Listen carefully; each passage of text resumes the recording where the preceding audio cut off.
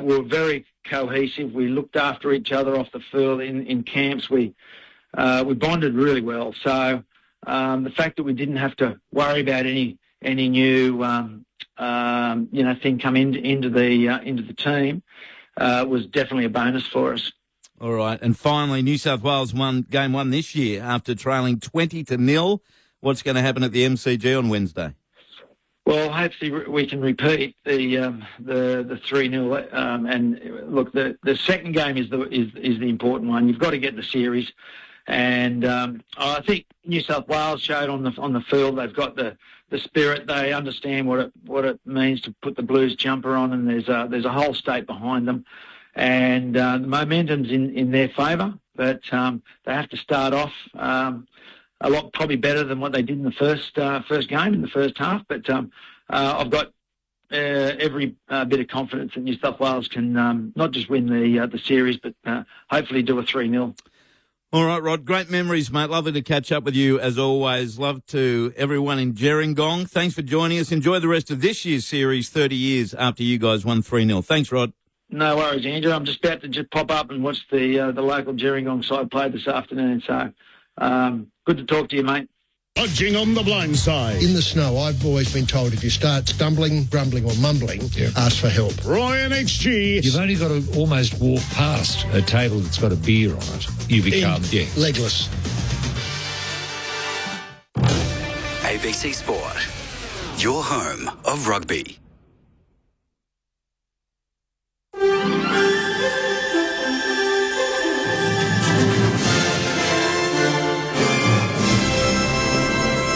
ABC News with Michaela Ortlin. Good afternoon. Emergency Management Minister Christy McBain says the government is not expecting panic buying to occur when the cut to the fuel excise ends at midnight tonight. Fuel prices will rise by about 16 cents a litre, while Treasury forecasts suggest prices will climb further if war in the Middle East continues.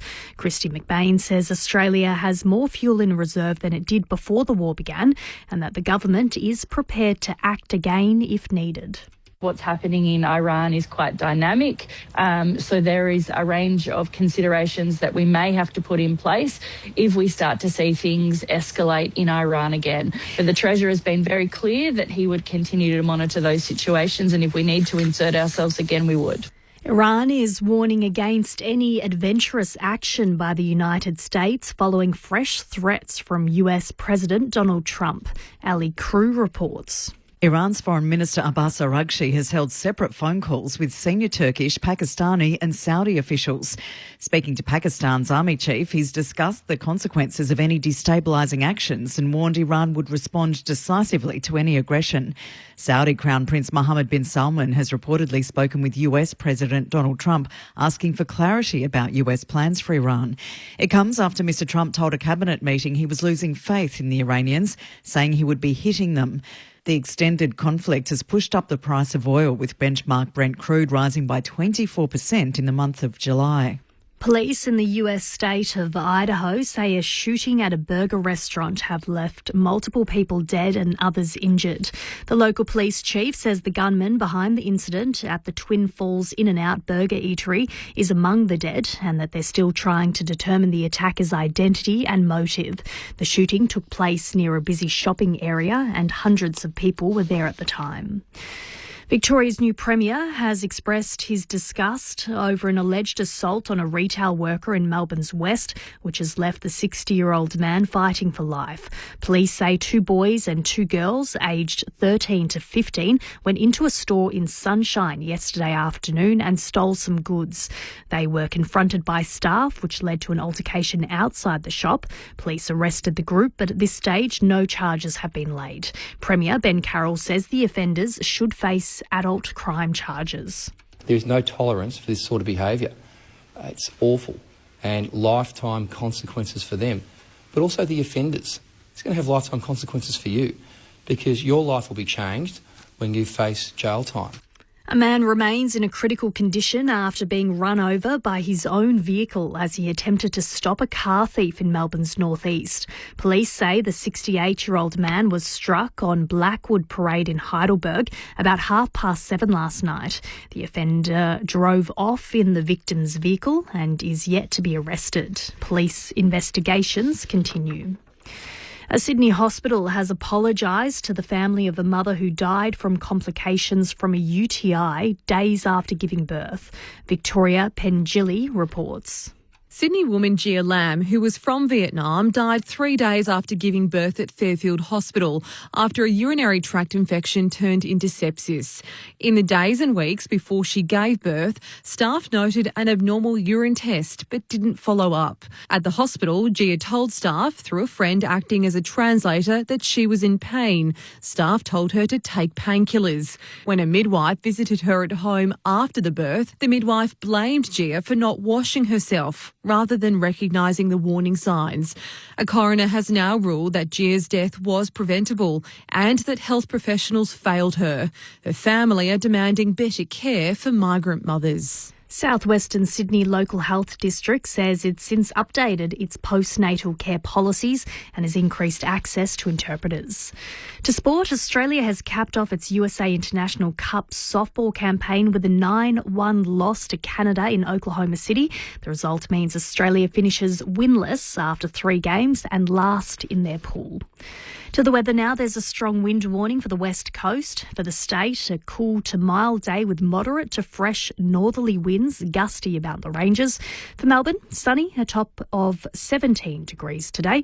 Tomorrow, showers easing, a top of 15 degrees. Right now in Melbourne, it's 15 degrees. ABC News. Every community has stories worth sharing. ABC Your Say is your chance to join the conversation. Tell us what's on your mind. Visit abc.net.au/yoursay. Get ready for a year of Test cricket like you've never heard before. Hits him hard and high, straight back down the ground for 6. That's an amazing shot. 12 months, 20 Test matches. New Zealand at home over summer. The 3 most iconic overseas tours. The 150th anniversary Test under lights at the MCG. And it all begins August 13 with Australia versus Bangladesh on ABC Listen. ABC Sport. This is AFL Sunday with Matt Clinch and Cameron Lee. AFL Sunday on radio. ABC Sport Digital Radio. And take us with you on ABC Listen. Look for the AFL button. Just when you thought it was starting to all get a little too predictable, the Blues, the Saints and the Giants, a wild card battle for 10th spot. Well, what does the Lions slip mean for their top 4 chances heading into the final 3 rounds of the home and away season? Carlton surge into the top 10 with their highest score in 14 years. Josh Fraser, the Lions tamer, but will he declare he wants the job? To Jagger Smith, hand pass to Dean. The defender couldn't call. You bet he can! Harry Dean with his first goal in AFL footy. And he's celebrating with the Carlton fans in the right forward pocket. There's your future. Jagger Smith to Dean. And Carlton are irresistible at the moment. Mackay from the side. Can't take the mark against Louis Young. Here's Walsh. He kicks around his body. Another one for the Blues. Sam Walsh makes it a 16th individual goal kicker. And Carlton are in the 10. And possession is surely 9/10 of the law for Josh Fraser. It's the kind of win that would make you want to do it full time. The Blues by 76. The Giants keep themselves in the finals hunt, a game outside the top 10 with a win over Port Adelaide by 12 points. Madden to Delana, and now Cornelio pulls the trigger from 50 and skids one home for his 3rd. Here comes the counterpunch. Slingshot footy for the Giants. Briggs gets it to Krzyzewski, and Stringer caught behind. Lockie Jones dumps him, gathers the footy and rolls through his 3rd. GWS get a win on the road and keep their hopes of a giant surge to September alive. They win by 12 points over Port Adelaide. The Hawks outlast the Roos, challenged by 16 points in Tassie as Nick Watson was at his brilliant best with a career-high 5 goals to close in on a top 4 spot. Lloyd Meek gets on the end of this one, hands it off to Will Day. They'll go coast to coast here, the Hawks. Will Day puts through the first of the afternoon, and it came via a Hardwick barrel out of full back, set play. Wonderful start, Hawthorn. Here's Watson, who continued his run from inside the centre bounce, and he dribbles it through. Oh, Nick, you are a marvel. Takes the defensive mark, goes wide, finds the target, and the siren sounds. Well, Hawthorn were challenged all afternoon, but the resistance finally broke, and the Hawks deny North Melbourne their scalp, running out 16-point winners at their Launceston fortress. And injury carnage overshadows the fast-finishing Swans, who kicked 7-1 in the final term against St Kilda. There's no deflecting. They're yet to beat a top 9 side. A handball to Hill. His handball a turnover. Picked up by McDonald. Shakes the tackle. Logan McDonald with a special. Snaps it through for his fourth. And he is keeping Sydney in this game. And it spills out to Stocker. They still scrap after it. Papley gets it on the boot. Squeezes it through. Tommy Papley swings the lead. Heaney, who thumps it on quickly. Curno's got out the back. One-on-one, he marks it. 35 out, 45-degree angle. He's shot on goal. He celebrated the moment he struck it. Curno's third. It'll be the Swans by 19 points. Thanks for spending some of your Sunday with us on ABC Sport. I'm Matt Clinch for AFL Sunday. Geelong by 25 points over Collingwood back on Thursday night. Fremantle by 37 in a low-scoring affair against the Western Bulldogs. Today we kick off from the MCG. It's the Tigers taking on the West Coast Eagles. Christian Petrarca takes on his former side with the Suns and the Demons from Carrara. And the Bombers and the Crows, the final game of round 21. Not sure if we even need to say it today. What's the best bits of the weekend's footy? Carlton fans, we're ready to hear from you. The best win since when? Was that the best performance of the season? 0437 774 774 is the SMS number. The legendary Cat joins me each Sunday. 3-time Premiership player, Premiership captain Cameron Ling. Welcome. Thank you, Clinchy. Great to be with you. Good afternoon to everyone out there. I hope you're enjoying this glorious winter's day that we have here. Well, in Geelong, it is superb, Clinchy, as it always is. It's loud at Lygon Street, I'm told. It is. We do start our Sundays, Clinchy, you and I, with a highlight. Of course, I kind of want to go Carlton, but I'm going to leave that to our listeners out there, our Carlton fan listeners. They're going to send plenty of their highlights in. So I'm just briefly going to jump to somewhere else. And I love the fact that I'm seeing one of the true stars and still one of the young stars of the competition back influencing games in a massive way. I'm talking about Errol Goulden. He had a horror run through 25 and early 2026 with that fractured ankle and then the shoulder injury. But he's just giving us a little reminder in his 8 games in 2026 of why he's a dual All-Australian, why he's a best and fairest winner, why he nearly snagged the Brownlow medal. He's averaging almost 28 disposals a game in his 8 games, 5.5 tackles a game. He's hitting the scoreboard. He kicked a goal yesterday. He is a true star. And I reckon Sydney coach Dean Cox is pretty happy to have his star back. Sarong goes in. Goulden plays for the high free kick. And he sucks in the umpire. And he led with the head and flung the head back to really make a game of it. Goulden goals! He works as hard as he possibly can through his rehab process. He wants to get the best out of every moment he comes to the football club and away from the club. He's really diligent with how he prepares and looks after himself. So, there's no surprise. He plays, and the best players play the way they do by the work that they do put in. And he's starting to play some really good football. Just a little reminder, Clinchy, we rave quite rightly about Isaac Heaney and Chad Warner and Charlie Curno's now up in the Harbour City. But Errol Goulden, at only 24 years of age still, is one of the very, very best in the competition. And how pivotal is he going to be for Sydney's push towards top 2, as you mentioned? When Isaac Heaney, Chad Warner, Goulden had 19 disposals, 4 score involvements and a goal. Heaney had 15 disposals, 8 score involvements and a goal. And Warner 13 disposals, 4 score involvements and a goal in that second half. Those 3 combined, normally it ends well for Sydney. Yeah, hard to stop, isn't it, when that combo's working? And they're a different team. They are a better side, and that's the part that Dean Cox will hope that he gets a little bit more continuity and momentum for them.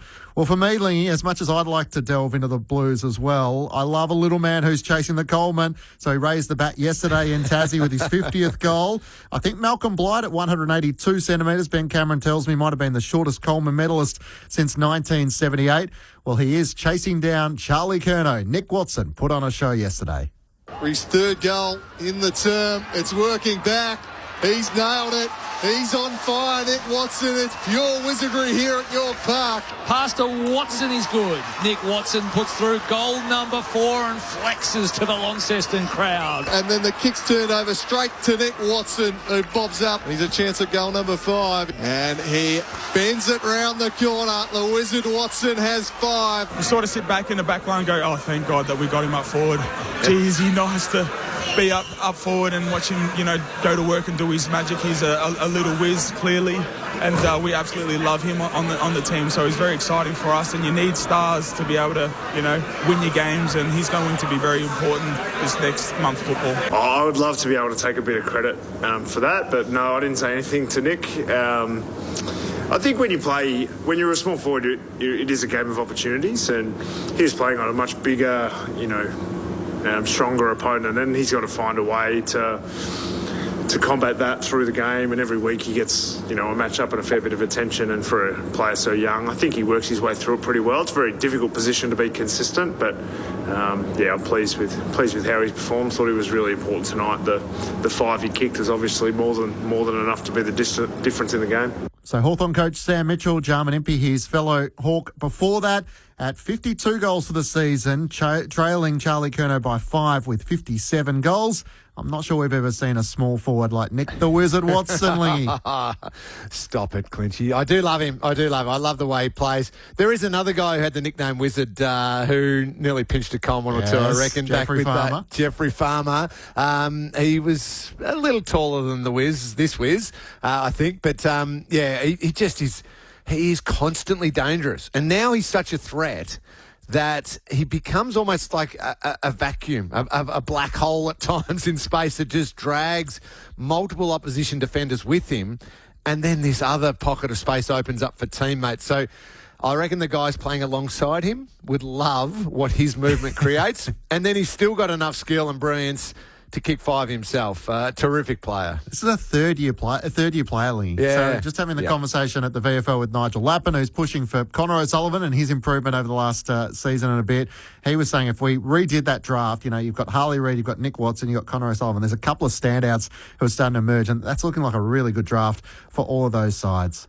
Yeah, it is. Yeah, it's a good call. And we love redrafting, depending on how they go. And some there'll still be some from that top 10 in the draft who in 3 years' time will hit a peak that makes us think, oh, yeah, okay, that was fair enough.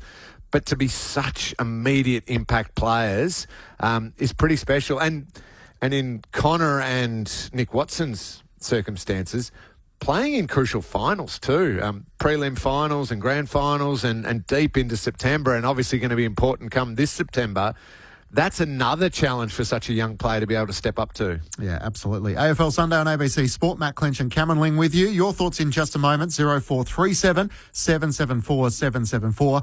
The other highlight we need to shout out, Lingy, before we work through the rest of the men's action for the weekend was the inaugural AFLW International event yesterday that lived up to all expectations at North Sydney Oval. In the end, the Australian side was far too strong, winning by 50 points against Ireland, but there was no shortage of individual highlights. It's a high ball. It won't sit properly for Bogue. Dana Finney's running after it, barges through some Aussie jumpers. The hand pass can come across to Bogue, who snaps towards goal.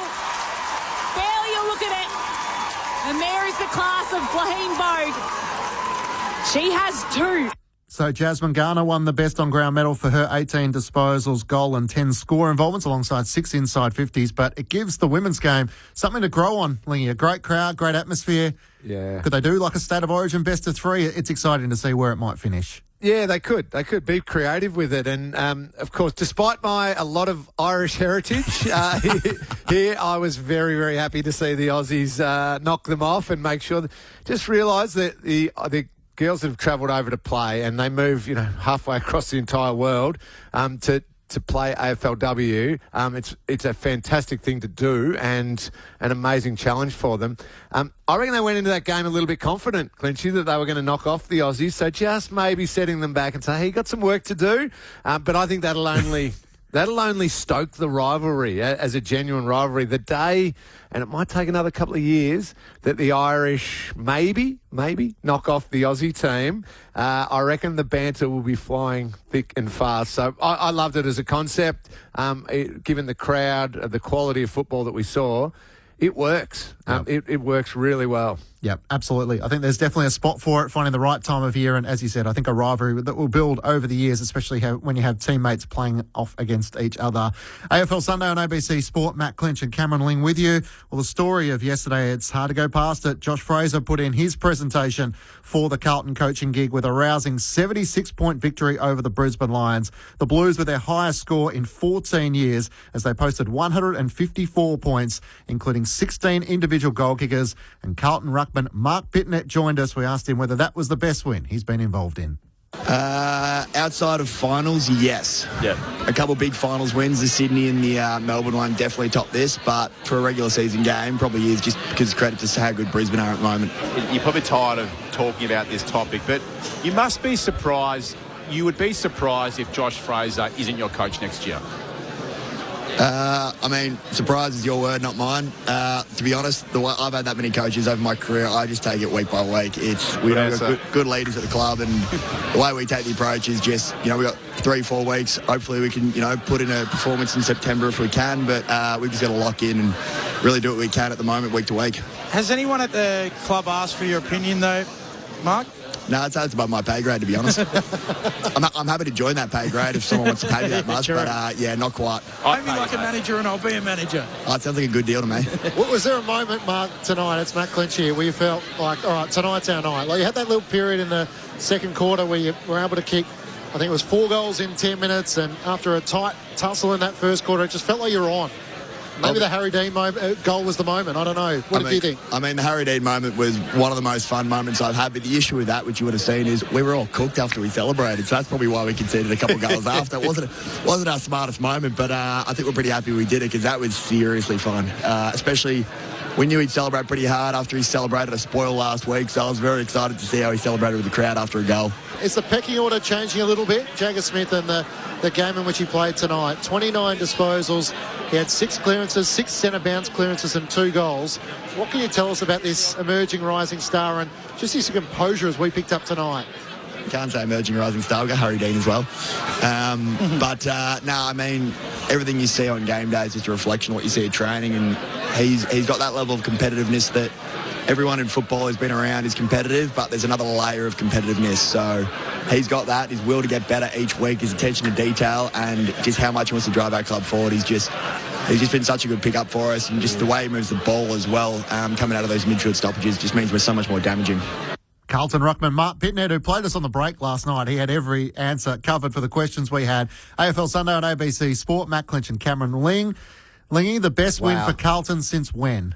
Oh, well, he's right. That finals run, let's not forget that. And they pushed the Lions in the prelim final. That was incredibly exciting. But it blew my mind, Clinchy, I've got to say it.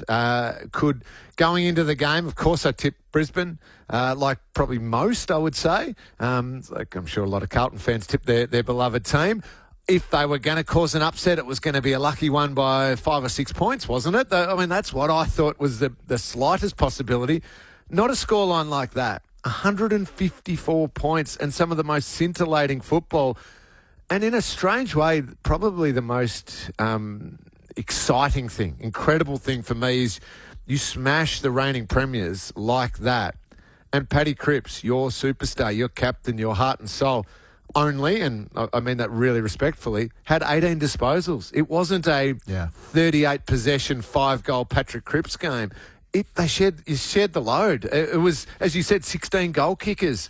It's Brodie Kemp kicking 5. He's only played 70 games of AFL footy.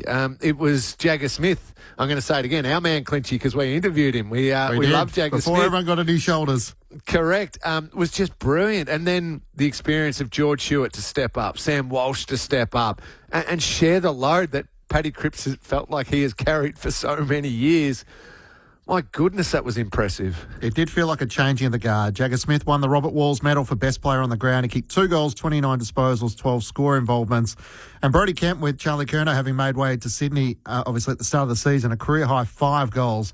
And Harry Mackay booted 3 on his return. And yet it was Harry Dean that everyone was talking about after the game, and even he was trying to find the right words to describe his goal. Yeah, I don't know how I got up there. I think I was just being assertive, and there's a handball chain, and I was like, I might get onto it. So I got it from Jagger, and I was like, I might have a ping here. Like, don't get a lot of chances up in full back. So I bellied in and helicopter it. So I was like, oh no. But went through, and I was like, gosh, it went in, and I just didn't know what to do, and I just ran the ground. Harry Dean with Fox Footy last night. He didn't know what to do. He was doing the job on Logan Morris and then got down the other end to kick a goal. I mean, this is without Jacob Wiedering as well, Lingy. Yeah. That's add that one in as well with what I just said about Paddy Cripps as well. And I reckon possibly Harry Dean's going to end up being the most unlucky player going around because he's probably not going to win the Rising Star. I could be wrong there because he's going to be pipped by his teammate, Jagger Smith. And with all apologies to Jobe Shanahan, probably, Willem Dersma, maybe. I thought Trembath's been pretty good. Apologies to those guys. It could possibly be a Carlton 1-2 in the Rising Star. I don't know. Obviously, I'm not involved in the voting anymore like I used to be, but he is just so impressive. And Carlton fans have got to be sitting there going, that's a magnet that is not going to move from a key defensive post, feels like, for the next 15 years. He is just going to play it and play to an incredibly high level, and that's got to feel good. But the fact they've added the attacking play, the uncontested play, we've spoken about this so much over the last 2 months, and to the way they handled last week, to find a way to win in the last quarter shows maturity and a greater understanding of the game. And then to come out and just put an incredibly high-quality team to the sword. Are we talking not only finals bound here, are we talking about them being able to do something in finals now? When you can play a game like that, they're not going to play like that every week, I get that, but when you have the ability to play to that level at least once, you start talking about them becoming very, very dangerous in September should they make it there. It does start to reframe that question as to what Carlton can be possible of if they play like that. They have an 8-point game against St Kilda next week, how big that becomes. The Western Bulldogs and then the Fremantle Dockers. So possibly 2 winnable ones. That one against the Dockers is at Docklands as well. So Fremantle might not have much to play for in the final round of the home and away season. Carlton fans, we want to hear from you on the SMS 0437 774 774. Liv's a regular listener from Marupna. She was in touch before the program even started. My Blues, best win of the year apart from the Geelong game. No matter where we finish, the future looks positive. You can only play as well as your opposition lets you. Also coming through from Brett in Canberra, my highlight was Carlton's win. Seemed as though the playing group really lifted for Cripper's milestone match. Grant in Hobart, enjoying the show. Brisbane were 2025 premiers, but our Blues could be there in September and will be the team no one wants to play. That's Go Blues with Fraser in September. That's coming through from Grant in Hobart. John wants to add his thoughts. Hi, fellas. Do you think that the Pies are the real deal for the finals? And why is it that the Cats and Demons are always a threat to the Pies? That's a good question. Yes, I think I'm near certain Collingwood will make the wildcard round. I think they can win that wildcard game. I don't think they can go super deep in September. But I think Melbourne and Geelong trouble them a little bit because of their ability to move the ball quick. Once you get through that first layer or so of Collingwood and some of that swarming pressure, initial pressure, you can get them out the back. And Collingwood's defence is a bit undermanned right now. No Darcy Moore, Braden Maynard and Jeremy Howe going down as well just really hurt. So when you can get through them, then you can score on them. But if you don't get through them, that's where Collingwood can hurt you on turnover. So I still think they're a dangerous team. I just probably don't have them in that true top bracket. Mind you, I probably didn't have Carlton in that true top bracket before last night's performance, Clinchy, so I'm happy to be proven wrong. Bruce from Belgrave says, even though I'm a lifelong Blues fan, before the game I thought Brisbane would win comfortably. I couldn't believe what was happening. It was surreal. Josh Fraser must surely become the Blues full-time coach. It's the question in which only one man is refusing to give a definitive answer to. I haven't put my hand up for the job yet or to go through the process. No, I spoke about this at the press conference during the week that I'll take a little bit of time and I'm mindful that I've said that previously, and that decision's getting closer. But post that press conference, my sole focus has been on tonight. When are you going to put more thought into whether you're going to put your hand up for the job? Yeah, it'll be. I mean, this week I'll come to a decision. I'm really enjoying the opportunity. My aim at the start of this was to help the club move forward. I feel like in this process I'm learning so much about myself. I'm almost convinced that you're never a finished product in terms of being ready. So, but I'm open-minded how I keep getting better with this. But yeah, I want to make a decision soon. Does a result like tonight change anything in your mind? No, and I'd love to think that the win-loss column doesn't determine anything anyway. I'd like to think it's more about process and what we're doing, and wins are great, but we've got work in front of us. Carlton interim coach Josh Fraser, who refuses to say what everybody wants him to hear. They're 9 wins and 2 losses now from his 11 games in the helm. He's transformed this club, Lingy, and the question will be, is that the big scalp Brisbane, the reigning premiers, to complete his presentation? Does now it make that process as to who should be the Carlton coach so much more challenging? It does, because they have got an outstanding few players who are down to that last 4 or 5. I heard Gia's name mentioned, Daniel Giansyracuse' name mentioned as maybe the 5th person around there. That I think James Kelly, Corey Enright and Jamie Graham, together with Josh Fraser himself, were sort of down to that last 4 or so.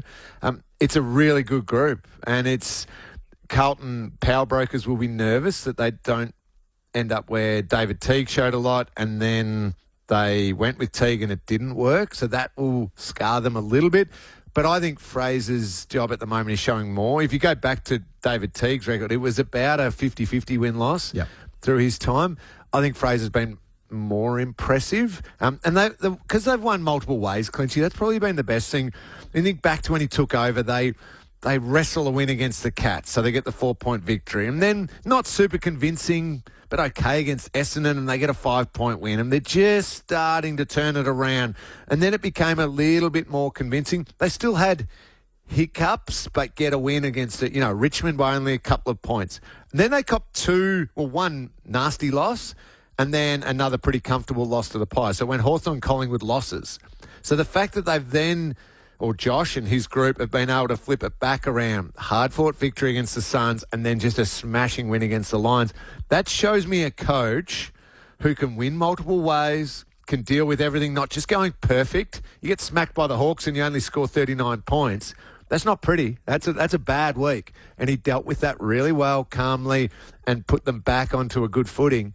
I think that's a guy who's, as you said, rounding out his presentation in real time for the Carlton coaching panel to say, here's how I'm adapting to multiple different scenarios that are thrown at me each and every week. Yeah, this is different from David Teague for me in 2019. He led Carlton to 6 wins and 5 losses. Josh Fraser has transformed the way the side is playing, and the curiosity is, how much longer can they keep it going for? They now have their next 3 games at Docklands, and they are playing well at that venue. So the way in which they defended, their ability to move the ball, and then giving their forwards opportunities one-on-one inside 50, with a midfield that's always been so strong at clearance. So we knew that's the area where, if they're able to match that with Brisbane, as Mick Malthouse said before the game, there was certainly a chance of causing an upset, but not an upset by that margin. No, that's crazy. The margin is just astonishing and brilliant, and well done to them. I love the fact that it would have been such a fun game for them to play in, but then it resets a new challenge. Go, are we just going to carry on our merry way and life's all good and we're going to smack the Saints? Well, no, of course not,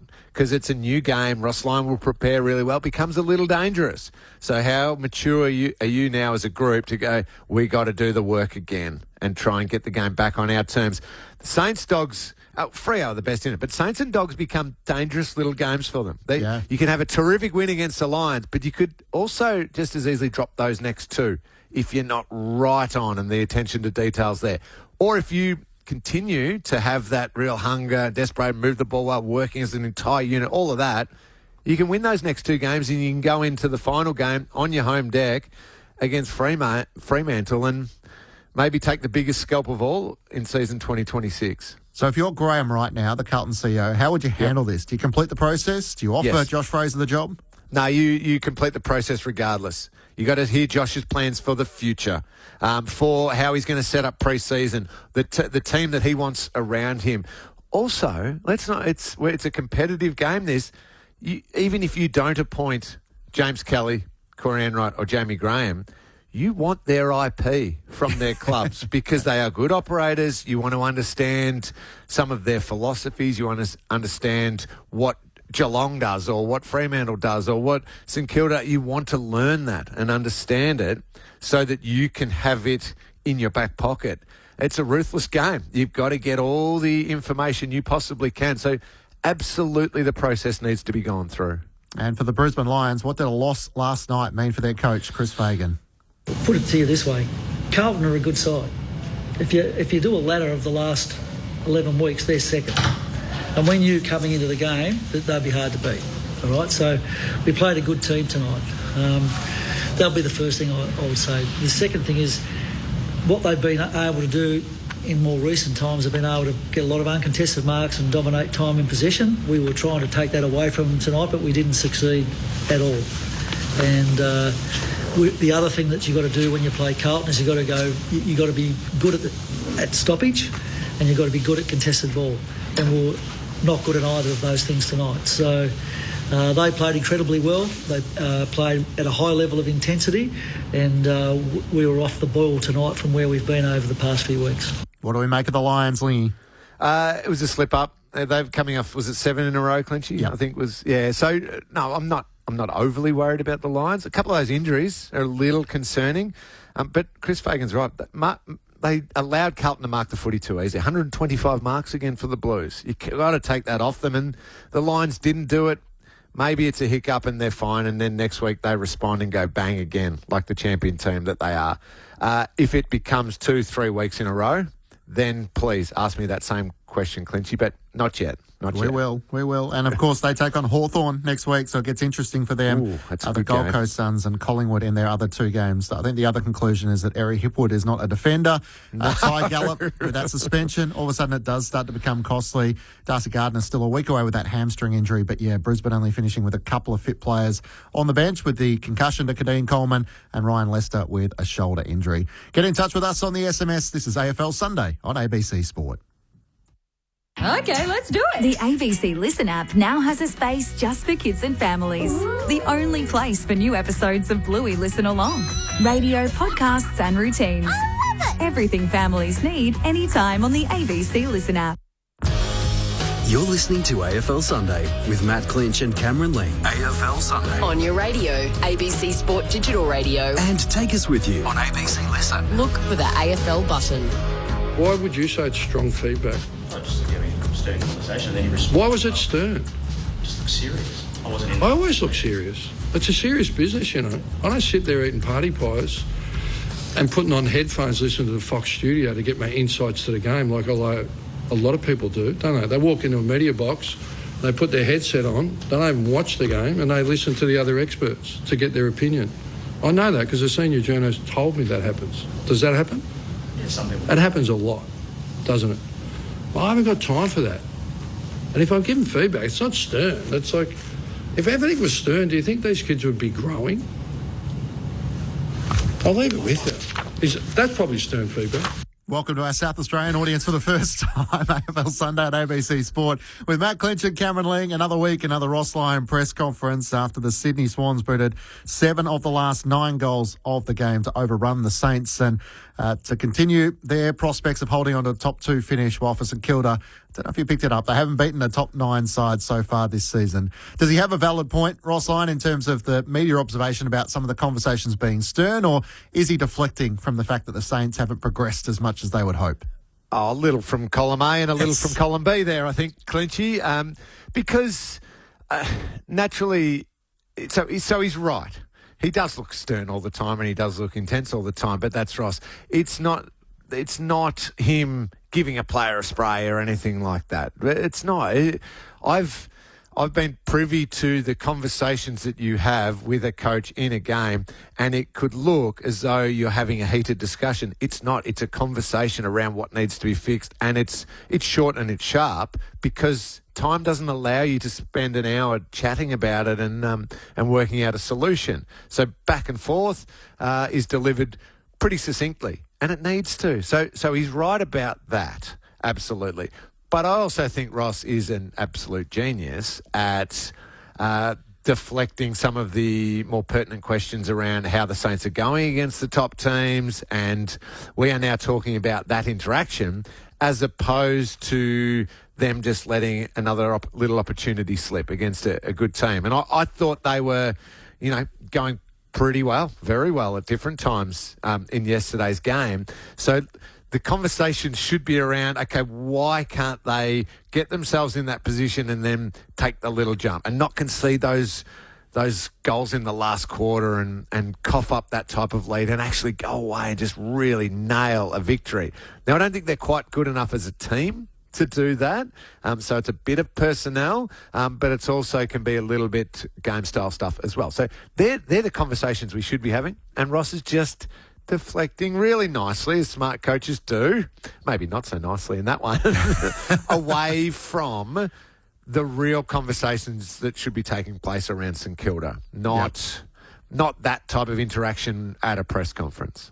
I think half of his statement is right, is that some journalists in those press conferences make statements without asking questions, and I think the emotion of a game, when you sit down and you've consumed a lot over a 2.5 hour period, the injuries that took place for both sides, really, I think you get a little frustrated sometimes with some of the observations that does get taken and made by the media who are sitting back and watching. I do think Ross is a bit mindful that his perception in the media is he feels like he's a bit of the bad guy at the moment, so he's wanting to try and change that landscape as well. But at the end of the day, you're also talking to your fans in these press conferences, and St Kilda fans would like to see a little more. They want to see a game be won by St Kilda without it being just Nasiah Wanganeen-Miller. And they gambled on Max King last week, and we all understand why.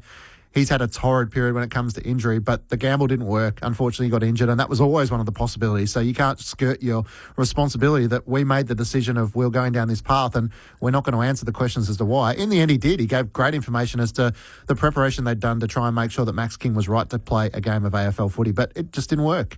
No, it didn't. And that's the challenge, is you have to then take the accountability for that and say, okay, well, this is our next step as to how we try and get to the level in which we all want to be at.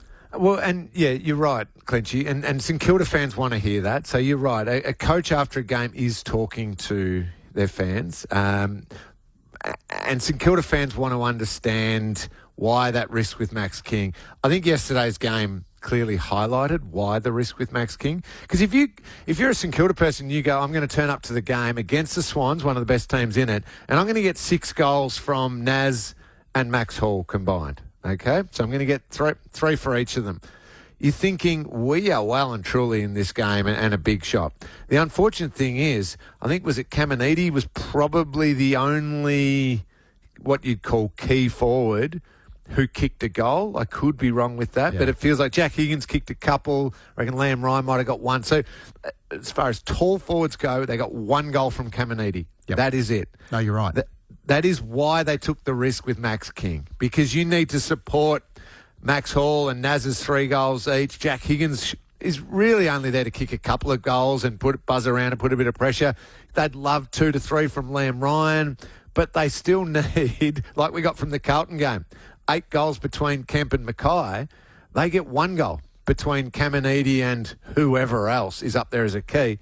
That's why they took the risk with Max King. They're desperate to have a key forward who could kick 3, take some pressure off another key forward, and that other key forward kicks 2 to 3, and we've got our 5 to 6 between our keys.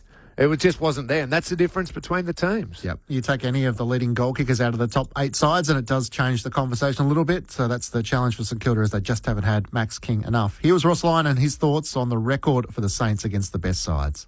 The facts are there and laid bare. Until you get it done, like we could say, well, it's 2 points up there against Sydney and it's 1 point against Adelaide, but Sydney was the one we were in front. Adelaide, we jumped them, they come back, we come back, it's a point. It was a fine line. I think Dockers, we kicked the first goal last quarter, then it was Wolfie time. So, yeah, the feedback is we need to get better. Like, I'm not shying away from it, but there's no doubt we've improved. I think that's indisputable. But on win-loss, I think our percentage tells us we know where. But against, what are they, second on the ladder? I don't know. So we're just a bit short of that. A bit short of that on our journey. Clinchy, the facts are there. Yep. You could say there was this close one and that close one. We're not saying that, but I'm also going to go on and describe them in a little bit more detail, this points and these points and that sort of thing. But I'm not saying it, Clinchy. I'm not saying that we've been that close with the top teams. I'm just saying you could say that, Clinchy. Do you really think you didn't know Sydney is second on the ladder as well? Had they won, chest would be puffed out. We just beat the second best side, you know. Throw your record against the top sides to one side. He is just playing it beautifully. He knows exactly what he's doing. Yeah. The injuries that were such a terrible part, unfortunately, of yesterday's game. For Sydney, the injury to Jack Edwards with the gash to the head and then the serious leg injury, James Rowbottom with the hand injury, and then the Saints with De Koning with a hip, Jack Silvani a shoulder, and Nasiah Wanganeen-Miller really did battle through that hip in the last quarter despite being St Kilda's leading goal kicker with 3 goals. For the Swans, what does it say to you about their prospects? Actually, before that, let's just hear the thoughts of Dean Cox, the Sydney coach. One of mixed emotions, to be honest.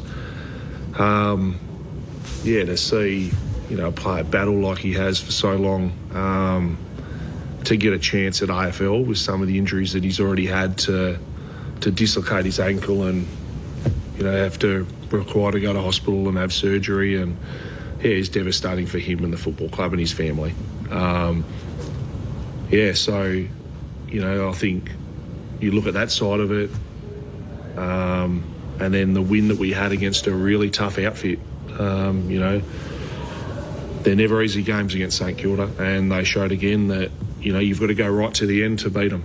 And that was the great thing we were really proud of, is the consistent effort across the 4 quarters and to get them late. Yeah, they were very good, the Swans, late. And he's right in what Dean Cox is saying. No doubt there would be mixed emotions when you lose a young player and it looks bad, looks really, really bad. You can feel it, but he must be pleased with that performance. And we were just talking about the fact the Saints didn't have a key forward as a winner. Caminiti gets the only goal. Well, 7 goals between Logan McDonald and Charlie Curnow. That's exactly what the Swans are after. 5 goals as well between who you'd class as their 3 absolute A-plus grade superstars in Warner, Heaney and Goulden. That's what you want from your midfield, forward half type players. They're a very good team, the Swans. They move the ball really well. They can score heavily. I like them as a team. Now the challenge and the question is going to be, can you beat the very, very best? Because they weren't able to in a couple of those games with Fremantle and the Adelaide Crows. And then what are you doing in finals? And Dean Cox knows that answer. But that doesn't mean he can quickly fast forward and, hey, we're in the grand final. Now this is all we're going to be tested on. He knows there needs to be a journey. You need to win enough games to finish, hopefully, top 2. If not, top 4. And obviously then top 6. So you've got to go through that journey to get to the shot at answering the questions that all of us in the media and all of us footy fans are going to ask. Can the Swans stand up under the most intense heat? Yeah. And Dean Cox wants to answer that, but you got to get there first. So Sydney's last 3 games, they take on Port Adelaide, Essendon and North Melbourne. So the possibility should be 3 wins. For 3 wins there. We haven't had an update yet from Sydney about the injury, unfortunately, to Edwards. So as soon as that comes through, we will give you some confirmation about that. But both he, Jack Silvani, they are key pillars for their side. So they're the type of injuries you just hate having on the verge of such important games. Yeah, I hate seeing anyone get injured. I hate it when it's a young player trying to make his way, but I hate it when it's a player like a Jack Silvani who's built a really nice season at a new club, experienced players, the best player. It sucks. It's a part of our game. We can't get rid of it, unfortunately, because it is a high-risk sport. But it does put a dampener on things. And St Kilda now have got that really big challenge and we're trying to hold on to a wild card spot, and we potentially maybe lose 2 or 3 players for next week, or certainly in doubt, and makes it tough to get that really important win that they're desperate to have. That injury it was just terrible that took place to Will Edwards. So have you had a lengthy break like that in a game you can remember? And how hard is it to then pick up the game and go back to doing what you're doing? Yeah, it's a good question, Clinchy. My memory isn't good enough to... Yes would be the answer, because... Matty Egan had one of those moments? No. Oh, actually, the Tom Lonergan got hit in the kidneys. Right, That was Matt Egan into Tom Lonergan, so that was one. But when he was stretched off, we just thought he was in a bit of pain and had copped the big one. We didn't realise that he had a lacerated kidney. Knee, ones where clearly an ACL's been done or a broken leg, you stand around a little bit. It is important to keep that focus, not stay fired up during the break. You've actually just got to almost calm yourself down, but have your mind stay really sharp, because if you're 4, 5, 6, 8 minutes, 10 minutes even, if you're trying to fire yourself up the whole time, you actually exhaust yourself. So your mind can stay switched on, but allow your body to make the most of that rest. Who wins out of the Sunday night clash between St Kilda and Carlton? Oh, wow. How can I say anyone other than Carlton right now, having witnessed that? As I said before, it's a danger one for the Blues to come off and just think they're going to roll on through. I'll tip the Blues, of course, because of what is fresh in my mind, probably from the last 2 weeks as well. I mentioned last week on the show, Clinchy, that I was really impressed with the way Carlton were headed in the last quarter. Suns put their noses in front and Carlton found a way to win in the last quarter, which is something they'd struggled with early on in the year, and then that performance. So, of course, I'm going to say the Blues. Back in round 8, it was the Saints who won by 39 points, but a different Carlton back then to what we're witnessing now. And, of course, that side was being coached by Michael Voss. 0437 774 774. Your thoughts coming through on the SMS. Joseph from Essendon says Caminiti should be playing for Spotswood. That's a little harsh. How the Sydney player is going. That's from Sandy in WA. Hopefully we gave you that answer. Carlton, the surprise packet of 2026. I'm just a casual observer with no set team, but I'll be watching with interest to see how far they can go. Is this current team capable of winning the premiership? That's from Jess. Well, you'd say no, but anything's possible. Well, I said you play like you do against the very best. Yes, can be the answer. I don't think they will. I'm certainly not going to tip them to end up in a prelim final, but funnier things have happened. Andrew from Melbourne says, great game to listen to last night. Carlton were sensational with the goal-scoring efforts. Dax says Fagan's comments about 3 weeks for Gallup was less than satisfactory comments. No one is talking about that. Well, hopefully we gave that the shout-out it deserved, because, Brisbane's backline doesn't look nearly as strong, so the challenge will be, they've got Tom Doedee playing in the VFL. He came across from the Adelaide Crows, but hasn't had much of a run with it with injuries as well. But, they're struggling to get some continuity into those players who are, banging down the door from a selection side of things. Luke Beveridge should be fine for bringing the game into disrepute. All his tactics were to postpone the inevitable and make his players very, very tired in the process. Give me a quick thought as to what you made of that Fremantle-Western Bulldogs game. A coach's job is to give his team the opportunity to win. And I think he identified, maybe through personnel, maybe through whatever, that if it was an open game, they were no chance. And I must admit, Clinchy, I'm a professional who should watch every second of every game. I had to switch that one off eventually. I couldn't. It was boring football. Well done to Freo. They handled it. They're super professional. They take the win. Thank you very much. But, oh, my goodness, that was awful to watch. I did think Luke Ball was in good form yesterday on AFL Saturday when he said, I thought I was watching Argentina and Spain at one stage. But Fremantle get the points, and now the challenge for them is to finish on top of the ladder and prepare for finals. That's from Rod coming through as well. If Freo finish far enough on top of the ladder with points, if they lose their last 3 games, what implications will that have? Well, really, they've secured a top 2 spot now, and Sydney, with that victory, they're still mathematically in the conversation, but the Dockers are doing everything right at the moment. The other side, which is fighting for a wildcard, Liam, I'm not sure how much of you saw of the Giants' win over Port Adelaide last night, is GWS. They are the Jekyll and Hyde side of the AFL. Adam Kingsley, I wonder if he was a fan of the wildcard process beforehand. Probably not. It's a hard one. I haven't really given it a lot of thought, to be fair, but the week off at the season is probably where we need to go, but we'll see how the wildcard round unfolds, and it certainly, I think it keeps the interest stronger in a lot of teams just vying for those positions. I mean, there's a clear gap between 9th and 10th, I think, so it's probably not how it was expected to pan out. But like we just spoke about, there's 3 of us competing for that 10th spot, so it's pretty exciting leading into the next 3 games. Adam Kingsley, you might as well back self-interest. At least you know it's trying. 3 goals from Steve Canelio, 3 goals from Jake Stringer, both of them fighting for contract extensions and where their future lies. Yeah, and they get the win. I wasn't real impressed with them, Clinchy, as I haven't been for a little while now, the Giants. I think Port were brave and Jason Horne-Francis was terrific. They've just got injuries galore, Port, and I think Josh Carr's done a terrific job to keep them really competitive and in games. But I did watch it, and I watched it pretty closely, and it was an error-riddled game. Just left, right and centre, people missing targets, simple kicks. I didn't walk away from that thinking, oh, there's the Giants team that could have been so dangerous this year and could make a big impact should they sneak into finals. I saw a team that struggled to beat a really banged-up Port Adelaide team. A brave Port Adelaide team, but a really banged-up one. So, no, I did not walk away impressed at all. Yep. And 8th loss for Port Adelaide by under 15 points. So it's been that sort of season for Josh Carr in his first season at the helm of Port Adelaide. AFL Sunday on ABC Sport. A couple of quick fire ones to finish with, Lingy, before we move into your last word. Hawthorn, where do they sit in terms of your challenges as we look at the season? If Fremantle are the top seed, where do you have the Hawks? Well, they're let's call them 2B, because I'm just putting to one side the game from yesterday. I've still got Brisbane as 2A because I've got Freo sitting there at top. I've got Brisbane 2A and Hawthorn 2B right alongside them. I rate the Hawks very highly, with Sydney tucking in just behind those two. Hawks are good. Their ball movement is so scintillating. It's dynamic. They've got depth through the midfield now that Will Day's back. Rock solid down back.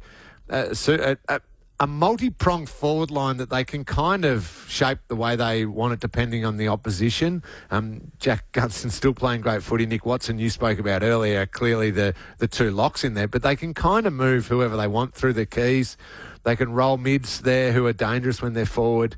They're a very good team. They sit right in that top bracket. And did Josh Carr need to ask for an apology from Craig Kelly? This is after he joined us in the pre-game on ABC Sport on Thursday night, asked about Zach Butters and the possibility that Collingwood were interested in his service. He made the assertion that he's coming back to Victoria. He was Josh Carr last night on the apology. I'm not sure. It's probably not so much about Collingwood, to be honest. It's about the competition, and I guess for us as a football club, we just want to make sure that people know who we are, and we're not going to be walked over. That's the reality of it. So it's, there was the second time that it happened this year from another football club, and whether it's a slip of words or whatever it is, for us it's just about we're protecting our players. I liked it from Josh Carr. I liked it. Yeah, no, good on him. His job. He's tasked with leading that football department, that football team, and you're not going to have other clubs, and inadvertently or not, saying, oh, yeah, we'll just take that player and he's coming back, or whatever it might be. And I know Craig Kelly didn't mean it that way, but Josh Carr's got every right to go whack and respond. I don't mind a bit of that, Clinchy. It shows we're talking about really competitive people in a highly competitive environment. To me, that's football. We're not all sitting around having a cup of tea and just having a little chat. They're playing a competitive game at the highest level of Australian rules football. All right, 2 quick ones. Where is Zach Butters going? Cover your ears, Josh Carr. If you were to pick it now, where would you say he's going? Okay, this is just my sense. I think it is the Western Bulldogs. Okay. I think he leaves Port Adelaide. That's just my feel. Otherwise, he would have signed already, so I think the Dogs. We had 4 different guesses in the lead-up to Thursday night's game, which gives a good indication he and his manager has done a good job. And the run-out songs for Geelong and Collingwood, tick or a cross from your point of view? Giant cross for that entire process. The coin toss was excruciating. The whole thing, why can't we just have it? Rugby do it superbly their way. Soccer does it incredible their way. Yep. We do it our way. AFL, that's what we love. Oh, my God.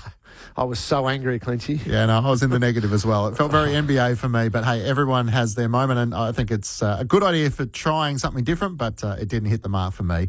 Each Sunday, we'd like to close our program with Cameron Ling and his last word. Geelong Premiership player Doug Wade to present the Premiership Cup to Cameron Ling and the Geelong Football Club. Blackie, toughest opponent. Cameron Ling. Ben Cousins, toughest opponent. Cameron Ling. Dane Swan, toughest opponent. Probably Cameron Ling. The hardest defender you've ever played on Bucks. Cameron Ling.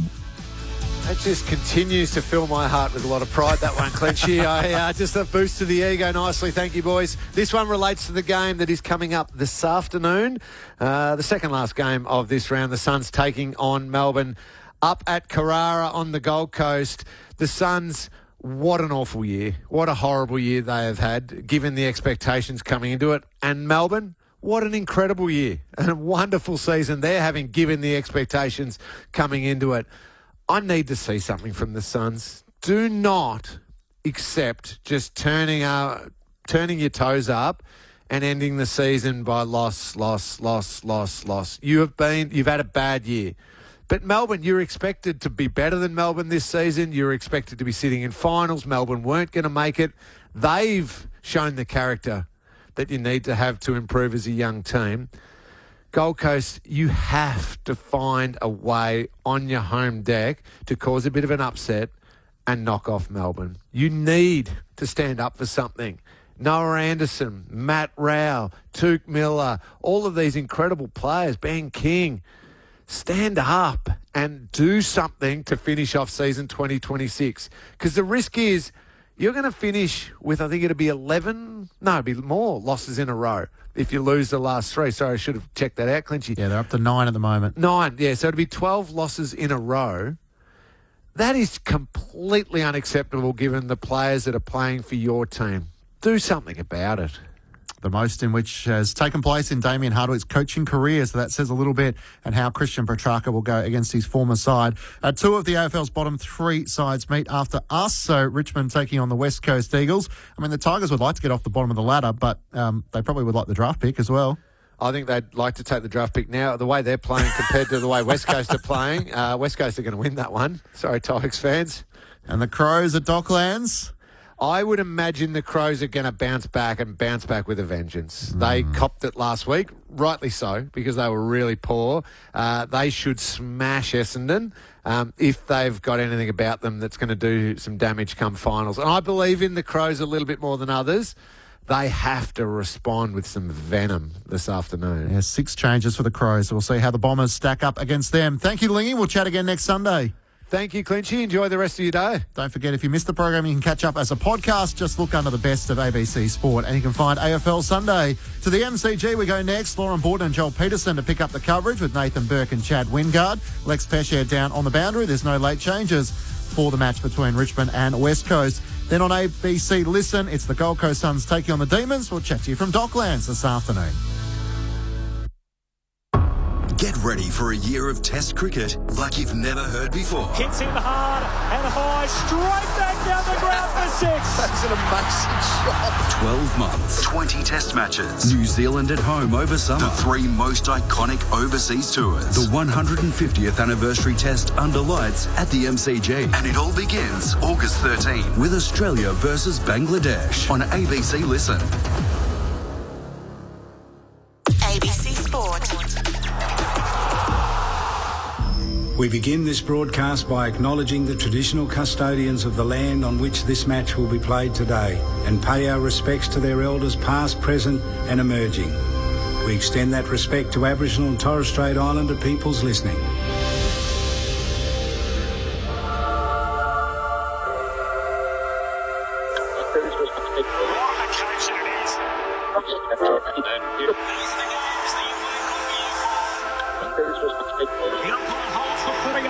Boy, we're going to have some fun.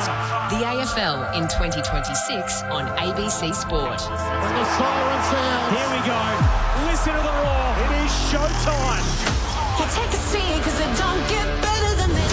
Right to the goal line. Jamie Elliott, the man who gravity forgot. That's why we love AFL football. On ABC Sport, this is the AFL. Sit back, relax, witness the greatest. It don't get better than this. From 45 and right all the way home. An ambitious effort. Unbelievable. The left foot is a goal. Oh, yeah.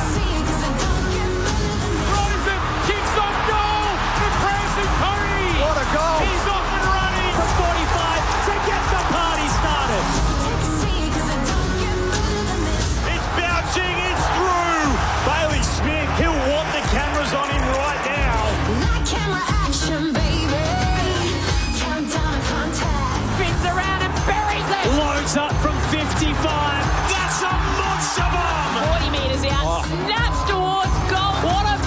beautiful finish. Baker goal square, goes for glory. He eyes the goals and sends it home. 100% pure footy. Every minute of every match, all season long. Gathers, snaps, goal. It's just football at its best. Kick on goal, dribbles it through. What about that? Took them all on and said, I'll have some of this. Bailey pinches his pocket and bang, bang, bang. That's the price you pay against the Premier. Watson snaps. Oh, Watson puts it through. And the Wizard arrives precisely on time. He's built for the big stage. On his left boot, his kick is good. Inside 50, off a step, turns and goes bang. And snap. And goal. There's some bravery through the middle of the ground. How good is that? What a goal. He wastes no time. He whacks it through for another. It doesn't have to be your night, but it can be your moment. Hands it to Charlie Cameron. He can walk it in. Show him your tail lights, Charlie. Welcome to ABC Sports coverage of the 2026 AFL Premiership season. Runs the 50 out. What a way to finish. On radio, ABC Sport Digital Radio. and ABC Listen. You take a seat because it don't get better than this. A strange sense of curiosity seems to eventuate whenever bottom-ranked sides play each other late in the season. Richmond are sitting at the bottom of the AFL table and they host West Coast at the MCG this afternoon. That's a side that's parked in 16th position. They're each sniffing their first victory since May this year. Perhaps for Eagles coach, there's a little bit more at stake for Minnie McQualter from a personal perspective. He guided Richmond as an interim coach, but lost the top job to Adam Uze a couple of years back. He's never defeated the Tigers, though, since taking the helm of his own team in the West Coast Eagles. For Richmond, a win today could be the difference between winning the wooden spoon or not. They're sitting in 8th at the moment. They have Richmond ahead of them. And might be trying to keep off the bottom of the table. My name's Lauren Borden. It's the first of 3 matches in the AFL today. You'll hear them all across ABC Sport. Gold Coast and Melbourne coming up a little later on this afternoon at Carrara, Essendon and Adelaide. Down the road at Docklands. Any match you'd like to listen to is, of course, available on ABC Listen if it's not on your local radio. It's a beautiful day at the MCG as we begin August, and it's fantastic to welcome in Joel Peterson to call alongside me. Joel, you've bounded into the box, full of energy today. How could you not, Loz? It's the first Sunday in August. The days are getting longer and finals are getting closer. Unfortunately not for these two teams. So Richmond, you outlined there the potential of the number one pick, of course, or at least the first draft choice, depending on how the open draft pool unfolds with a couple of bids at the top of the draft. Adam Uze said there's plenty to play for them in this last month of the season. They don't want to be just biding time. They want to be racking up wins if they can. And the same for the West Coast Eagles. Andrew McQualter was strong about that during the week. So for both of these teams, the opportunity across the course of the season to register a W, well, they have been few and far between. They certainly get one today. And, of course, it was Richmond who were too good for the Eagles over in Perth back earlier in the season. So West Coast haven't won here since 2021. One of the biggest teams in the land. They come to the biggest ground in the land trying to register what has been a rare victory in recent times. I did like when Adam Uze said, you try telling Toby Nankervis that I want to lose this match. I think he made his point properly when he said that. Yeah, I think he said if I told him he'd punch me in the face, yes, which was a pretty blunt point to put on it. But, yeah, I think anyone who's avoiding that kind of treatment from the big Richmond captain's probably doing things pretty wisely. A man who's been very wise in the coaching boxes. Oh, yes. In the back row. And one of our ABC experts, 323 games for St Kilda, the Western Bulldogs AFLW coach, Kringle coach as well. Nathan Burke, welcome to you this Sunday. Hello, Lauren, Joel, everybody. Lovely to be here, and it's the first time I've ever been described as wise, but I shall take it. Yeah, both teams want to win this. And this, look, I've done 4 out of the last 5 Richmond games. Lucky you. Lucky me.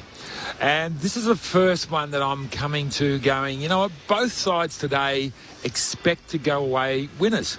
And haven't been able to say that over the last month with Richmond games, but they expect to win this game, and so do the Eagles. So I'm looking forward to see what transpires. I'm sitting next to Berkey in the back row, former Port and Hawthorn forward, a 2-time All-Australian. Chad Wingard, welcome to you. Oh, thank you, Loz, and thanks everyone for listening and being here to witness this game. And like I say, I actually am excited. I think I'm excited about the young players that are coming. Yeah. And you think about Lawler, you think about Reid, everyone talks about them, but I've got a new tall favourite. Yes. Give it to me. Joe Shanahan. Yep. He is one for me that I'm really excited by. I mean, he was picked 30. He's showing some good signs early in a team that has been struggling. I think, again, there's some nucleus there around West Coast Eagles and what they're building. So really excited to watch this again in person. We do see the past 3 number 1 picks at the draft in action today. So, of course, Harley Reid, Sam Lawler, Willem Dersma are all out on the ground today. So there is some genuine top-end talent running around for these two teams. Who's the top one this year?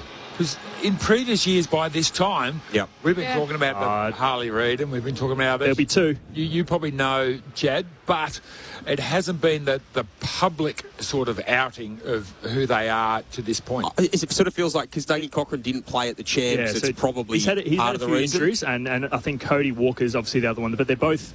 father-son or NGA, so that's the reason why you haven't heard much about him. But for the next pick, I'd imagine it would be Harry Van Houten, who is this ruckman that I'm very excited about, plays for the Knights at the moment. He's 203 centimetres, get this, 103 vertical jump, so he is one to watch for. And again, Nankervis could be a very good mentor if he does land at Richmond, but he's one that I'm excited for because he does have the skills that a lot of ruckmen that don't kick, but he is someone that I'm really excited for. Don't waste a top 5 pick on the ruckman, Loz. He's something special. Right, so when was the last time anyone wasted a top 5 pick on a ruckman? Luke Jackson, I reckon that's worked pretty well.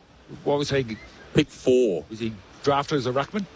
Yeah, well, he was drafted as he would potentially go into the ruck, but a bit of like that ruck forward hybrid, and now he's playing as a midfielder, so who really knows? But the next ones are like Gus Texiera, who's really good, and then you've got Archie Butler, so they're the ones that are rated at the moment at the top end. There are a few names that we might be seeing in Richmond and West Coast colours in the next few years as the draft is upcoming just after the season. It is Richmond and West Coast here at the MCG. We're only a minute away from the opening bounce. The 2 captains have made their way into the middle. Alexia Pesher is down on the boundary for us this afternoon. Welcome to you, Lex. Welcome back from Sydney. And to you too, Loz. What a beautiful day it is. Just to give you an idea of the conditions, I don't know who that was who flipped the coin, but he's got a Guernsey on with nothing underneath. So just a jumper. The sun is out. Blue skies, not a cloud in it. Toby Nankervis won the toss and elected to go to the city end for today's match. Good observational skills from you, Lex, from about 50 metres away. I think that is the father of Alana and Madeline. It is the Alana and Madeline Foundation game today, so he was tossing the coin in the middle of the MCG. And he's strongly gone for the sun's out, guns out theory, Loz, with the Guernsey today. I like his work. I don't mind it. The sun's shining. Well, that's how the theory rolls, isn't it? Well, yep. It is Melbourne, so anything could happen. It's probably a smallish crowd that's come in, and the gates only opened an hour or so before the match, so a few will still be flooding in. But a smallish crowd here for Richmond to take on West Coast at the MCG this afternoon. Both of these teams looking for their first win since May. Richmond's last win came against Essendon in Dreamtime at the G, and West Coast's last win also came against the Bombers. It was a week later in round 12. So a long time between wins for both of these two sides. They have the opportunity here at the MCG in the first match of AFL action. Richmond and West Coast. Here's Joel Peterson. And Curvis and Williams to start us off in the sunshine of the MCG. Harley Reid's after it. He had a little bit of a fumble at the opening clearance, and the Tigers will come away with the football. Ross kicks them deep inside forward 50. Tyler Young, the former Richmond man, comes across to cut it off and bash it out of play. There's a free kick in the marking contest, though, and it is going to Tom Lynch. There's a somewhat subdued whistle, a somewhat subdued crowd, and they're now just waking up to the fact that the big spearhead's going to have the footy. Must have been one of these innocuous little arms around the belly as Tom Lynch was leading. We're just waiting for a replay here, but that's the only thing that I can think it would be. Well, Tom Lynch is going to have a shot within the opening minute. Richmond's first foray forward. The big experienced key forward starts his kick left, and he can't get it to shape back. First score of the game's a minor one for the Tigers. That's a shame you can't put that through. Like a goal in the first 30 seconds, first foray forward for the Tigers. Just would have, as you said, it's a bit of a lull in the game at the moment. That would have sparked all the Tiger supporters up. So Marcus Herbert brings in the footy, coming off a career-best 36 disposals last week. He can get it out across to half-back, where it's taken by Murdoch. Just a little dab kick forward. Will hit up Waterman. There's still a couple of kicks from home. A long kick will pop it into the pocket, hoping for a mark. Couldn't be taken by Cole. He'll go in and try and pull it in. He's taken over the line by Broad. It'll be a throw-in inside forward 50 for the West Coast Eagles. We're kicking towards the punt road end in this opening term. So Richmond fans, you can hear them as they're parked down at that end that which West Coast is kicking to in this opening term. Toby Nankervis goes with two hands in the ruck contest, taps it in the direction of Yo in the end, who might have been taken a little high, but the ball will bounce over the line. We'll have another throw-in about 40 metres around from the right goal post inside West Coast, attacking 50. Richmond leading by that one. Tom Lynch behind. Nathan Broad playing on your man, Job Shanahan early. Chad. It'll be a fascinating duel between the emerging Eagles key forward, the experienced Richmond defender. Miller in defensive 50 for the Tigers. Ross, Taranto, handball toward the boundary line. Brown got grabbed by Murdoch, and it is brought to a stop in that right forward pocket. A ball up. Joel Peterson, Lauren Borden, Nathan Burke, Chad Wingard, Alexia Pesce with you. Sunday footy on ABC Sport.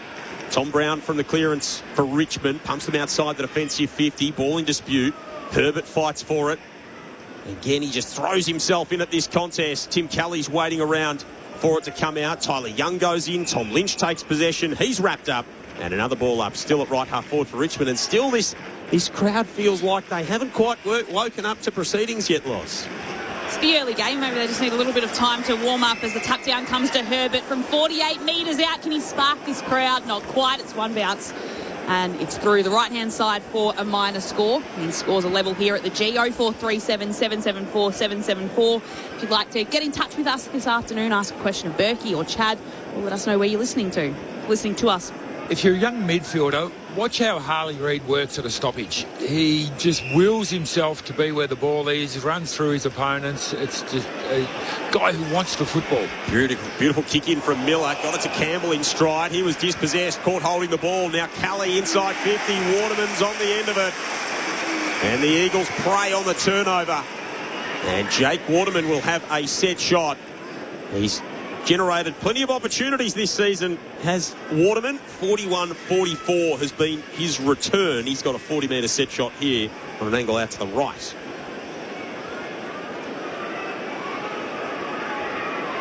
Quiet last week. 5 disposals, 1 goal, 1. Kicked 3 when they met earlier in the season at Perth Stadium. Waterman skips in for the first of the game. Misses. Puts it across the face. Eagles on top now. Their first lead is by that minor score through 4 minutes in the opening term. And that's his downfall, isn't it? He's 4th in the competition for shots at goal, but he's 12th with execution with 41 goals. So something he still needs to work on even this later in his career. So Lynch at one end, Waterman at the other. The two spearheads both with behinds early in this match as Broad brings the footy out for Richmond. It'll be taken by Brock, who hand passes it across to Herbert. Back in the hands of the Eagles. Little chip kick comes down to Young, the former Tiger, who spears the kick inside forward 50. And their mark inside for Duff Tightler. Back in the side. And a set shot from almost directly in front, about 45 metres out. That was a lovely kick by Young there. There was 3 Richmond players in a triangle head. Just had to lob the ball right into the middle of that and out in front of his leading teammate. So good execution. Deserves a goal. Cooper Duff Tightler, the Victorian, out of Wood End, a beautiful place in this state. Lines up towards goal and hits the left goalpost. It was straight and just faded off and slammed into that left goalpost. Another minor score for the Eagles. It's 3 behinds playing 1 behind. West Coast in the lead. They're getting closer. They're racking the score up. Just the minors, these two teams. Kick in finds Broad. Right back pocket for Richmond. Unrestricted free agent at the end of the year. He's flagged his desire to head back to WA. Could even be in the blue and gold this time next season. Nathan Broad. Sam Lawler kicks long up the members' side for Richmond. Lafau works his well himself to the front of the pack. Ralph Smith was there, shoveled back the other way by Bailey Williams for West Coast, scooped up by Sonsi for the Tigers. And Nick Floston is seen over by Brandon Starcevic, who's pulled up sore there. So he's run into Floston, pushed him across the boundary line, and Brandon Starcevic, who last time he was here in the 2025 Grand Final, left the field early. And he has hobbled to the bench, so Lex will keep an eye on that for us here on ABC Sport. The ball will be tossed in just to the left of Brandon Starcevic as he makes his way, sits on the bench. Nankervis gets a little tap out, taken by Graham, who hand passes it back to Bailey Williams. Hand pass to Cully in the hands of the Eagles here. A nice hand pass. Hits Reed. He has to get rid of it quickly. He puts it out in front of Hoff, who tracks back, takes it, loses his opponent, holds on to it and hand passes it backwards towards Brock, who takes time to steady his kick and can find Liam Duggan on the wing. A chance to check in with Lex Pesce. He came off really, really sore then. He's taking a few deep breaths. I suspect that's winded. Thanks, Lex. The kick down the line is a turnover. As Prestia takes it for the Tigers and just slams it on his boot. It'll sit right in the centre of the MCG. And a good mark will be taken by Brock right in the middle as he hand passes it away to McCarthy. Hand passes it away to Young, who might have been knocked off the footy after he kicked it. That was just as he kicked the ball. And great hit. And it was just a fierce bump. Nothing wrong with it. You can't pay a free kick for something that looks rough. I've been hot on this recently. It looked rough. It was side on as well, so it wasn't like there was any danger in it, but yeah, a bit stiff. Take them when you get them. Means the downfield free kick will be taken by Job Shanahan, who hand passes it across to Barry, who gets a bump from Lafau exactly the same. In exactly the same manner. No free kick is paid there. The kick comes to the top of the goal square. It's picked up by Sonzi, who can try and clear it away. Hand passes it to Banks. Hand pass to Short in the left back pocket under a lot of pressure. Rechko kicks it into the back of Graham, bounces off his back over the boundary line, and they'll cause a stoppage inside the forward 50 for the Eagles. West Coast ahead by 2 points. I'm loving the Eagles' defensive work rate without the ball at the moment. They're almost going a man-on-man around the ground. Richmond have only had 2 uncontested marks through 25-odd disposals. They got the first inside 50 of the game, Richmond. Haven't seen it up their end since then. Up and down the mine shaft inside defensive 50 from Flostone. Then Curvis sits under it. Dersman reaches across the top of him and drags him to the turf in the forward 50 for the Eagles at the punt road end. Normally we see teams just zoning, allowing the other team to kick the ball around, but the Eagles are pushing up and shortening the leg rope between them and their opponent, and the Tigers aren't game enough to take on those kicks. Thoughts of Nathan Burke with you on ABC Sport. Taranto scrambles it outside the defensive 50 for the Tigers. Campbell handballs it defensively back into the arc. Rechko gave it back to Campbell, put him in a phone box. He worked himself out of it nicely. The Tigers can chain it through the middle of the ground. Ross and Banks combine. Banks' kick to left half forward. Slays it out in front of that's Houghton. Bounced awkwardly for him. He handballed back to Lynch. Lynch with a 3-metre kick on the bounce to Houghton. Still at left half forward. 55 from home. Puts it to the pocket. And Lafau hits up and pulls it into his chest. And McKelty's got it 10 in from the boundary. 45 from home. And that's a special kick. You think about who's got pressure from the boundary. He sells Candy one side and uses that on the outside of his foot. That just shows composure when he's got someone right on his peripheral vision and just hit a kick inside forward 50. They're the kicks, they're the money balls. They're the ones that matter the most. So Richmond have been missing that. So it's exciting to see one of the young players deliver that. Going to be the short approach here for Lafau, who's going to skip in. Kick from just inside the 50. And he will miss. That one slides across the face as well. He's through for a minor score. So 1 point in the margin. Richmond 2 behind West Coast 3. 9.5 played opening term. Sunday footy on ABC Sport. So 5 shots of goals, all behinds to start this match. As the ball is brought in, and it will be marked by Shanahan. He's made his way all the way up to half back for the Eagles. He kicks it into the centre of the MCG. Dersmer will mark. Just backwards of the centre line. Can hand pass it to Brock. Hand passes it back out to Herbert, who tries to fire off a hand pass. It gets chopped off. Ross is there, takes it. His kick will be smothered by Herbert. It goes back in after it. He pulls the footy in and he's happy to be dived on top of, and it'll be a ball up right on the AFL logo. And it is early, but the West Coast are 100% looking to go corridor, whether that's in stoppages or whether that's general play. So something to watch for. They see that as a target and they're executing pretty well so far. Ross at the stoppage to Sonsi, infield to Ryan. Good tackle from McCarthy, who brings it to a stop for the Eagles on the AFL logo. Of course, Tom McCarthy drafted out of Richmond's VFL program a couple of years ago at the mid-season. And a consistent performer across half-back for the Eagles since making his debut. Cumming throws himself on top of the pack, and he's going to be pinged for holding the ball, having not tried to get rid of it. And Tim Kelly will receive the free kick just defensive side of halfway for the Eagles. There that kick is, Chad into the corridor, and Kelly's turned it over immediately. Picked off by Grill, one of their prime draft picks from last season. Grill comes out toward the members' side. Yo almost won it back for West Coast. Sonsi got pushed off it by Yo. Yo then frees it away to Dersmer, who goes with a bounce through the wing. Kicks a grubber into the centre of the field. Johnston kicks inside 50. Yo continued to run, and he galloped inside the arc And Elliot Yeo marks just inside the 50. And he'll try his luck from long range. I love what Yeo did then. So he contested the footy here on the wing. His teammate got it, kicked it into the middle of the game. Grant, he didn't just stop and watch. He actually sprinted forward into a hole, trusting that his teammate would win the football in the middle. 12 goals from 17 games for Elliot Yeo. He's not going to add to his major tally there. And he's another behind. I normally track consecutive run of goals in games. I might just start writing down the behinds because that's sort of the vibe that we're going for here. So 4 behinds West Coast, 2 behinds Richmond. We have a goal on the board between these two teams through 12 minutes of the opening term. A different coloured highlighter to work out the behinds. Can't really blame the wind or the rain. It's a beautiful day. It's a pretty nice day. It's Boston. Moves it forward towards Cumming, who marks still in defensive 50 for the Tigers. A little unsure of where to go to next. I love seeing pairs of players all over the field. So kicks right down, looking for Lawler, who couldn't mark at the back of the pack. It'll fall. Herbert's in there again, can take it. Hand passes it to Young. Tried to find Brandon Starcevich, who couldn't take it cleanly. Goes past him. Brock battling for it for the Eagles. In the end, Lawler will take it for the Tigers. His kick partially smothered. Taranto has a go at it, just hacks it away. It'll move inside forward 50 for the Tigers here until Hoff will pick it up. Move it to Herbert, kicks it out towards Marrick. A couple of bounces and he can pick it up cleanly. Still in defensive 50 for West Coast. He's able to clear and he can hit up Cole, who moves it to McCarthy right down the wing of the MCG. Got brought to a stop before he carves his kick to the logo. Shanahan's put Miller down off the footy and it's going to be a free kick to the big Tiger. And Chad's man's into it early. Oh, no, and not in a good way. I mean, that's just young. That's young and just learning, getting frustrated early. You can't show that because they were all out. They were kicking inside the corridor. If he just ran forward, he could have got a goal instead of giving away a 50. Shanahan and Traynor, in fact, who got tangled up. Draft mates, both from that 2024 draft class. And so a free kick to Brown on the AFL logo. Lynch had a really good piece of that inside forward 50 for the Tigers. Couldn't hail it in. And then Sonsi, he had a go. Herbert's dragged down toward the boundary line.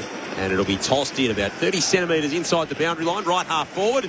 The Tigers into attack. They trail by 2 points, 13.5 played opening term. Samson Ryan into the ruck for Richmond, taps it down again. Taranto just tries to hack it away. He can move it down towards Ralph Smith, who kicks an absolute ripper to start us off. We might have had to wait a long time for it, but from 48 metres out, hard up against the boundary, he just went bang and decided he'd take it on himself. That is a sterling shot from Hugo Ralph Smith to start proceedings today in terms of kicking a major.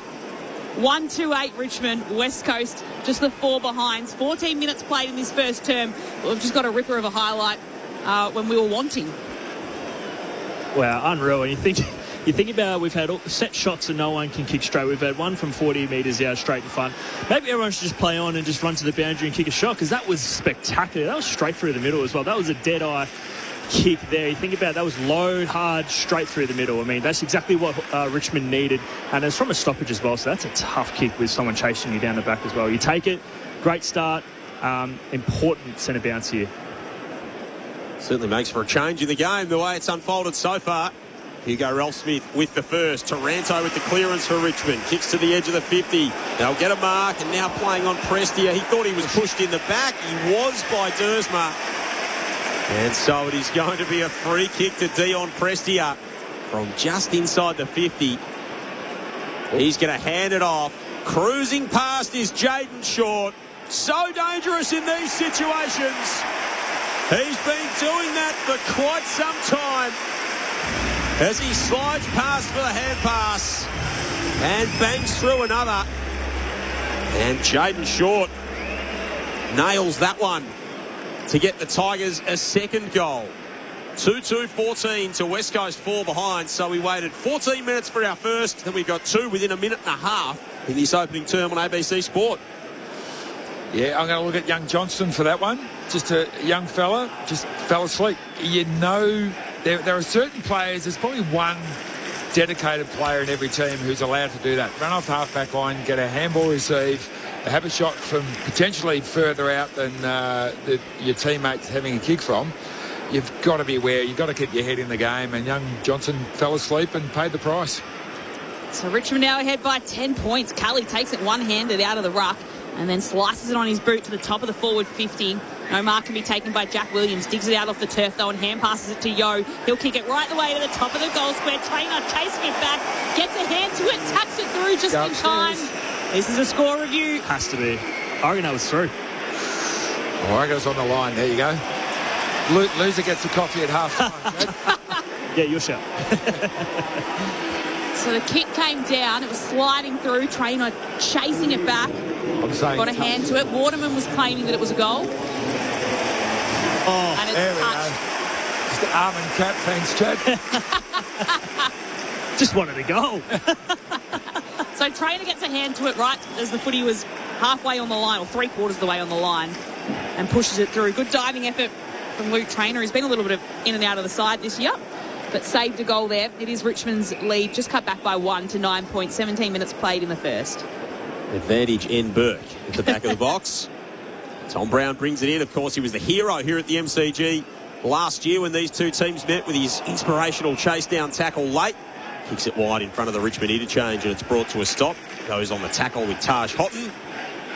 And we get a stoppage 80 metres out from the Tigers' goal because the Eagles are going man-on-man with the kick-ins, and all they've got to do is kick it long, and it's a 50-50 of who gets it. Prestia at the stoppage. Starcevic back out there, wrapped up by Houghton. Andrew McQualter, Adam Uze saying during the week that Taj Houghton and Sam Grill had both spent a little bit of time around the likes of Harley Reid at stoppage. Houghton standing next to Reid at this one. Duff Tightler lays the tackle on Nankervis. Ball spills in under the pack, and it's going to be a free kick going the way of the Eagles. Sam Cumming again caught at the bottom of the pack for the second time today. Harley Reid will take it just in front of halfway. He feigns around Cumming, and then he sends an absolute skyscraper inside the forward 50. Waterman stayed down. Cole barged his way through, crashing into Ranto. And again, another stoppage, this time inside 50 for the Eagles. They haven't kicked a goal. Richmond have got 2. It's a 9-point ball game. 18.5 gone in the opening turn. Cumming needs a rule book. So tossed up inside forward 50. Nankervis takes it and palms it away. Broad can chase after it and get a little tap to it, but it works for Bo Allen. He'll just send a centering kick into the hot spot, and Waterman was there sitting under it to mark. It was a good grab looking into the sun, Chad. Yeah, he does everything right. Oh, he's gone for the snap from about 25 out. Directly in front, Jake Waterman with the snap, and he likes it. And then Jake Waterman has the open up for the West Coast Eagles. It's the Eagles 1-5-11, Richmond 2-2-14. Maybe a little bit of trepidation when he went for the snap, Chad. But it is a goal nonetheless for Jake Waterman. Richmond still leading by 3 points. Yeah, and he does a lot right. If you watch him, if you're a West Coast Eagles fan, you don't get 95 shots at goal for no reason, which is the 4th most in a competition. He does a lot right. He has really good hands, and you're probably frustrated. He could be, up there with the Coleman race, and he is 12th at the moment, but he's just one of the players that for a team that's struggling, you need someone who's going to create a contest. Shanahan takes a bit of pressure off him and a few of the young players as well. So what a great finish. And if you can't take a set shot, hey, just take a snap. As long as it goes through the big sticks, doesn't matter. Hey, Berkey. Exactly. it's not how, it's how many. Yes, exactly. All Australian in a struggling team. Jake Waterman, he is a super player. Hasn't been able to find his best throughout the course of the season in terms of his conversion, as Chad outlined. Fierce tackle from Yo in the middle. Do battle again, the two rucks. Duff Tightler and Nankervis. It's scooped up by Murdoch. Drives it to full forward. This time getting the arm across was Millard, and knock it away from Waterman. Waterman wants deliberate as Broad paddled it out toward the boundary line. He won't be paying that. The ball will be tossed in underneath the Olympic stand. Left forward pocket. West Coast in attack at the punt road end of the ground. They trail by 3 points. 20.5 gone. Sunday footy on ABC Sport. Some good text coming through on 0437 774 774, which we'll get to at quarter time. A few coming your way, Berkey, as per usual. As Young tries to hand pass it towards Waterman at the very top of the 50, takes it, hand passes it out to Yo, who's wrapped up. Holding the footy, free kick going the way of Dion Prestia of Richmond. Still in defensive 50. 3-time premiership player flares it out wide to Anand, one of the newest members of this Richmond side. And Ocean Grove thumps it on his kick and gets some distance all the way to centre wing, outer side of the ground. Lawler rises up and takes a good mark. A good leap on him, uses it, puts it into the centre of the MCG. Nankervis will mark. Wants to play on quickly. Hand pass to Prestia, who gets run into by Shanahan, brings him down, dispossesses him of the footy, but Broad's there to collect. Hand pass to Short, who puts it out wide, and it was too wide for Rechko to mark, and it's out of bounds. On the full, a free kick going the way of the Eagles and Bo Allen to take it. Richmond ahead by 3 points, 21 minutes played in the first. Allen inboard, dangerously somewhat, to Jack Graham, back into this team after being managed last week. Two-time premiership player with the Tigers. Second season at West Coast.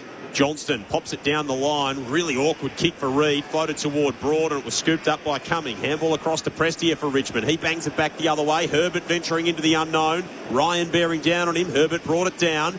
Bazzo scoops it up at left half back. Gives some territory, then an awkward hand pass back to Graham. It's messy stuff at the moment. Graham and Short run into one another. And we will have a ball up between the wing and half forward. Richmond's attacking half of the ground. They lead by 3 points. 22 played opening term. Sunday footy on ABC Sport. Here's Lauren Borden. Nankervis bashes it away. It's straight to Bo Allen, though. He has the footy, and he's taken down by Rechko, who's closely following him. Pulls him down for another stoppage at half forward for the Tigers. Richmond ahead by 3 points. Won the most recent encounter between these two sides by 11 as Reid tries to dish out a hand pass. It ricochets back to Bailey Williams, who tries to find Reid. He can just tap it away, and it's picked up by Grill of the Tigers. Hand pass to Short. He wants to put it to the top of the 50 for Richmond, but McCarthy's there sitting back to intercept the ball for the Eagles. Oh, here we go. He kicks it into the very centre of the MCG, looking for Murdoch, but Brown did well to come back. He marked it. He's taken the mark. He marked the ball. He's taken the mark. He wants to play. All his teammates have gone behind Oh my God, him. what is going on? It was on? a free kick. What They've happened then? played and just assumed what the umpire would say. So Richmond have just had to dump it inside forward 50. This might still result in goal. It has worked for Richmond. As Banks puts it through. As Ross puts it through. It was a little bit of chaos from Brown, right in the centre, who came in, intercepted the footy for a ball meant for Murdoch. Everyone thought he'd infringed on him and that it would be a free kick going the way of the Eagles. They stopped. They flooded into West Coast forward 50, and then Richmond just hacked it forward for Jack Ross to finish with the goal. I don't think I've ever seen anything like what I've just seen with my two eyes. He looked at the umpires like, is it my ball? Whose ball is it? Everyone's running the opposite direction thinking that it's a free kick. He just kicks it out in space. Berkey, this is your avenue. What just happened? Every West Coast player anticipated that it was going to be a free kick, and they ran one end of the field, and quite rightly the umpire said no, that's a mark, which it was. So the umpires got it right, and every West Coast player got it wrong. What a bizarre passage of play. The Tigers will come out of the middle with a third goal and a 9-point lead. Nankervis to Ralph Smith inside 50. Lawler plays for the free kick. Lawler gets the free kick. Young draped across his shoulder, and Sam Lawler, a young man who Tigers fans have so much invested in, will take his shot from 40 out on a 45-degree angle to the right. He's looked good early, Berkey. Yeah. He's taken a few flights. He definitely wasn't playing for that. He got smacked right across his head, and he just ran straight at the ball, didn't jump. Like, he's very good forward craft already. So about 45 out, just slight angle. Just the 9 games this season for Sam Lawler. 10 goals in those contests. Comes in, strikes it, and goals. And Richmond have got a head start. Looking to take down the Eagles once more. Out by 15 points in this opening term. 4-2-26 to West Coast. 1-5-11 through 25 minutes. Sunday footy on ABC Sport. Your experts are Nathan Burke and Chad Wingard. Dusty was number 4, wasn't he? Correct. Yes. Yep. All those Richmond supporters who are going, oh, Dusty's retired. What do we do with this number? Do I get Shaved something head else? now for Sam Lawler as well. Yeah, but don't change your number, because this kid's going to be a gun for a very, very long time. I'm not sure he's going to get to Dusty heights. That's pretty lofty, but he's going to be a very, very good player. So if you're a Richmond supporter and you're not excited by him, well, then you're very hard to please. Yeah, he's super exciting. Even the passage of play where he kicked it inside, it just looks very composed. I mean, 4 disposals, 1 goal, 100 efficiency. Great start. Tigers out by 15. Ball up in the middle. It's Kelly who can dig it out. Put it into some space for Bailey Williams. He's cluttered into, loses control of the footy. In comes Dersman to take it. He's taken in a tackle by Grill. And it'll be a ball up still in the centre of the MCG, the centre square, just near the AFL logo. Tossed up, comes to ground. Dersma in a fight, can't pick it up. Bo Allen will take it, has to fire off a hand pass. It's taken by Starcevic, who's back on the field after being winded a little earlier on in the quarter. Kicks down the line. It's met by Vlosten. He's taken to the turf. We'll have a ball up on the AFL logo. Richmond ahead by 15 points. 4-2-26 playing the Eagles 1-5-11. Marcus Herbert with 11 disposals in the opening term. You mentioned he had 36 last week, Loz. A prolific ball winner for this Eagles team in recent times. Harley Reid, handball out wide, taken by Rechko. Reid goes for an effective fend off and lands it. Handball inside the forward 50 after he got dealt with by Flostone. And it is going to be a free, and then Willem Dersma's put Flostone down. These young Eagles are up for the fight. Brandon Starcevic has put Nick Flostone down. He's ended up on his backside a couple of times in quick time. And it's going to be a free kick going to Harvey Johnston inside forward 50 for the West Coast Eagles. Flostone tried his best to get that free kick overturned. He fell over twice trying to draw a free kick. Umpires saw wasn't intent. 14th game for Harvey Johnston. 3 goals, 1. They've all come this season out of contract at the end of the campaign. And he swung his boot almost like he was kicking around the body there as he drifted out to the right, but stayed left the whole way through for a minor score. So 1-6 the Eagles in this opening term. They had plenty of opportunities. The Tigers 4-2. They straightened up after a slow start. 27.5 minutes gone opening term. Rick Traynor will take the kick in for Richmond and just dump it towards the broadcast side. Broad's at the back, couple of hands to it. Just got a little knock as he was trying to take the mark. Bo Allen there as well with Rechko beside him. Rechko wins out, hand passes it to Broad, hand passes it away through a string of hand passes as Sonzi takes it, moving it down the wing for Richmond. Tries to get it to Lafau at right half forward. He couldn't pick it up in the end. He just tries to hack it and take it away through the hands of Brock. Holds on to him, and it will be a ball up at the top of the 50 for the Tigers. And Curvis and Bailey Williams meet, gets tapped down against Dersma, who taps it down to Reid, hand passes it away to Bo Allen, who curves the footy inboard down the wing. It'll be Vlosten, who should be able to get there first. Can take it in a little bit of space in the end and hand pass to his long-time partner down in defence in Broad. Hand passes it away to Campbell, who puts the kick into a little bit of space at right half forward. No one's there except Harley Reid, who can put it right down in the direction of Waterman. He popped it on Waterman's head, and good body work from Miller to get him out of the way there and drag in the mark on the second attempt. Back into the team this week, Ben Miller. He's been a big loss. Very important player for the Tigers. Kicks a high footy up toward half forward. Lynch in the pack. Duggan fisted it clear. Scooped up by Sonsi of Richmond. Handball to Ross. Goal kicker earlier in the term. Drives it to full forward. Lafau. Marrick coming back the other way. Out the back. A little dribbler around the body. Won't work quite for short. In fact, it was Banks who drifted forward and got on the end of it to try and poke it home. And now a blood rule. Lafau blocked the run. Lafau, who's coming off as well. Yeah, he blocked the run of Marriage, who's running back with the flight of it. He was probably lucky not to give away a free kick, because you block somebody's run and you don't actually touch the ball. But he did get something high, whether it was a got an elbow to his mouth. It was like he's bleeding from there. Certainly wasn't a deliberate elbow, because Marriage was actually had his eyes on the ball.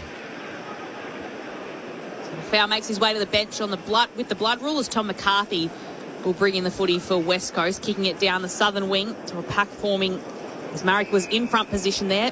There's a free kick in that contest. Marrick went to ground and he'll get the free. Back edge of the centre square. Puts plenty on the kick and can put it all the way to right half forward. Waterman used his body well. He got rid of Miller, couldn't get rid of Nankervis, though it's still the Eagles that win it here as Cole takes it and stabs the pass forward, finds Jack Williams on the lead. And he'll have a kick and a set shot at goal from the right forward pocket, about 30 metres out. Good play there by Bailey Williams. He allowed his player Nankervis to go into the marking contest and bring the ball to ground. And so Bailey Williams then went to Crummer. And, being really good below their knees are not really Ruckman's forte, but he picked it up one grab, shot off a handball. So Jack Williams puts this one towards the sticks. And goals for the West Coast Eagles. It's their second one of the quarter as they gradually fight back the lead that Richmond has built. 2-6-18 the Eagles are trailing Richmond 4-3-27. That's a 9-point lead the way of the Tigers before the thoughts of Nathan Burke and Chad Wingard. Down to Alexia Pesce on the boundary. Lafau's just gone straight into the rooms to get some work done on that lip, stop the bleeding. And this centre bounce becomes very crucial now. I think Richmond have been getting the better end of this clearances and getting deep entries. So West Coast need to get, I suppose, Tim Kelly, you got Dersma, and you got Reid in there. You need to get your superstar to get this forward to give him a chance, because there's not long left in this quarter, and obviously down. They need to get this forward. Had a minute remaining in this opening term. Sunday footy on ABC Sport. And Curvis up against Williams in ruck. Of course, Bailey Williams signing the big extension recently. Willem Dersma's on the footy. Takes it away. Whacks it deep. And a mark from Trainer coming across the top of the pack. Showcasing the athleticism that made him a prize draft pick a couple of seasons ago. It's been a bit of a stop-start campaign for Luke Trainer. Just the 8 games, start of the year in the VFL. He's been back there throughout. Hasn't got any continuity. Now 50 as Waterman's run through the mark, trying to trace Trainer around the back of Ross. And so Jack Ross is brought into the middle of the grounds. Kicks to the edge of the 50. It's brought down by Houghton. Sonsi. Hand pass wide for Rechko. Rechko eyes the sticks. And he misses to the left-hand side. It was a fair flying shot from the right forward pocket. 10 points the margin. 32.5 gone opening term. Richmond on top. Surprised at how long this quarter's going, given that the first 6 scores of it were behind. We've just ticked over. We're getting close to 33 minutes here as the ball is brought out and kicked down to a pack forming at right half forward. Bo Allen will go in the chase for the Eagles. He's beaten to it by Sonsi. There's enough time for another Richmond score, but Sonsi puts it out of bounds on the full. I'm going to channel Berkey here, Loz, and hopefully it's not disrespectful. It's probably gone longer than it needed to be quite frank, the way it was played early in the quarter. At 33 minutes. Mate, compared to other Richmond games, this one's a classic. This is a ripper. You are the expert, Nathan Burke, at Richmond. Our Richmond correspondent, the man on the beat. Young kicks it down the line, and again it's the Tigers that'll win it out here via Ross. We kicked a goal a little earlier on in the term, but there it is. There's the end of the first term here at the MCG. 4-4-28. It's the Tigers leading the Eagles 2-6-18. Richmond have won the past 3 consecutive matches against the Eagles and holding a 10-point buffer at quarter time. The goal kickers, as I mentioned, the first 6 scores of today were behinds, and then finally at the 14-minute mark of the quarter, we got an absolute beauty from Hugo Ralphsmith to get proceedings underway. He kicked a goal for the Tigers, and singles as well to Jack Ross, Sam Lawler and Jaden Short. Well, for West Coast, Jack Williams has kicked a goal, and so has Jake Waterman as well. At quarter time, it is Richmond ahead by 10 points. The second quarter coming your way in just a moment. This is Sunday afternoon footy on ABC Sport. What's really in the food we're eating? A lot of the labels are not true. A major Australian food investigation yields shocking results. Duped, a 2-part special from Four Corners. Streaming now on ABC iView. This is the 2026 AFL Premiership season with ABC Sport. Taranto just tries to hack it away. He can move it down towards Ralphsmith, who kicks an absolute ripper to start us off. We might have had to wait a long time for it, but from 48 metres out, hard up against the boundary, he just went bang and decided he'd take it on himself. That is a sterling shot. Prestia, he's going to hand it off. Cruising past is Jaden Short. So dangerous in these situations. He's been doing that for quite some time as he slides past for the hand pass and bangs through another. Just the 9 games this season for Sam Lawler. 10 goals in those contests. Comes in, strikes it, and goals. And Richmond have got a head start. Cole takes it and stabs the pass forward, finds Jack Williams on the lead. Jack Williams puts this one towards the sticks. And goals for the West Coast Eagles. It's their second one of the quarter. So they gradually fight back the lead that Richmond has built. The AFL on ABC Sport. On radio. ABC Sport Digital Radio. And ABC Listen. Tigers by 10 points at quarter time. 4-4 plays 2-6. They take on West Coast on Sunday afternoon footy here on ABC Sport. Joel Peterson, Lauren Borden, Nathan Burke, Chad Wingard and Alexia Pesce with you. Big day of footy. Gold Coast and Melbourne coming up in the middle of the day slot, the 3:20 slot this afternoon. You can get a call of that via ABC Listen, Essendon and Adelaide to close out the afternoon in round 21. The Tigers looking for a third win of the season. West Coast for their fifth. And it is the Tigers who are on top 4-4 to 2-6 at quarter time. 0437 774 774 is the text line. Let us know where you're listening from and your name. And Terrelgan Tiger Berkey has said that Toby Nankervis will be seeking you out after the game after hearing your comments on drafting ruckman. You may need to dig out that old helmet of yours. Apparently Toby's going to come after you, Berkey. Tomek from Welshman's Reef, beautiful part of the world out between Castlemaine and Maldon in central Victoria. Games like this makes me want to see a promotion relegation system. Feels like it would add such an extra level of excitement to the competition. I don't know who we're bringing in. Maybe Glenelg. They've been one of the dominant teams in SANFL footy over the last few years. Well, VFL covers 5 different states now, doesn't it? There's 22 teams in the VFL these days, about 12 buys. I love when Southport Sharks and Gold Coast play in the Victorian Football League. Yep, it's good gear. I'm a big fan of promotion relegation for what it's worth. But we're just not set up like the Premier League where it's been going on for 200 years. So it's too hard to do, but I like the idea. Yep, absolutely.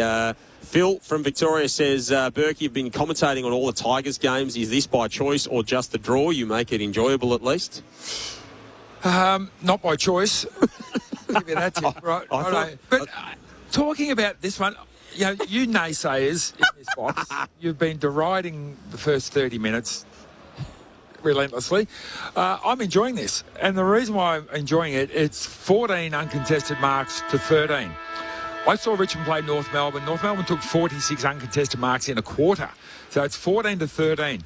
West Coast Eagles have come out with a man-on-man type defence. So across the ground, you're looking at the ground and there's pairs of players everywhere. You don't see that in modern football. So Richmond, the only option that they've got once a behind has been kicked, and they've kicked a lot of them kick-outs, is to kick the ball long. As soon as that ball goes long in the air, it's at the very minimum 50-50 who gets it back. If you allow the short pass, well, you're probably about a 15-20% chance of getting it back at best. You've got to rely on a skill or decision-making error. So I really love what the Eagles are doing with that one-on-one. And let's face it, they've had, 12 inside 50s each, and they've both scored 8 times. So it is attacking in that way, shape or form. But they're not always accurate, but we are getting scores. We haven't got a lot of wasted backward sideways stuff that is just infuriating. So good on both teams so far.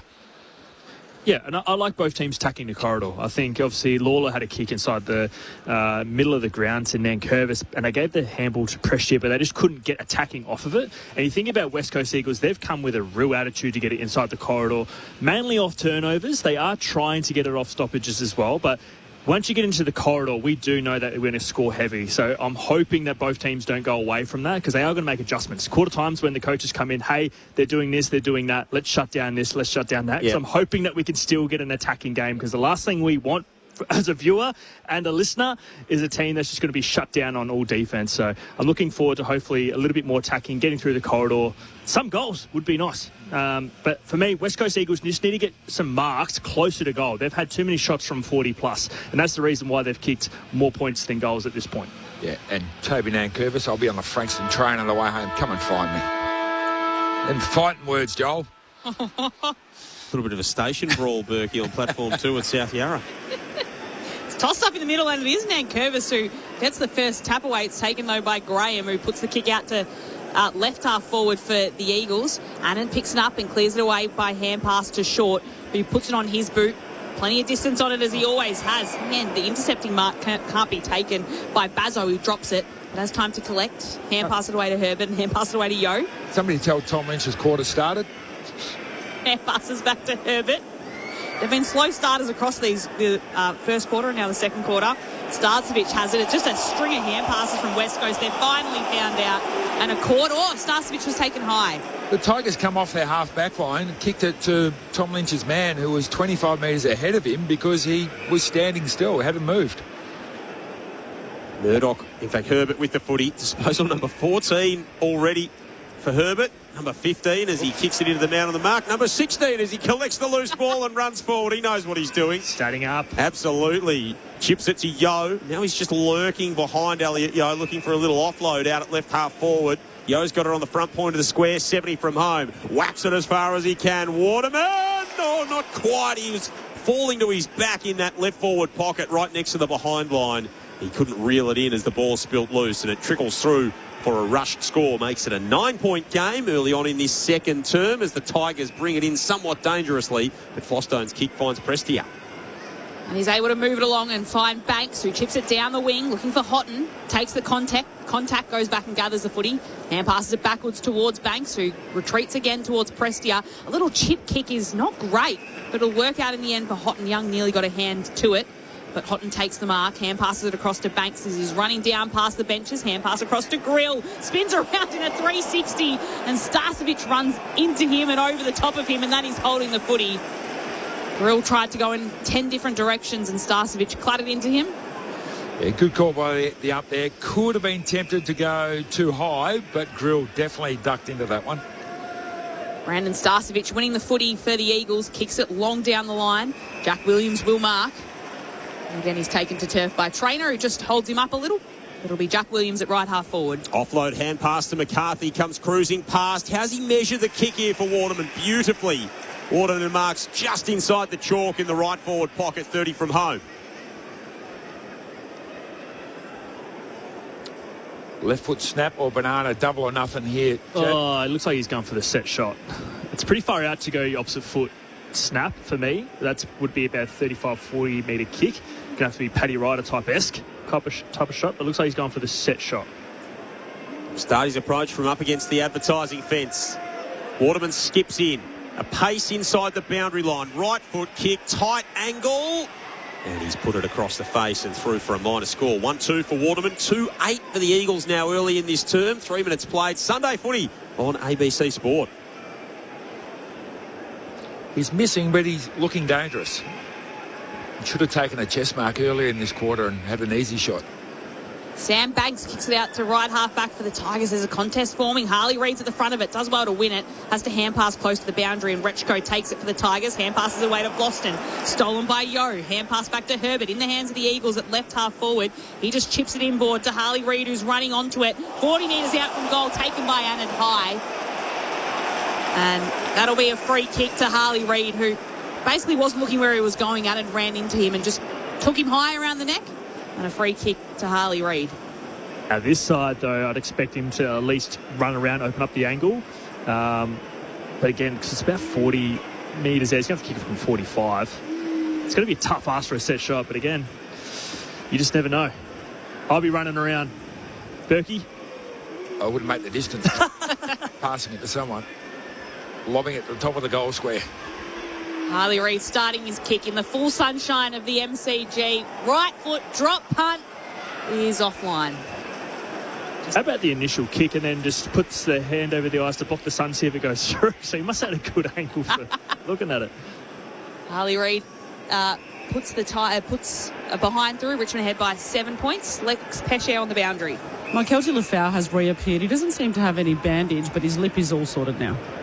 Thank you, Lex. Took that knock in the early in that term and came off with the blood rule. That's an interesting kick from Jack Graham off the kick-in. He's literally kicked it straight up and down, almost landed on his head. Houghton goes through the pack. He might have got taken high. No free kick. Taranto pops the handball out wide to the run of Rechko out of sight of the MCG with a bounce. Now he darts it inside the 50. Lynch can't take it low down. Paddles it to his own advantage. Clean gather. Time and space. Snap for Tom Lynch. He drags it all the way across the goal face and out of bounds on the full. So end-to-end stuff for the Tigers. Doesn't result in a goal. 5 played second term. And West Coast chipping into this lead at 7 points for Richmond. So Ryan Marrick will take the kick in. Tom Lynch kicked first behind of the game. Score, or no score rather, as he kicked it out on the bounds on the full. Ryan Marrick kicks it out to a pack. Boston went down at the front of it and looked at the umpire. Well, he had a bit of help from this man, Harley Reid. No whistle was called, but Harley Reid is tackled high again by Luke Trainer, and he'll get the free kick. So Harley's getting the whistles this week. Andrew McQualter, he said that the Eagles were going to talk to the umpires. Yep. Correct. He has also given away the most frees in the competition. Harley Reedy takes Trainer on and then turns around and looks at him as he puts Trainer to the ground, kicks it down to a pack.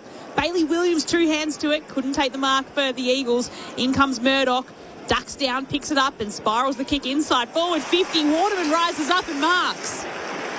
That was amazing by Cole then. So he actually locked down his direct opponent to allow...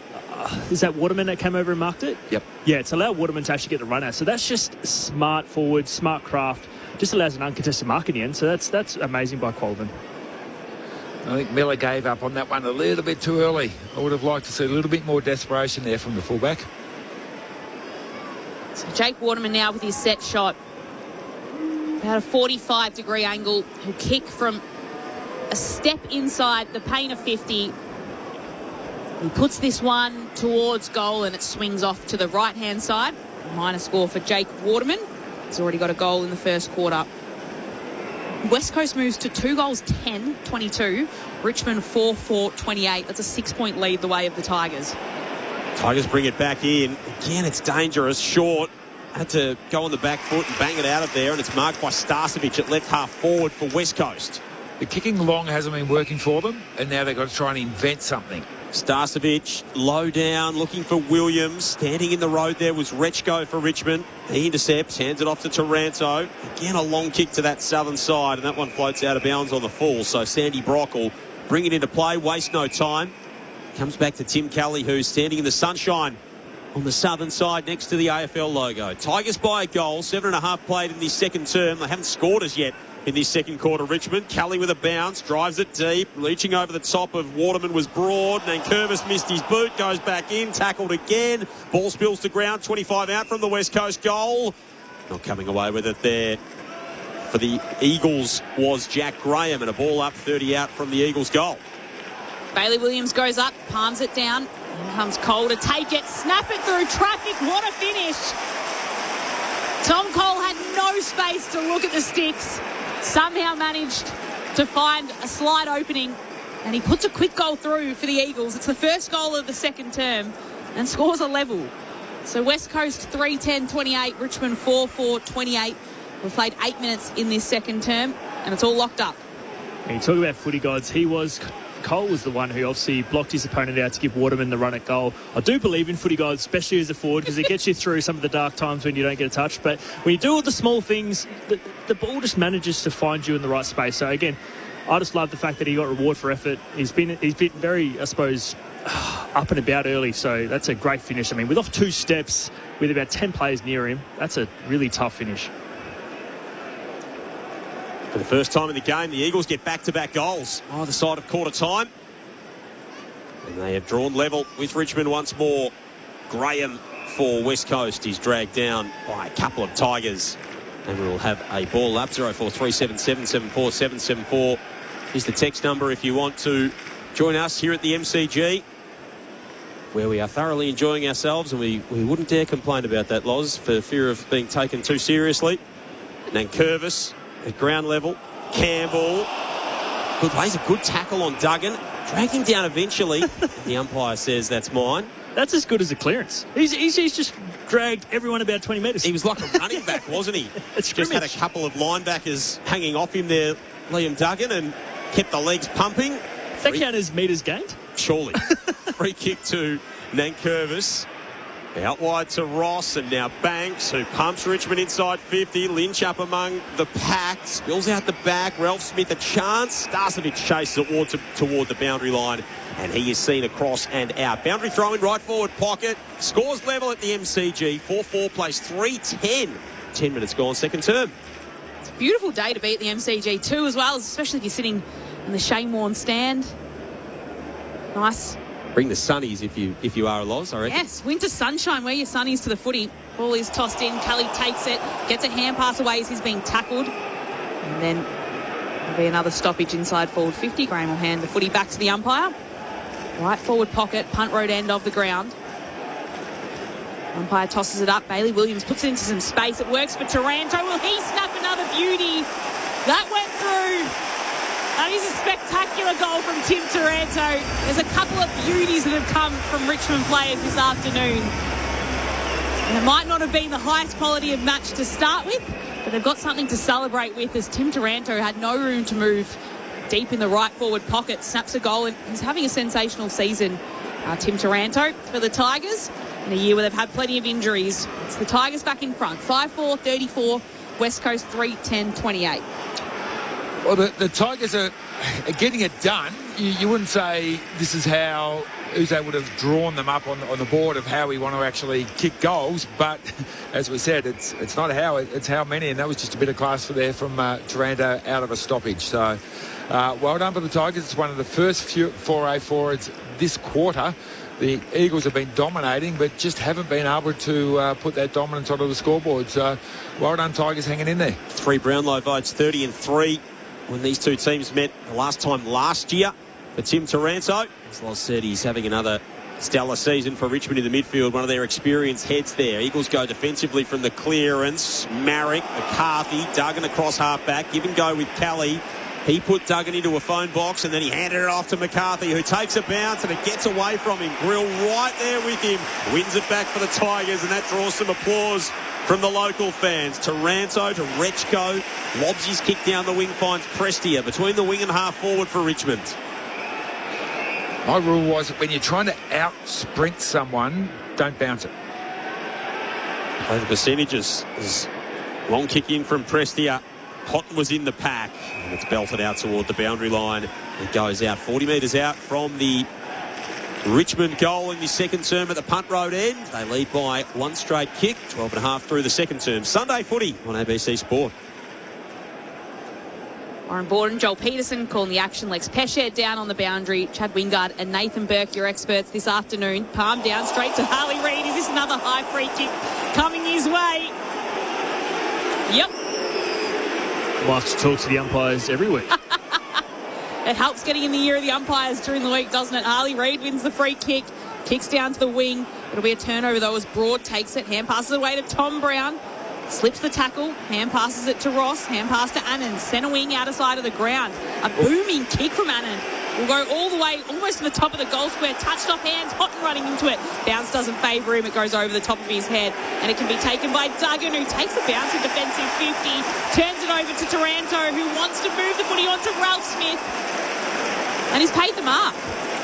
Almost looked like it hit the green of the MCG turf, but Ralph Smith has been paid the mark. And that was Duggan, who just took too long to make a decision, turns it over. And Hugo Ralph Smith, this might be a simpler shot from him based on the last goal that he kicked in the first term. It'll be easier than a 45-degree angle, about 45 metres out from goal as well. Was that Grill with a chase? Not sure which Tiger player it was, but it was an amazing chase. Just put pressure on, turn the ball over. So Ralph Smith for a more conventional set shot. He has the finish again. And Hugo Ralph Smith has 2 goals on the board for the Tigers.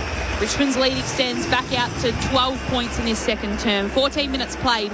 It's Richmond 6-4-40, West Coast 3-10-28. And there's two sides to that coin. You're speaking about that chase there by Grill, I believe, from Richmond. But if you're West Coast Eagles, if you're the winger or the half forward that's trying to get the outlet, you've got to provide an option. So Duggan, the reason why he didn't kick, there was nothing there. I mean, you can kick to space, but when he looks up, he sees on the outside of his opponent is a Richmond player. So if you're West Coast, you've got to work outside. That's the typical wing outlet, half forward. You've got to have that work rate on offense and defense. So yes, Duggan should have just kicked it to space in the end there, because it is a costly turnover. Any turnover inside the D50 normally ends in a score. So again, West Coast needs to work harder on their outlets. Was Seth Campbell with the chase? He was herring after Liam Duggan, and that was what forced the turnover. Back in the middle, Vic Sampson Ryan, one of the couple of inclusions for the Tigers today, doing the ruck work against Duff Tytler. There was also a pair of ins for West Coast. Duff Tytler and Jack Graham, Ryan and Ben Miller were the ins for the Tigers. So a bit of tall timber coming back into this team. That time it was Sam Grill with a chase off Jack Graham at the clearance. Kick up toward half forward for the Eagles. Free kick to Williams. They wanted to take advantage, but it would have been mistaken, and luckily in the end it'll come back to Williams. 60 from home for the Eagles.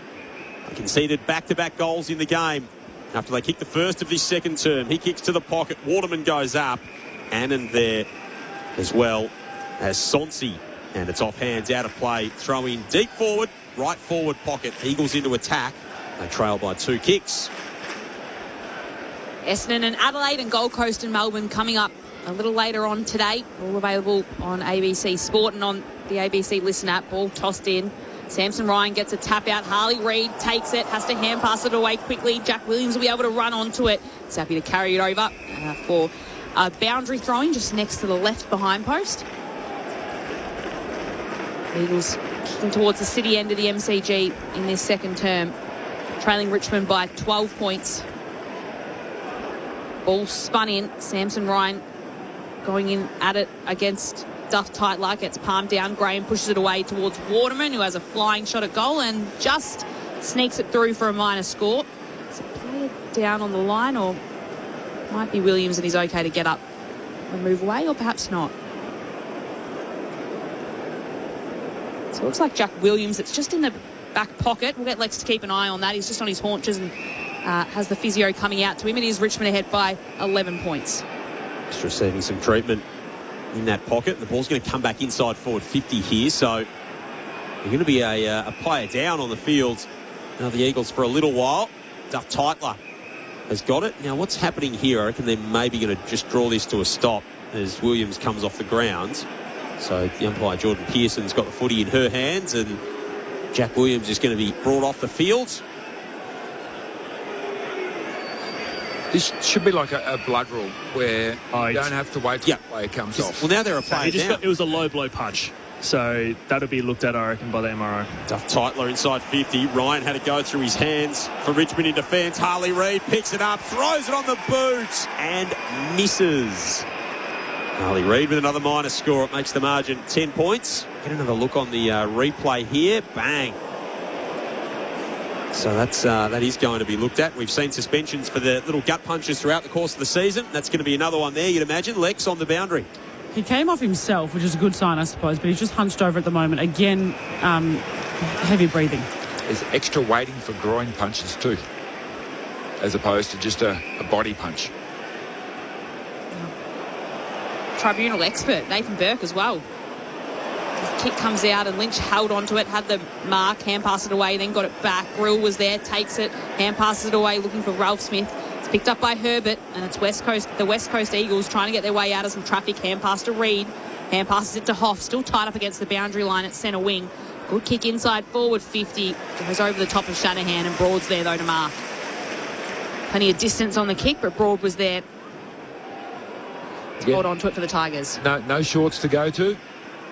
He's going to try and invent something, and it just comes off, but Eagles' defence is really slowing them down. Had to dance around on the mark a little there, Nathan Broad, until he was able to find Ross, who was 15 metres ahead of him, if that. Kicks long down the wing, pack forming, tapped away. Ralph Smith going out after it for the Tigers, and Herbert was there for the Eagles. And it will be a throw-in centre wing, outer side of the ground. They're doing everything right, the Eagles, except kicking straight. 3 goals, 12. That's what's killing them. 15 scoring shots to 10. They trail by 10 points. Ball tossed back in. Kelly at the stoppage. Reid tries to free himself from the tackle. Taranto got him and wasn't letting go, holding the ball. And Tim Taranto will take it from right on halfway on the outer side of the ground. He's got Brown screaming for it in the middle. Taranto loads up, goes long. Lynch works himself to the front of the pack. Ryan flew against him in the end. Scrambled out of there by Graham for the Eagles through the hands of Reid, who was coming up at the football. He might have taken a knee in that contest as well, Harley Reid, as he goes to the turf. Rich goes kick inside the forward 50. Bounces to Lynch, gathers in the pocket, tried to step around Bazzo. That stayed alive, and again the Eagles weren't quite awake to it. Sandy Brock inside the defensive 50. Now Duggan's dragged down. Umpire says mine. Right forward pocket. Richmond are working in attack here. They lead by 10 points, 20 gone in the second term. Tossed up. Bailey Williams goes that high. He ends up on Tom Lynch's shoulder. And Tom Lynch is put down by Duggan as there's more pushing and shoving. Bailey Williams, Taj Houghton involved in it. A little bit of pushing and shoving before free kick is coming back to Lynch. I'm guessing for Williams coming over the top of him, or no, it's a Bailey Williams free kick. So Bailey Williams gets the free kick at ball. Bailey Williams jumped up at the ball and Tom Lynch came underneath him. Took out his bit of legs. tunnelling. Yeah.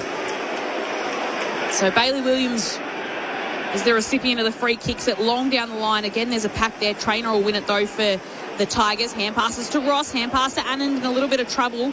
Can find its way out and hand pass it to Cumming. Flicks it across to Short, who's always got a long kick on him. Pops it into the right forward pocket. Bailey Williams is there to chop it off for the West Coast Eagles. He takes it and chips it to Bo Allen under all sorts of pressure. Does enough just to push it down to find Tom McCarthy, who puts the footy out of bounds on the full and apologises to his teammates as well. It'll be a Richmond free kick just in front of their benches. Tom Brown will take it as the Tigers are ahead by 10. A full bench waiting to come onto the ground for the Tigers as well. They're all standing there. Lawler sneaks on. Banks sneaks on. Brown pulls the kick. And it's just floated over the head of Bo Allen in the end and stayed alive for Taranto in the left forward pocket. He tried to flip it over his head to Lynch, and it's out of play for a boundary throw-in. Not a good couple of minutes, Chad, for skills. Yes, been a bit quiet here, just watching and hoping something pops up. It's been a bit tough to watch here. 10-point lead to Richmond. 22 played, second term. Sunday footy on ABC Sport. Great to have your company on a beautiful day here at the Melbourne Cricket Grounds. Cumming tried to take it away for the Tigers. Kick smothered off the boot of Duggan. Reed stepping through defensively for the Eagles. Kicks an absolute sack outside the 50. Waterman had to jump on it like a grenade to stop it from exploding. And then Traynor was across the top of Waterman to lay the tackle. And just to complete the loop on the Jack Williams incident, so it was Luke Traynor who gave him the punch to the gut. So that will be very heavily scrutinised by Michael Christian, the match review officer. So from the restart, Yo takes it, hand passes it to Bo Allen. He's mobbed by two Tigers holding the footy. Free kick going the way of Cumming. And he'll have it just forward of centre wing for the Tigers. They kicked the most recent 2 goals in this game. It was West Coast with the first goal of the second term. Lafau went up in the marking contest, and it'll be a free kick going the way of the Tigers as Lafau will be the recipient of it. Or it's going further back to Tom Lynch. So Tom Lynch wins the free kick for Richmond, and he'll get a 50-metre penalty as well. That was Rhett Bazzo who spoke back to the umpire. And Tom Lynch will be marked. Marched right to the top of the goal square, Chad. That really hurts. You think about a 45-metre kick, probably kicking it on the 50-metre, on a tough angle. That's majority of the time going to be a point. Argue with the umpire, it's a given goal. Yep. Like, you've given away a 50 and you've given away a free kick. That's just not on as a defender. That's an early learning curve for a defender there. It's just too easy. Frustration, well. You can't do it. Especially in a game when goals are hard to come by. Tom Lynch directly in front. This is into the third tier. It's Tom Lynch's first goal for the afternoon. He missed a couple of shots earlier on in the day, but he's got his first at the MCG today. Richmond's lead is put out to a game-high 16 points, 24 minutes into this second term. The Tigers 7-4-46. The Eagles 3-12-30. As I mentioned, 25 minutes played in this second term. I'll tell you what's lifted this quarter, especially for Richmond, is their tackle, their pressure. So they're winning that count 20-11 this quarter, and you can just see it. Visually, they just look like they're in the grill. They're getting free kicks. Yes, they've given a couple high tackles away, but I love their intent. So they're coming at this game like they want to win it, and that's what I really appreciate. If you're Richmond fans, they want this, which is a great start. And surely every player knows now you cannot stand next to the umpire and point at the video replay. It's not going to do any favours. Instant 50-metre penalty. Been a 50 for years, hasn't it? It staggers me why players don't know simple rules like that, because it costs your team. There's a bit of chip in this game, isn't there? There's spice between these two teams. Eagles are sending a loose player back behind the ball. Eagle all throughout at the moment. And Job Shanahan's the man. Chad's man has gone behind the footy. Yo with the clearance out to Herbert, who's been busy. He goes one way, kicks inside forward 50. Richmond spare is Broad, who came across and almost won that contest. Murdoch stood up strong, got it off to Dersma. Dersma kicks to full forward, and the opposite number 1 in Fostone will intercept. Last line of defence for Richmond. Comes across the back pocket, finds Jaden Short. Tigers by 16 points, as Lawrence said. It's a new game high. 25 and a half gone in the second term. Joel Peterson, Lauren Borden, Chad Wingard, Nathan Burke and Alexia Pescia with you as Short kicks long defensively. And it's marked by Brady Hoff at right half forward for West Coast. Harvey near Bunbury in Western Australia. Brady Hoff puts it on his boot. He'll kick it to a hot spot where players are forming at the front. It's brought down by Traynor, who brings it down for the Tigers. Picked up though by Dersma. Tried to find Harley Reid, who in the end lays a good tackle to stop the footy from going any further. And it's Campbell, or Sonzi rather, who gets up from the bottom of the pack for the Tigers. Tossed up, then Curvers palms it down to Sonzi, who just shoves it on his boot. And it was touch before it went out of bounds. So it'll be a throw-in inside forward 50 for the Eagles. Kick the first goal of this second term, and then it's been 3 straight to the Tigers to give them a 16-point lead. Won the past 3 consecutive against the Eagles. Both sides coming in today thinking they're a chance of winning it. The Eagles have been inaccurate so far as the ball is thrown in, palm down. Dersma is taken to the turf, holding the footy. There'll be a free kick going the way of the Tigers, and to Tyler Sonzi, who's been pretty active in the last couple of minutes. He'll win the free kick in the back pocket for Richmond. His side ahead by 16 points, 27 minutes played in the second.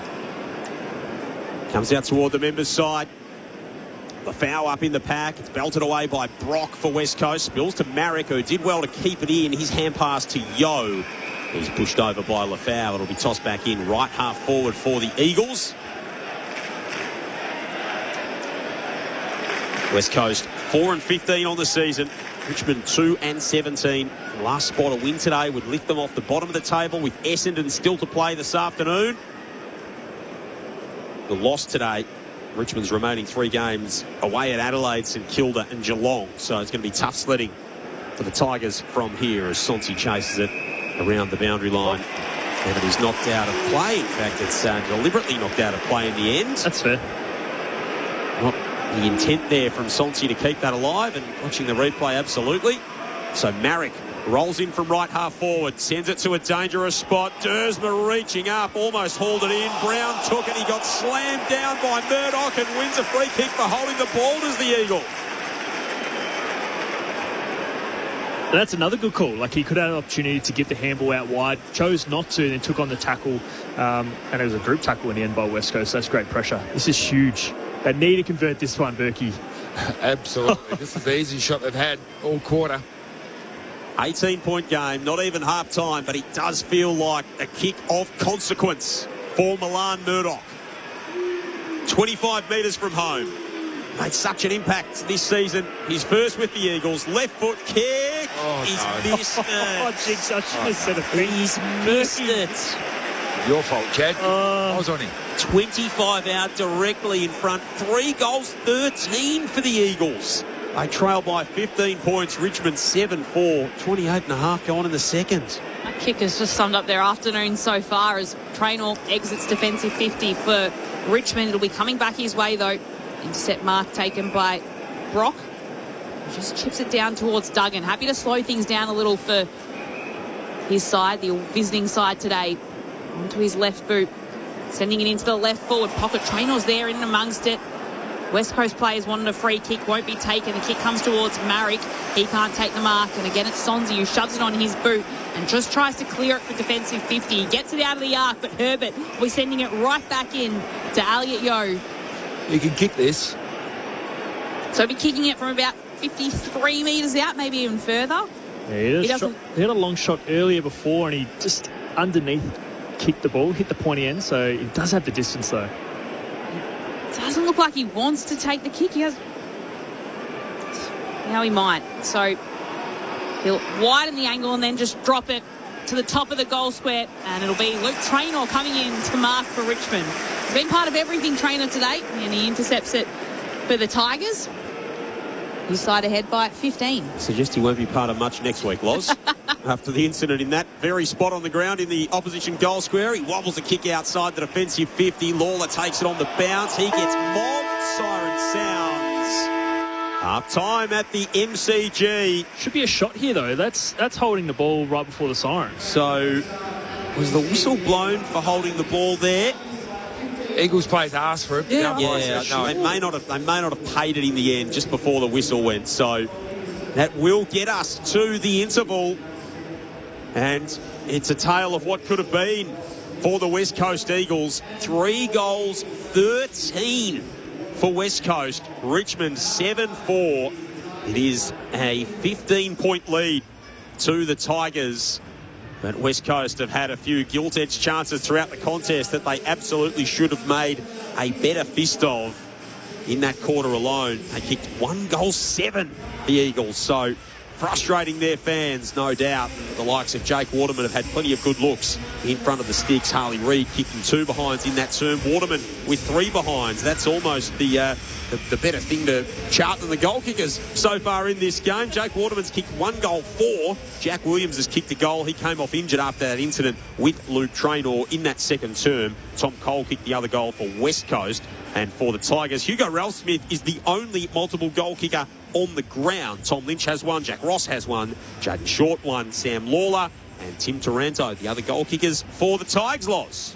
So like you mentioned, 1-7 for West Coast, but Richmond 3 goals straight in the second quarter, which is a big improvement from last week, where they went scoreless in the second quarter for the first time since 2015. So they're kicking straight, and the Eagles are just struggling at the moment to hit the scoreboard, highlighted by that Millen Murdoch shot very, very late in that quarter where he missed from point-blank range. It is Richmond ahead by 15 points at halftime. The thoughts of your ABC Sport experts, Chad Wingard and Nathan Burke.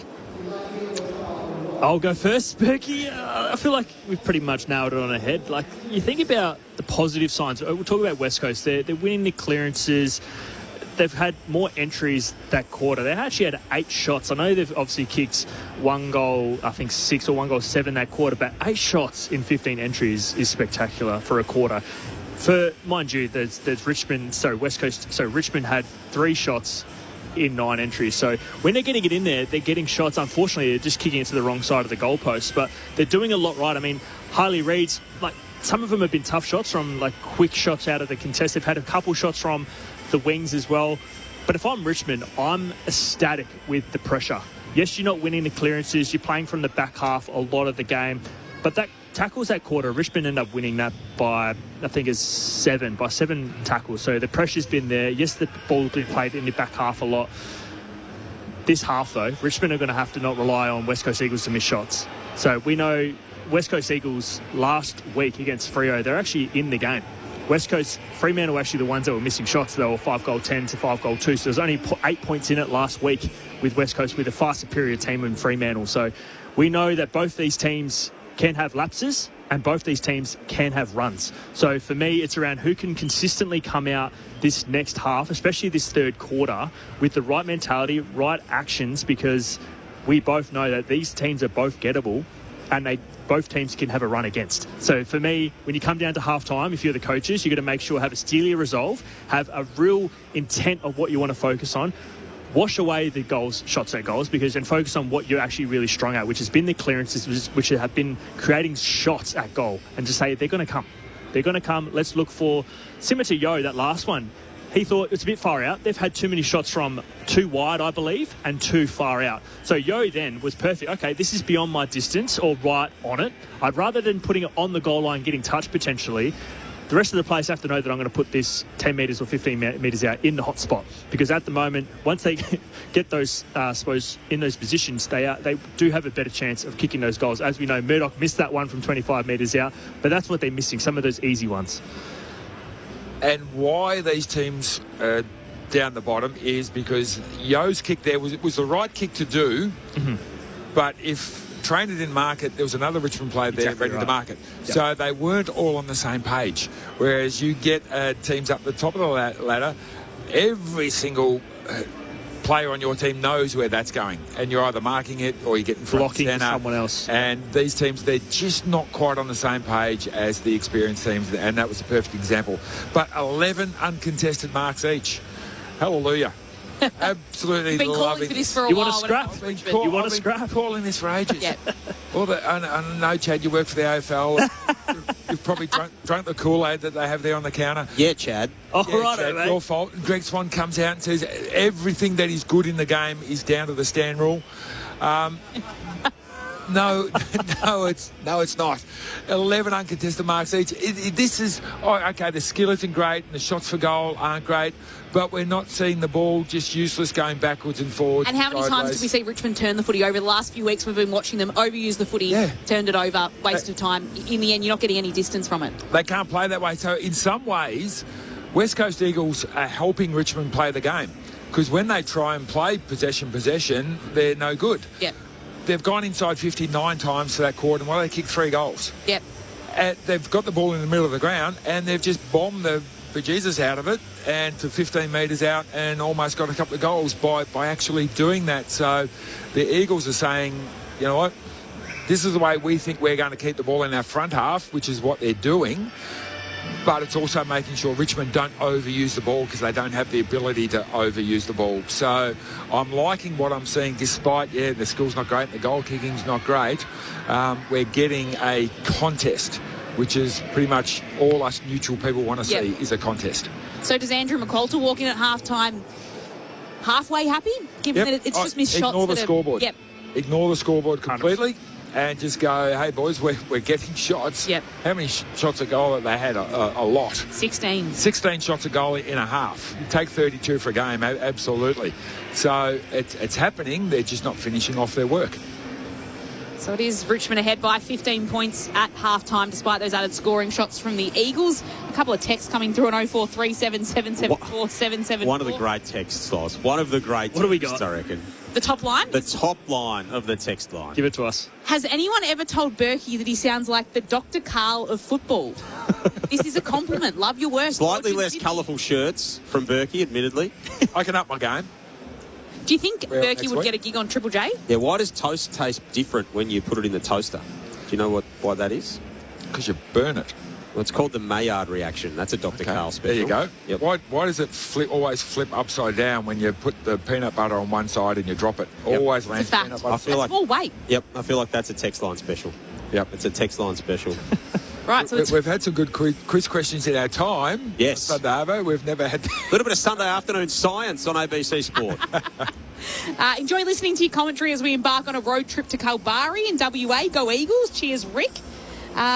And hi, everyone. A lot of dumb free kicks, 50-metre penalties and umpire abuse are perfectly acceptable to McQualter. Same every week. So Andrew from Duncraig also chatting about maybe the Harley Reid effect, the free kicks going his way. And like Joel mentioned, a lot of looking at a lot of chatting to the umpires, during the week.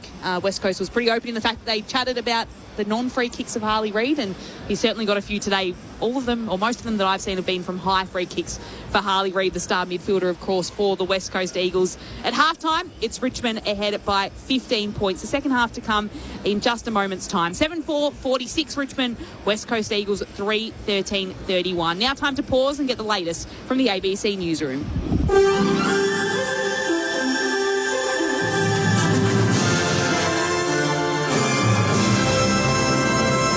ABC News with Satyam Weinstein. Drivers are being warned not to panic buy fuel as government discount winds up from midnight tonight. Political reporter Lexi Junowick explains. The federal government's fuel relief kicked off in April, taking 32 cents per litre off petrol for 3 months, then 16 cents off for the month of July. The heavy vehicle road user charge was also discounted.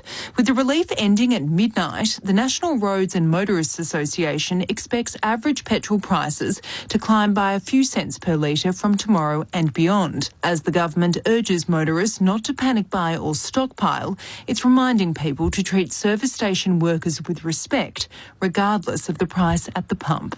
US President Donald Trump says he'll hold off on a fresh attack on Iran as long as a deal can be reached quickly to halt its nuclear ambitions and reopen the Strait of Hormuz. He says Iran and other Middle Eastern countries have asked for time to complete a deal. In a post to Truth Social, Mr. Trump says he's made the decision for the future benefit of the world and the survival of a successful and prosperous Iran, and says Israel joins him in the commitment. It follows days of threats of severe strikes from the US following Iranian attacks on ships in the Strait of Hormuz.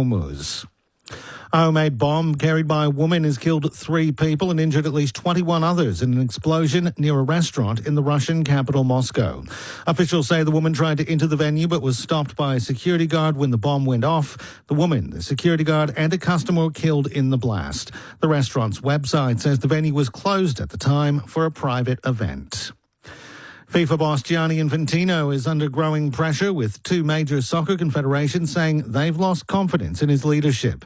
It comes after Mr. Infantino was forced to scrap his plan to raise nearly $6 billion by selling off a stake in the World Cup to private investors. European governing body UEFA, along with the Confederation of North and Central American and the Caribbean, says FIFA's leadership has stopped putting the game first.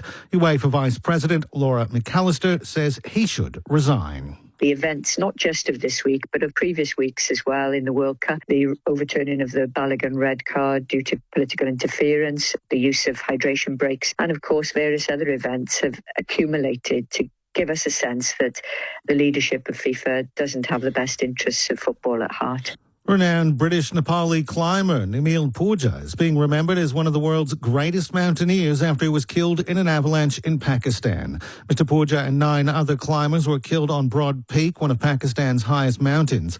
A spokesperson for the Alpine Club of Pakistan, Nelia Kania, says the teams are on the ground attempting to recover the bodies. We don't have a private heli rescue.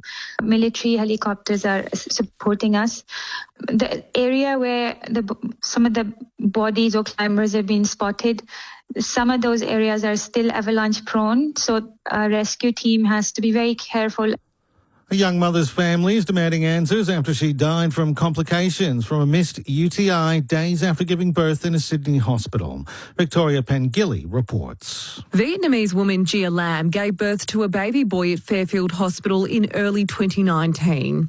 When she toured during birth, the hospital used her friend as a phone translator and didn't provide an interpreter when she was discharged. The next day, a midwife visited her at home and told her to wash herself because of a foul smell. Hours later, an ambulance rushed Gia to hospital in a critical condition. She died from sepsis. A coroner found health professionals missed her urinary tract infection on multiple occasions and ruled her death was preventable. Her family says an interpreter could have saved her life. Southwestern Sydney Local Health District says it's since updated its postnatal care policies and has increased access to interpreters. New South Wales police say they've seized firearms, prohibited weapons and drugs in a raid on a home in Sydney's west. Officers searched a unit complex at Penrith, allegedly finding revolvers, crossbows, nunchucks, knuckle dusters, a combat knife and other weapons. 2 men aged 27 and 43 were arrested and charged. And 2 teenagers in WA have been charged with animal cruelty after a video appeared to show a black swan being held and forced to inhale vapour from an e-cigarette. Police say the video appeared online on Friday and they began to investigate, saying they recognise strong community concern in the matter. The 2 juveniles have been charged with causing an animal unnecessary harm. You're now up to date with the very latest from ABC News. I'm Sana Kadar. Join me to explore the psychology behind the biggest questions in our lives, from relationships to stress levels to solving crime. Your lie detection ability approximates chance. Search All in the Mind on ABC Listen. This is the 2026 AFL Premiership season with ABC Sport. Bailey Williams goes up, palms it down, comes Cole to take it, snap it through traffic, what a finish. Tom Cole had no space to look at the sticks, somehow managed to find a slight opening, and he puts a quick goal through for the Eagles. It's the first goal of the second term and scores a level. Bailey Williams puts it into some space, it works for Taranto, will he snap another beauty? That went through. That is a spectacular goal from Tim Taranto. There's a couple of beauties that have come from Richmond players this afternoon. Taken by Duggan, who takes a bounce at defensive 50, turns it over to Taranto, who wants to move the footy onto Ralph Smith. And he's paid them up. For Ralph Smith for a more conventional set shot. He has the finish again. Hugo Ralph Smith has 2 goals on the board for the Tigers. Jack Williams is going to be brought off the field. It was a low blow punch, so that'll be looked at, I reckon, by the MRI. It was Luke Traynor who gave him the punch to the gut, so that will be very heavily scrutinised by Michael Christian, the match review officer. Tom Lynch wins the free kick for Richmond, and he'll get a 50-metre penalty as well. That was Brett Bazzo who spoke back to the umpire. Tom Lynch directly in front. This is into the third tier. The AFL on ABC Sport. On radio. ABC Sport Digital Radio. And ABC Listen. Halftime 1 here at the MCG. Richmond taking on West Coast. A beautiful sunny day here at the MCG. 15 points is the Tigers' lead, 7-4-46. The Eagles 3-13-31. It's the first of 3 matches of AFL today. Essendon and Adelaide is coming up next from Docklands, and Gold Coast and Melbourne will be taking place at Carrara. So you'll be heading in a couple of different directions at the conclusion of this match. If the match that you're looking for isn't on your local radio, it will be on ABC. Listen, Lauren Borden and Joel Peterson calling the match here today. Alexia Pesce is down on the boundary. Nathan Burke and Chad Wingard, our experts.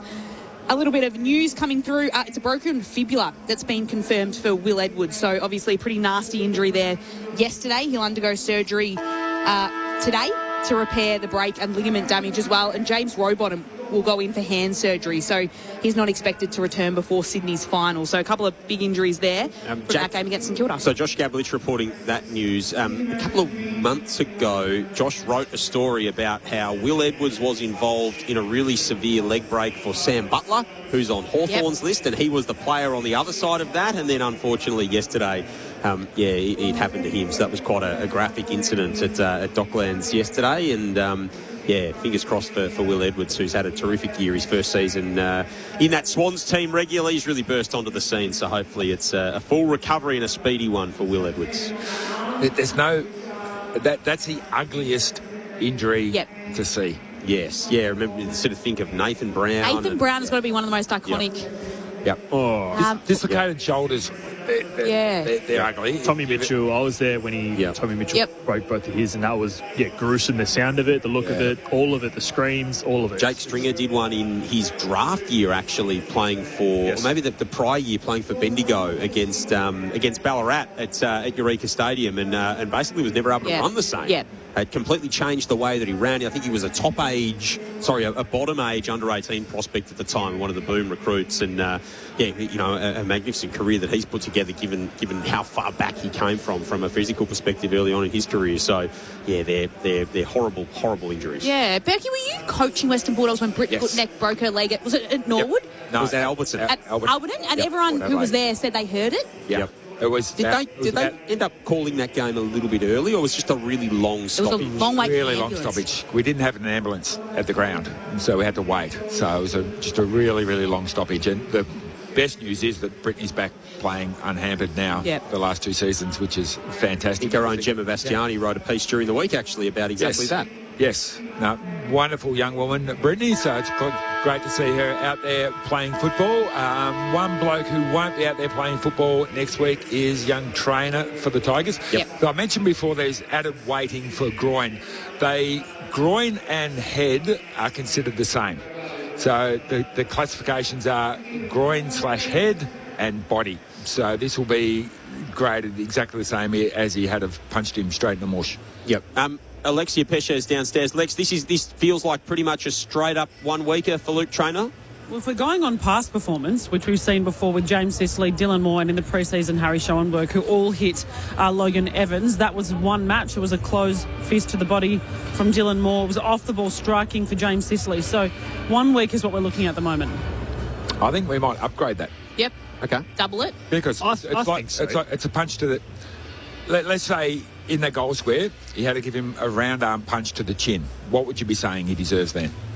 Yeah. Was it definitely to the groin, though? It definitely was. And you think about how long it took him to get up. He had to come off the ground. And because it was off ball, it was nowhere near. Like, it was like that should be added to it. The fact that he had to come off the ground, that he couldn't play in the immediate future, I feel like that's which may be the impact grading. Yes. Yeah. So that's what it does.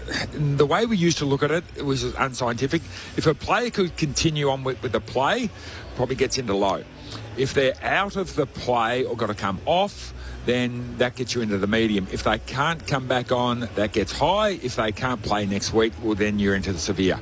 That was how we used to look at it back then. So the fact that he had to come off the ground, to me, says that will be graded same as an intentional hit to the chin. Yep. Medium. So intentional, medium, high or groin would be 2 matches. Yes. Yep. So you walk into intentional as the grading has changed throughout the course of this season, and Lex cited those examples from poor old Logan Evans, who was on the receiving end of all of them. earlier on in the season. And you mentioned it's been a little bit of a feisty game. I feel like Luke Trainer's been involved in a lot of that as well, even before that little punch. He's kind of just been a bit niggly throughout the day for Richmond as play is getting underway back at the start of the third term. It'll be a clearance to the West Coast Eagles. Yo hand passes it across to Cully. Hand passes it out to Duggan. Puts it on his left boot. A long kick inside forward 50 for the Eagles. Served on a silver platter to Job Shanahan. To my guy. I mean, talk about Waterman as well. I love when two forwards work together. So Waterman knew that he probably wasn't in the best position to mark this. So he just takes his opponent out of question. So it becomes a one-on-one with Shanahan actually using his vertical jump. He's got one of the best hands in the business. Early on, I'm calling that. I've seen him. He must have huge mitts because that's a great jump. Got at the top of his leap as well. See if he can finish off. Here comes Job Shanahan for his first goal of the afternoon. It's offline to the left. We've got to stop pumping them up. Oh, I know. I've got to stop pumping him up. He actually didn't kick through that very well. Almost like he stabbed at it. It was like a 30% follow-through with that kick. Just the second Job that's ever played AFL football. After Watson? Yep. There you go. Richmond ahead by 14. Tom Brown brings it in from fullback to Kai Annand. Started the year in Geelong's VFL team, as did Marcus Herbert, who's playing for the opposition today. Kicks long down the line for the Tigers. Young puts his fist through it for West Coast. Spills to the front of the pack. Sonsi chases it toward the boundary line. He and Bo Allen can't keep it in. And it'll be a boundary throw-in. Again, there was a kick into the pocket from a behind and then had nothing else to do but bang the ball long. Gets punched, goes out of bounds. You might say, yeah, that's not very exciting football, but it's far better than 4 uncontested marks in a row. Nathan Burke and Chad Wingard, your experts on ABC Sport. Harley Reid at the stoppage, a little toe poke to himself, flipped it up, ricocheted away to Tom Cole, kicks a high footy to full forward. Williams comes out for West Coast. Good to see him back out there. Shanahan grabs it. Handball pinched by Flostone of the Tigers. Now to Broad, weaving his way through the back pocket. Got away from Dersma. His handball for Annand. Annand dropped it. Harley Reid picks it up. Goes with a bounce in the pocket. Now the fend off. Now he sizes up the snap and he misses to the left-hand side. But even Harley Reid can kick a mighty good behind. 3:15 now the Eagles. They trail by 13 points. 2 gone third term. There are neutral fans that will come here today just to watch Harley Reid. He's so entertaining. He's hit 2 of the best points I've ever seen. As Richmond work it down the southern wing, Campbell puts it on his boot and kick it down just forward of the centre line. Lafau can't hold on to it. Bazzo comes in, takes it, gets tackled, hand passes it away to Herbert, gets through some traffic, hand passes it to Cully in the hands of the Eagles. It's a little hand pass to McCarthy. He loops it across to Herbert, who doesn't stop running. A hard work up, takes a bounce, and will kick it down the Shane Warne stand side of the ground. Jack Williams takes a mark. 55 metres out from goal, spots up Waterman in the right forward pocket, and he clunks it. A chain down the southern wing results in a shot at goal for the Eagles. Jake Waterman will have it, a chance to kick his second from the right forward pocket. Okay, don't ask us any questions. Let's just wait and see what happens, Berkey, because we've jinxed every single player so far. See if he goes the drop punt or the snap. It looks like he's lining up for the snap. He's done a bit of both today. He lines up ready to take it. Jake Waterman for the West Coast Eagles. On his left boot towards goal, it is completely across the face. You can say whatever you like. You can talk. It's not our curse. At least we've worked that out, that it's not you, Chad. That didn't even look like it was a chance to go in.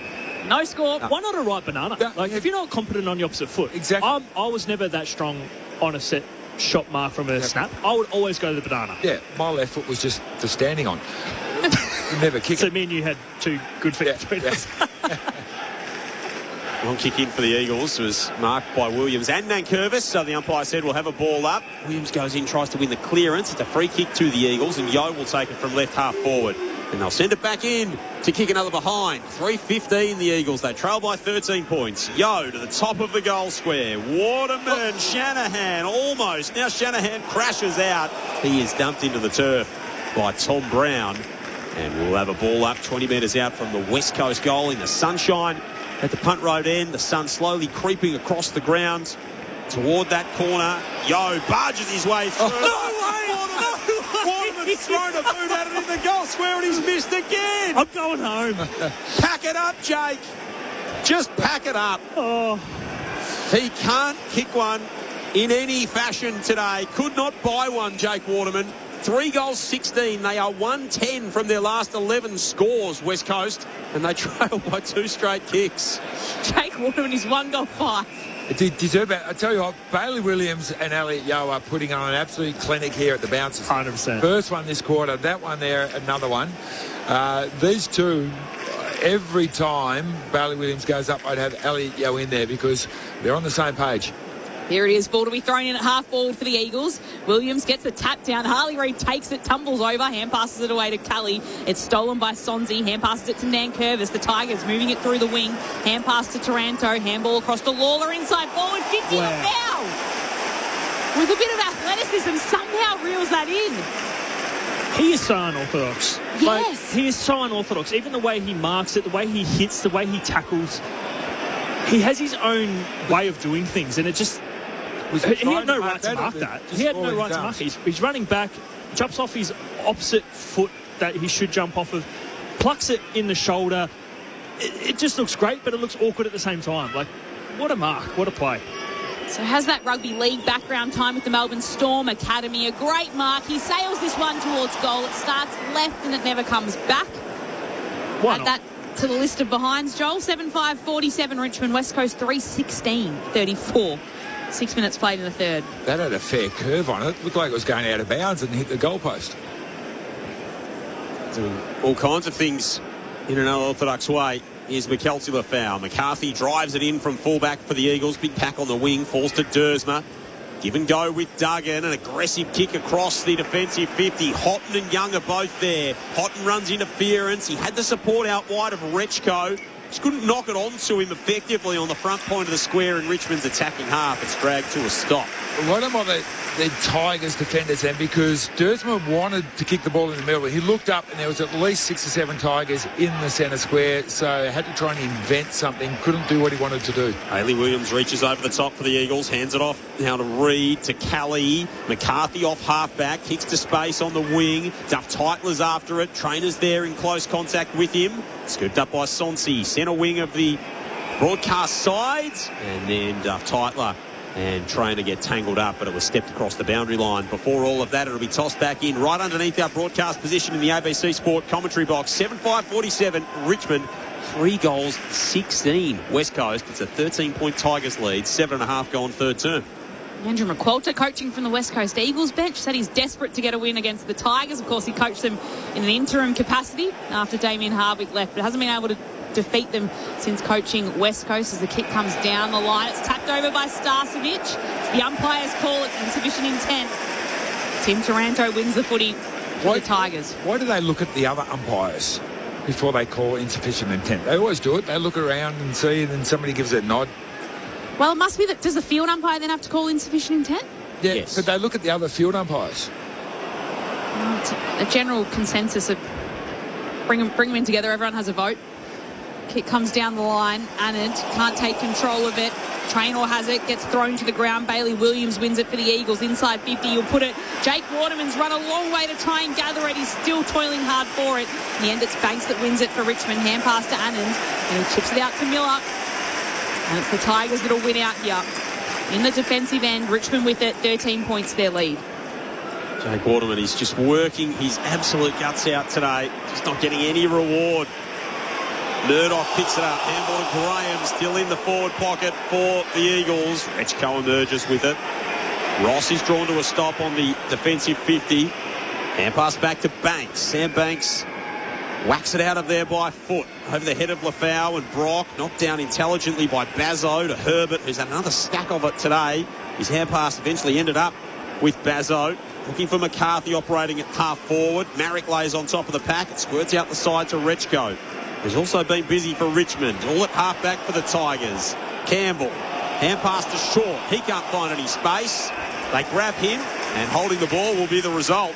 Free kick for West Coast between the wing and half forward. And it'll be Tom McCarthy to take it. Trailing by 13 points to the Eagles early in this third term. In fact, it's going to be Big Cooper Duff Titler who'll have the share in his hands. No late changes for Gold Coast and Melbourne. Coverage from 3 o'clock Eastern time available on ABC Listen. Kick comes in from Duff Titler. through the fingertips of Waterman. Feels it spills out the back. Shorts there, gathers it. Has to kick in a hurry to work for Rechko though. Marks just outside the defensive 50. Moves it on to Traynor. Little chip kick forward. Makes it hard work for Ross to get. He ricochets back to him. He has it. He hand passes it to Nankervis, who's in a bit of traffic. Can kick it forward. Kelly will mop it up though for the Eagles. Hand passes it back to Duff Tytler. Hand passes it forward and he's able to find Graham, who just hacks a kick inside forward 50 for the Eagles, and it'll work. Job Shanahan's on the end of another one. He's had a good patch this quarter. I mean, he's taken 2 marks inside forward 50. He actually got a holding the ball tackle on this wing when it was a 2v2, so crucial contest here. He just needs to finish off. He's had a really good first shot. Again, can he just kick this one through the middle sticks? He obviously missed, so didn't have a good first shot. Missed that second shot, but Waterman struggling. You just need someone to step up and put it through the middle. Shouldn't have brought it up, Chad. Job Shanahan. What's in store with this kick? Tougher than a 45-degree angle. Releases from 48 metres out. What's the result, Chad? Oh, goodness gracious, man. He needs to kick through the ball, so that's the second time in a row. You've got to learn from your mistakes. The first one, he kicked through like a 30% follow-through of his foot, then was about a 50. He just needs to kick through the ball as a true key forward. Kicking the ball more like Jamie Shanahan, and old St Kilda supporters would know what I'm talking about. Call out. That's a nice little throwback. Fostone off half back. Tigers by 12 points. West Coast in this term. 4 behinds. 3-17 the Eagles. Duff Tytler marks the kick in. Sends it to the pocket. Annan's across to knock it away from Waterman, and a boundary throw in 45 out from the Eagles goal. The ball has lived in this forward half. Text coming in for you, Berkey, maybe from you, but for you. Did you play in the last game at Moorabbin 34 years ago yesterday? Yes, I did. Against Fitzroy. The tackle from Graham. Wraps up Taranto. 1992. Yep. Who won? Oh, Saints. Absolutely. Oh, yeah.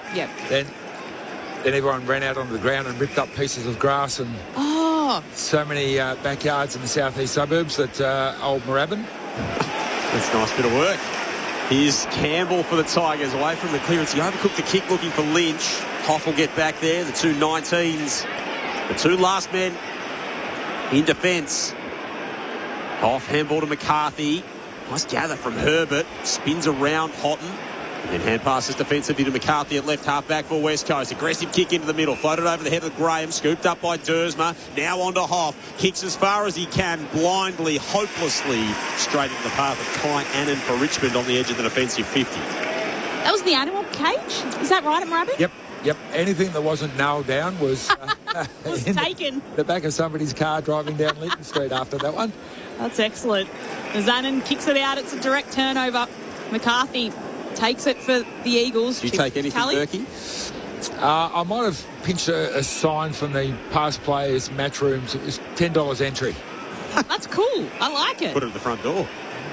Kicks it to Marek, down to Hoff. Inside forward 50 for the Eagles. Off hands, off Waterman's fingertips for a forward 50 throw-in for the Eagles. How many consecutive points have we had at the moment? And what's the record? 7.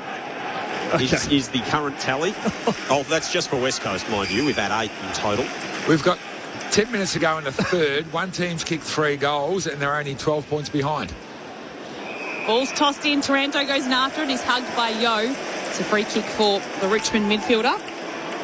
So no goals yet in this third term. 13 minutes have been played in it. Taranto just dumps the kick outside of defensive 50, and in comes Lafau again, running through the pack and takes the mark. Left half back for the Tigers. Gives his kick everything as he sends it down the line. Lynch standing under the footy marks, and the Tigers can move it now. Lynch will put it inside forward 50 to Ralph Smith, who marks. 45 metres out from goal. Has to move it quickly into the left forward pocket. Sonzi takes the mark, but he's very, very close to the boundary line. It's a tough angle for him to kick from. He's about 10 metres out. Yeah, they worked it well, the Tigers. They would have liked this shot for goal to be in a better spot, but they got it closer. Tyler Sonzi slams it through. Richmond moving it from half-back all the way through to a set shot from the boundary, and Tyler Sonzi snares it. And we break the string of behinds. It's Richmond, 8-5-53, leading West Coast 3-17-35. 14 minutes played in the third term. We've got the first goal of the third.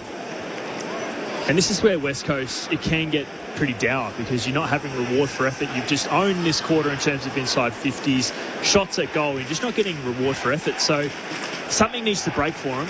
Otherwise it could get ugly pretty quickly and you start to not just lose belief, but lose your intent because you're not getting that reward. So they need to get the next one here, Berkey, and they need to get it fast. Inside 50s, 10-3 for 4 points to 1 goal 1. 10 inside 50s for no goals. They've had the last 4 goals in the game, the Tigers. West Coast are finding themselves in a little bit of a hole. Kelly, handball dropped by Duff Tytler. And now big Samson Ryan wobbles through the centre of the ground and tumbles a kick inside the forward 50. Lafau came sprawling out after it, picked it up in the pack, got the handball away in the grips of Hoff. Campbell kept it moving. Herbert scoops it up in defence for the Eagles. Off to Bo Allen. Comes out with his left boot. It's a neat kick. It'll sit up nicely for Johnston, who's hemmed in at left half back. Goes 11 metres back to Marek. Not the required distance. Marek's kick dangerous. And Herbert, good body work. Nudge pressure under the footy. Played on immediately to Yeo. Back point of the square for the Eagles. Elliot Yeo off with a gallop. Flares the kick wide. Now on the southern side at half back. It's marked by Allen. Puts it out wider still. Marked by Hoff, who takes it, or Cole rather, chips it down to Cully. He kicks it into that right forward pocket. The Eagles have been favouring every time. It'll bounce past Shanahan. And that will be a forward 50 stoppage, though, for the West Coast Eagles. Richmond ahead by 18 points. 8-5-53. The Eagles are 3-17-35. That's 20 scoring shots that the Eagles have had for 3 goals so far in this match. 16 minutes into the third term as the umpire throws the ball in. Duff Tytler falls down behind Samson Ryan, who gets a tap out to Prestia and then gets the hand pass back from him. Handballs it away to Ralph Smith, who is taken in a tackle by 2 Eagles. Bo Allen's there, and so is Marcus Herbert, and we'll have a ball up 40 metres out from goal for the Eagles. 0437 774 774 if you'd like to get in touch. Duff Tytler pats it out towards Cole, who tries to take it, but in the end it's won by Brown. Hand passes it to Cumming, puts it out of bounds on the full for the Tigers, which means it'll be a West Coast free kick in the sunshine below the Shane Warne stand side, below the Shane Warne stand sign. Free kick to the Eagles. Tigers ahead by 18. 12 inside 50 of the quarter for the Eagles is a deep entry. It's right beautifully by Dersman. Waterman almost on the goal line this time for Jake Waterman as he banks it through. He throws the head back with relief, but even that was a close run thing. And there was a nervous moment for the Eagles there as Waterman had a player bearing down on him in the goal line. He does get his second. 2 goals, 5 for Jake Waterman. Narrows the gap to 12 points. It bounced off the face of Samson Ryan. He almost kicked it into Sonsi. He almost kicked it into the goal post, but he did slot it through and he narrows the gap to 12 points. 18 gone third term. The way that he sort of threw his head back, I think it was exasperation rather than disappointment. But you're right, Samson Ryan, if you're spoiling the ball, probably punch it over the boundary line, not headbutt it down to a Eagles player. But, you know, what's that, 12 inside 50s to 4 to 1 goal 4. So they're scoring nearly 50% of the time they go in there, just not the major ones. This game is well and truly on as Absolutely. well. So Richmond were only up by 12 points. There's a clearance coming the way of the Eagles as well. Dersman puts it on his boot. He's frustrated that the kick came off his boot. That was Harley Reid, rather. Didn't come off his boot well. Bounces once before going out of bounds for a lasso free kick. So effectively sending the ball back into the hands of his opposition. And the Tigers, Boston puts it on his boot down the wing in the shadows of the grandstand. Nankervis trying to win it. Marek does for the Eagles. He takes it, hand passes it to Bazzo, who's brought down the ferocious tackle by Lawler, holding the footy. And the Eagles fans like that. The Richmond fans like that from Sam Lawler. Already got a goal today. And the tackle means he has the free kick in front of the benches, puts it down towards Lafau at right half forward, makes a contest of it, but it's Richmond that'll win it back. Duggan takes it and spirals a kick forward. Duff Tytler dives across Tom Brown, and Duff Tytler will give away the free kick here. by infringing on Tom Brown, the Richmond defender, to take it. His side ahead by 12 points, 19 minutes played in the third quarter. Brown moves it on long by foot.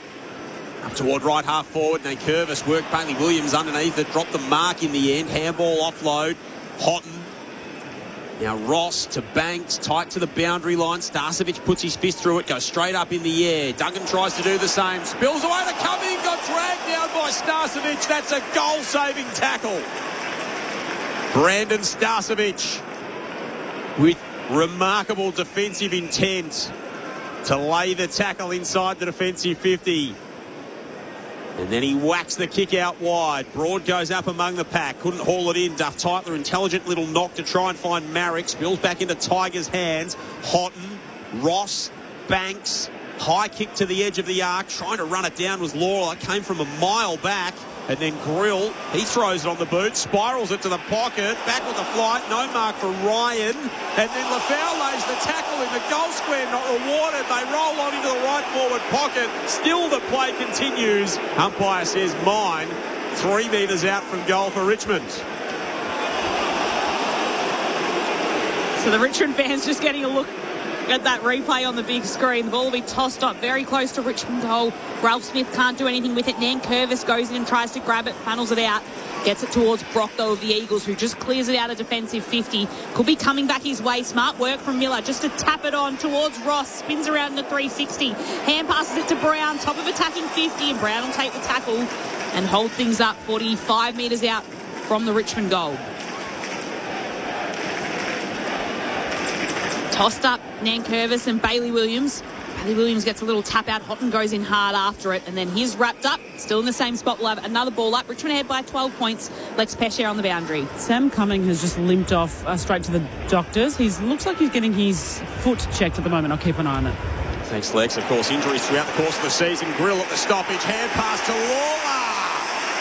35 out in space. You can't give Sam Lawler that kind of window toward goal.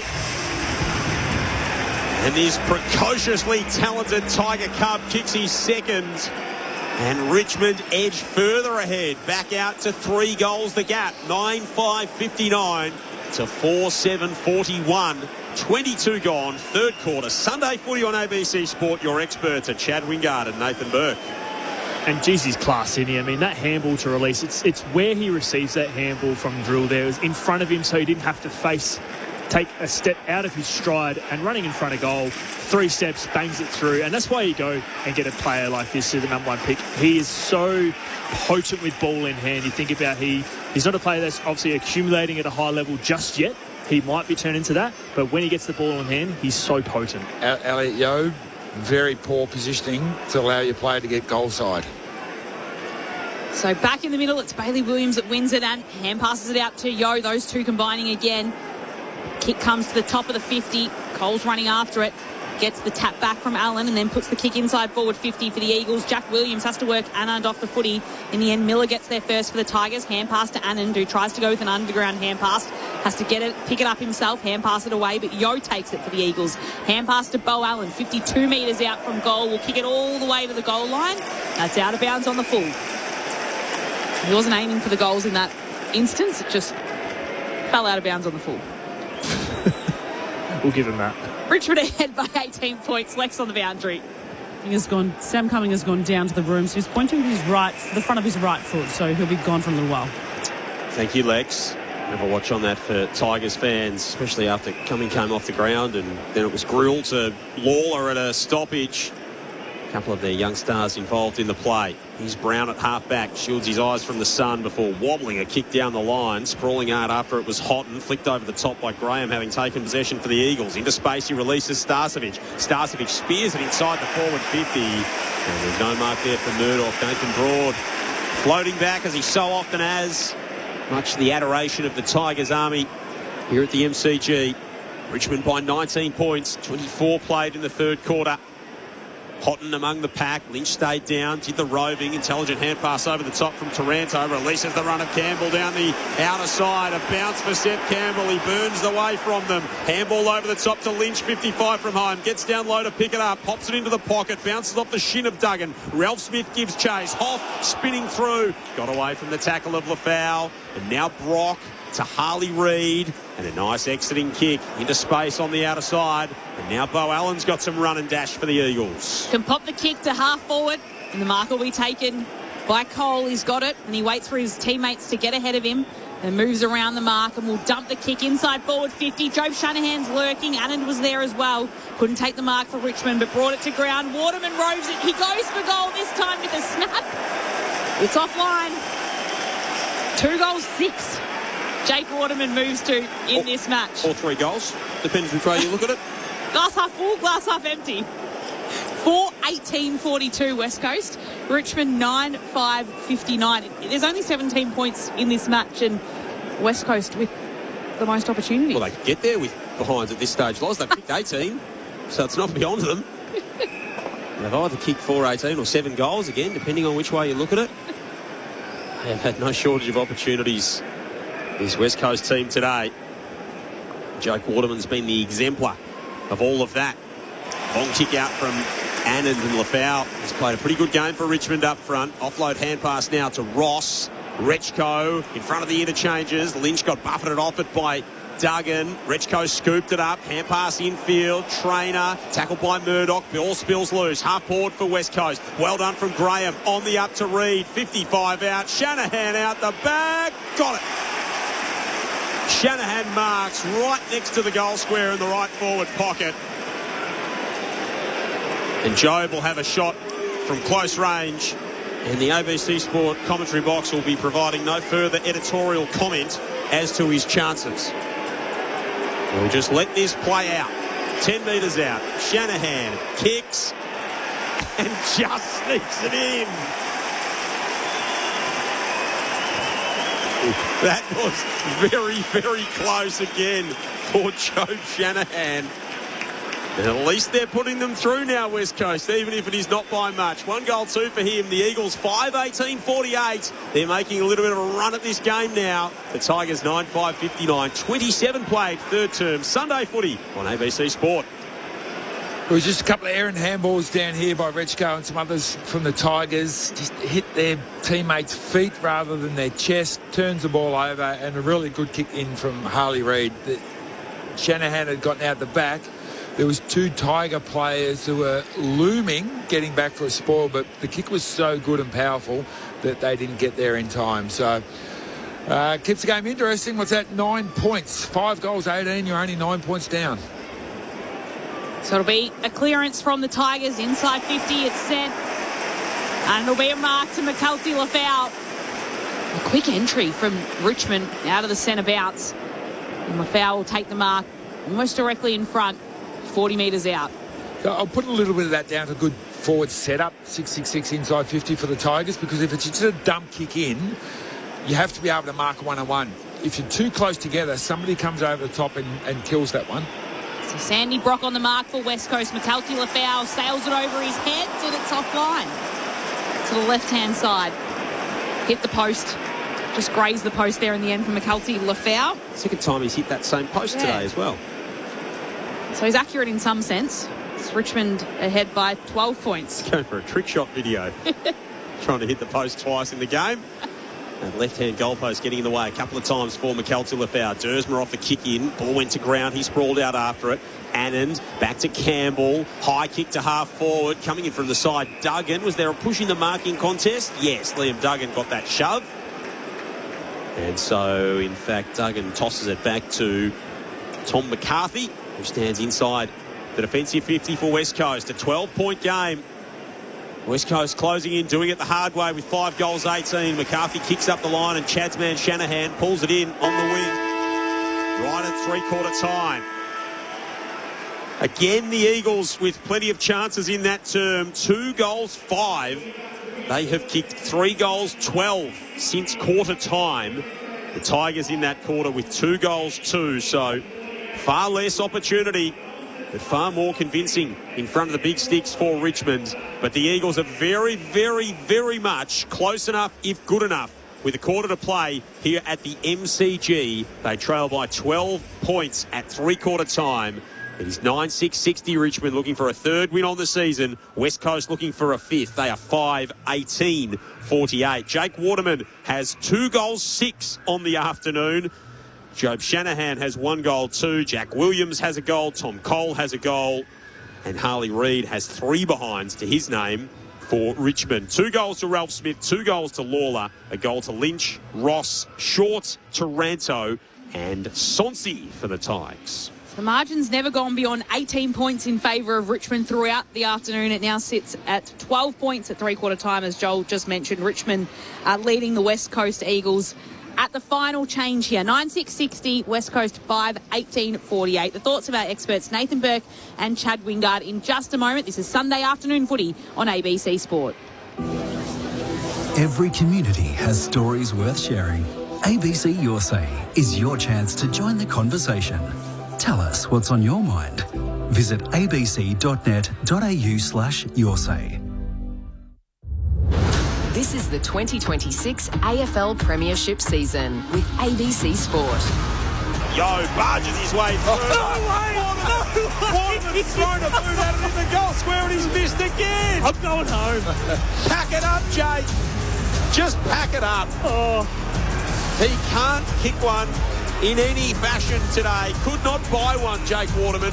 3 goals, 16. They are 110 from their last 11 scores, West Coast. Lynch will put it inside forward 50 to Ralph Smith, who marks 45 metres out from goal. Has to move it quickly into the left forward pocket. Sonsi takes the mark, but he's very, very close to the boundary line. It's a tough angle for him to kick from. Tyler Sonsi slams it through. Richmond moving it from half-back all the way through to a set shot from the boundary, and Tyler Sonsi snares it. Deep entry, it's right beautifully by Dursman. Waterman almost on the goal line this time for Jake Waterman as he banks it through. He throws the head back with relief, but even that was a close run thing. Grill at the stoppage, hand pass to Lawler. 35 out in space. You can't give Sam Lawler that kind of window toward goal. The AFL on ABC Sport. On radio. ABC Sport Digital Radio. And ABC Listen. Sounds there of the third quarter, summed up really with Jake Waterman's efforts. He's kicked 2 goals, 6 throughout this afternoon. West Coast Eagles have kicked 5 goals, 18-48. Richmond 9-6-60. That's Richmond ahead by 12 points. Text coming in from Tim from Wodonga on 0437 774 774. If Waterman learns to kick straight, he'll win a Coleman. So he has moved to 43.50 on the season there, Jake Waterman. And he's had a couple that he definitely should have got today, but he is sitting at 2 goals, 6, and West Coast well and truly in this match. Lauren Borden and Joel Peterson calling the action. A little bit of context on that. Only 3 players this season have kicked 50 goals. Jake Waterman the first to kick 50 behinds. So he's Buddy Franklin-esque numbers for Jake Waterman. Yep. And I mean, that's the story of West Coast so far in this game, really, isn't it? Our experts, Chad Wingard and Nathan Burke, is that they've kicked 5 goals, 18. They had more inside 50s in this third term again. It was 16-9 the way of the Eagles, but they're just not scoring, or not scoring the way they'd like. Yeah, and they're moving the ball well. You think about 43 inside 50s to 30 for the game. They're winning the clearances 28-22. They're doing all the right things. Contested possessions there in front, turnovers, intercepts. They're doing a lot right. And they've got 12 marks inside forward 50 to 7 as well. So they're actually marking it and having structured shots on goal. This is not wayward shots. This is not run-on shot snaps. They're getting their structure set up. West, we're talking about Waterman, but my boy Shanahan missed a really easy one as well from directly in front. For me, they need to finish off strong here. They've done all the right things, and if I'm being honest, they should be winning this game pretty significantly. The way that they've done all the right things in terms of they've won, they're winning the contestable, they're winning the clearances inside 50s. I mean, winning that by plus 13, and just not having the score to show for it, like that's demoralising. They need to have their forwards and just really putting through the hard work, because again, it can, for a team that's up and coming, young. You've got to have that belief. They've had moments through this season where they've challenged most teams for 2, 3, 4 quarters. hasn't quite got to the 4-quarter mark yet. For me, they can't let up. Whether they win or lose this game, they've got to play 4 quarters of great footy. They've ticked 3 quarters off for me. They've done everything but kick it through the middle sticks. So whether they win this game purely off not kicking straight, you take that because that's something you can work on. The effort needs to be there for me for this last quarter. It's a sign of maturity for both teams here. Richmond, when was the last time they were in front at 3-quarter time? So can they hang on to a lead? Do they go defensive? And at what point of the game do they go defensive? Do they try and kick a couple early and then park the bus? What do Richmond actually do in this situation? Because let's face it, they haven't been in this situation very often. And the Eagles, do they get a bit flustered? We're doing all this work, we're winning inside 50s by 8, it's 23-15, but we're not winning on the scoreboard, we're not getting reward. Do we try and do something outside of our game plan differently, or do we just try and get it through the big sticks? So in terms of maturity and growth for both of these teams, how they handle this last quarter will be really interesting. A real opportunity for both of these two sides. Richmond's last win coming in round 11 against the Bombers. West Coast's most recent win was a week after that in round 12, also against Essendon. It's Richmond ahead by 12 points as we start the final term at the MCG. It's dug out and hand passed away by Prestia into some space. Hoff will pick it up. Might have been fallen into the back of. But the umpire won't pay a free kick. He'll be dragged off the bottom of the pack and we'll have a ball up in the sunshine. It's in a small patch of this centre square. Bailey Williams taps it out, goes over the top of Harley Reid's head. Bo Allen can pick it up, takes it. He's happy to take the tackle as well. Another stoppage and another ball up. Just forward of halfway, slightly to the advantage of Richmond's attacking end. It's tapped down. Yo will take it. And he's pulled down. Another stoppage, 4 in a row here. Lex Pesce on the boundary. Sam Cumming has come back out. He's had that ankle checked. He's good to go for the next quarter. Thanks, Lex. Kai Annan spending some time in the rooms at 3-quarter time as well, but he's all okay. To Berkey's point, we've got another stoppage. Richmond have led twice at 3-quarter time this season in their 2 wins. So they've converted both of those opportunities. Haven't led at 3-quarter time since that last win against Richmond. Bailey Williams on the deck. Lawler throws himself at it. Comes away in West Coast colours through Harley Reid. Bangs it up toward half forward. Well done there from Trainer to win the footy away from Jack Williams. Floston weaves his way around Dersma, whips his kick wide to the broadcast side. Ralph Smith flies against Duggan and staying down with Sonsi. He ran himself into space in front of the interchange, then kicked off his back foot. High ball to the edge of the 50. Floating in from the side, Lawler. He's shown us some glimpses today as Sam Lawler. From left half forward, kicks to Lynch. Oh, it bounced off his bonds, Tom Lynch. Spills to ground level, crashing through, not being able to do anything with it. Came back to Lynch, and he throws it onto his boot at the top of the goal square and kicks the goal. So Tom Lynch converts the opportunity. Sam Grill's got up pretty sore, having fed the handball to him. And the Tigers get the first goal of the final term to yet again pull 18 points clear. 10-6-66 to 5-18-48. 2 minutes played. Final term Sunday footy on ABC Sport. Tell you what, Lawler is special. I mean, we've seen him fly, I reckon, 3 times today, and he times it perfectly. He comes from the side a lot. He doesn't come directly on with the contest. We used to call that a J curve for our backmen out there, where you run from the side and kind of have that J shape kind of a run at it. That's very good finish. Everything that Lawler's touched today is turned into something. I mean, you think with these 10 touches, he's had 2 goals, and again set up that attack there for Lynch. So exciting again, just seeing glimpses. Just in his 10th game this season, had an Achilles issue, Sam Lawler. So a good stint where he's back in the side and able to show Richmond fans what he's capable of as Sonsi pulls it out of the middle and hand passes it away. The kick comes down and will be marked by Ralph Smith, who marks just forward of the AFL logo. Puts it on his right boot and will pop it into the left forward pocket. Lynch is lurking at the back of the pack.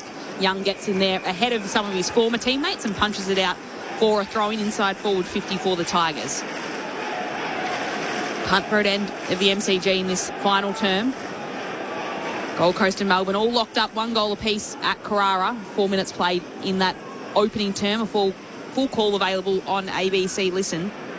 Ball is tossed in. Nankervis taps it away. There'll be a rough infringement.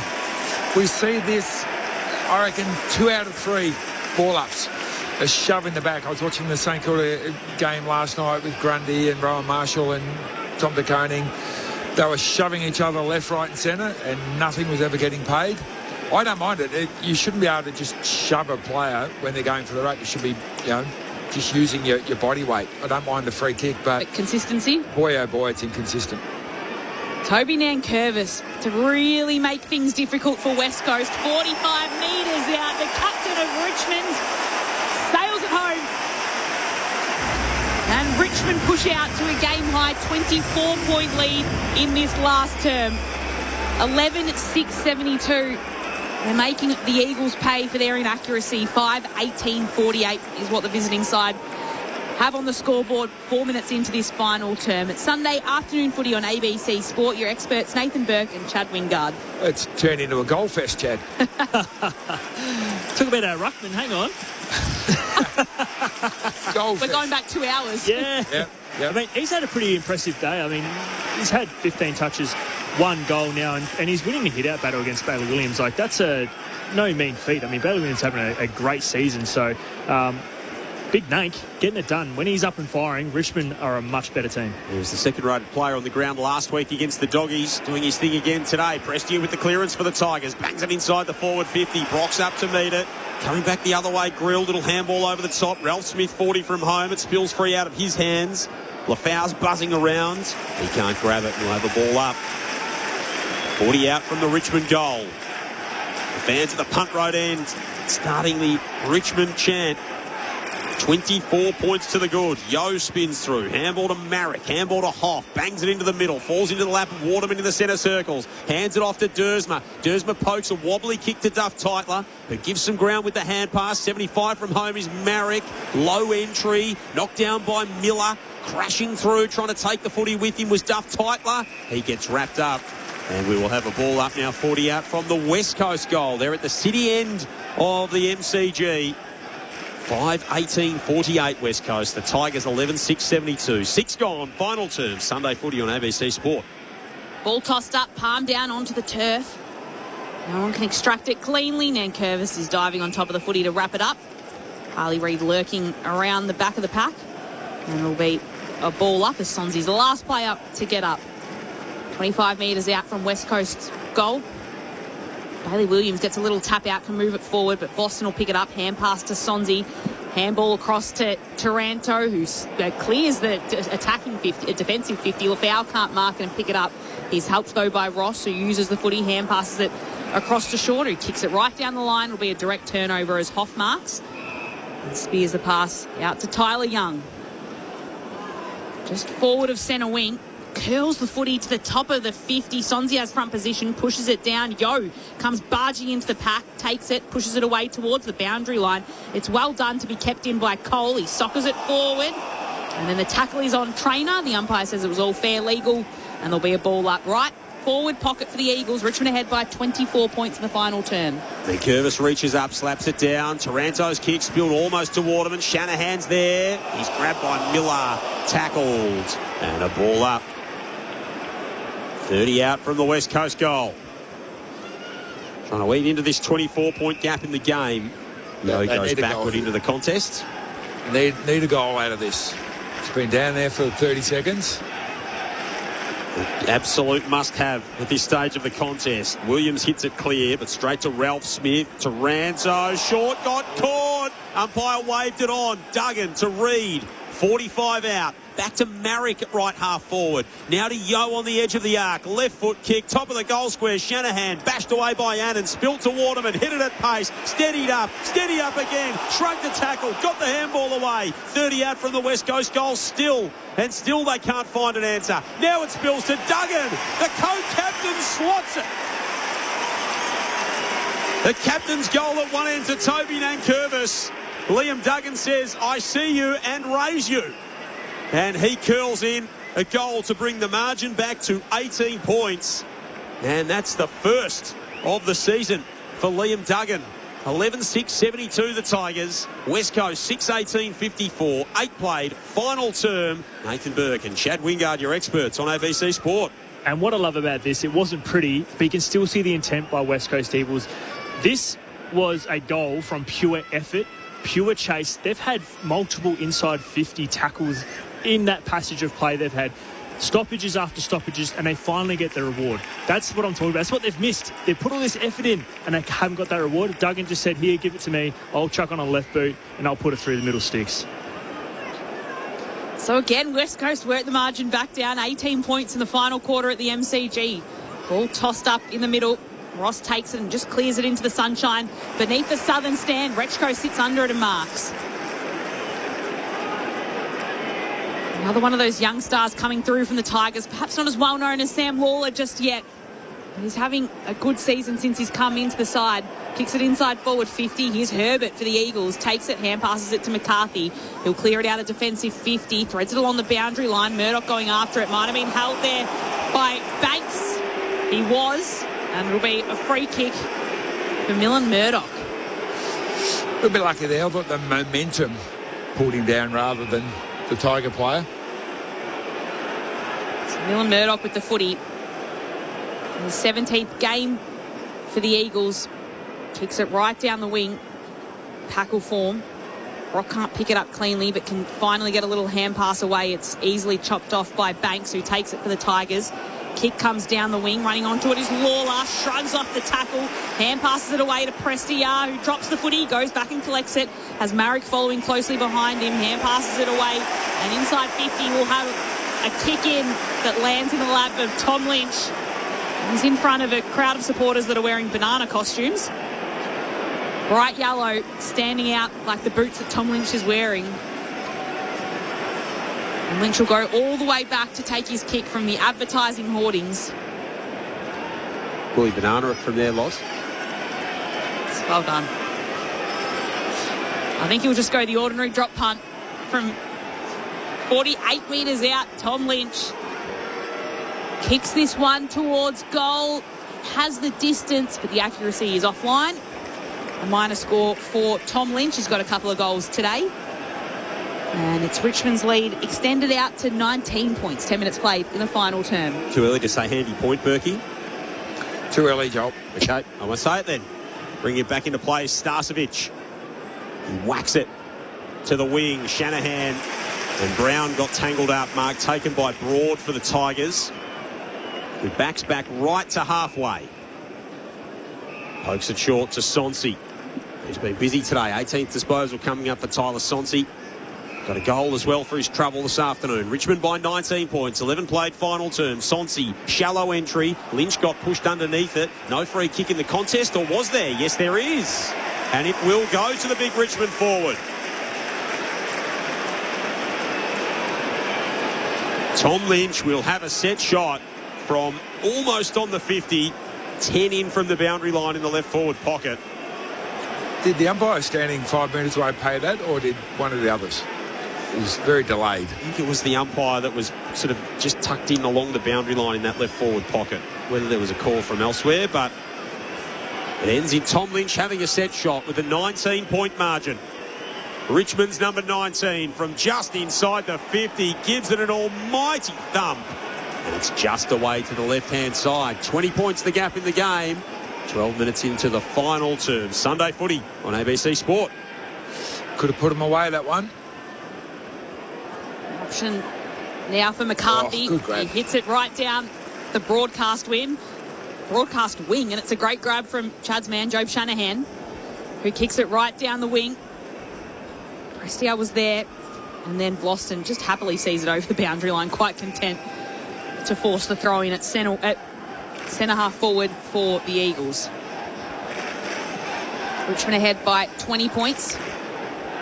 Essendon and Adelaide to come for some of our audience, Gold Coast and Melbourne for other listeners at the conclusion of this match here at the MCG. Tossed in, Samson Ryan palms it down. Graham can't collect.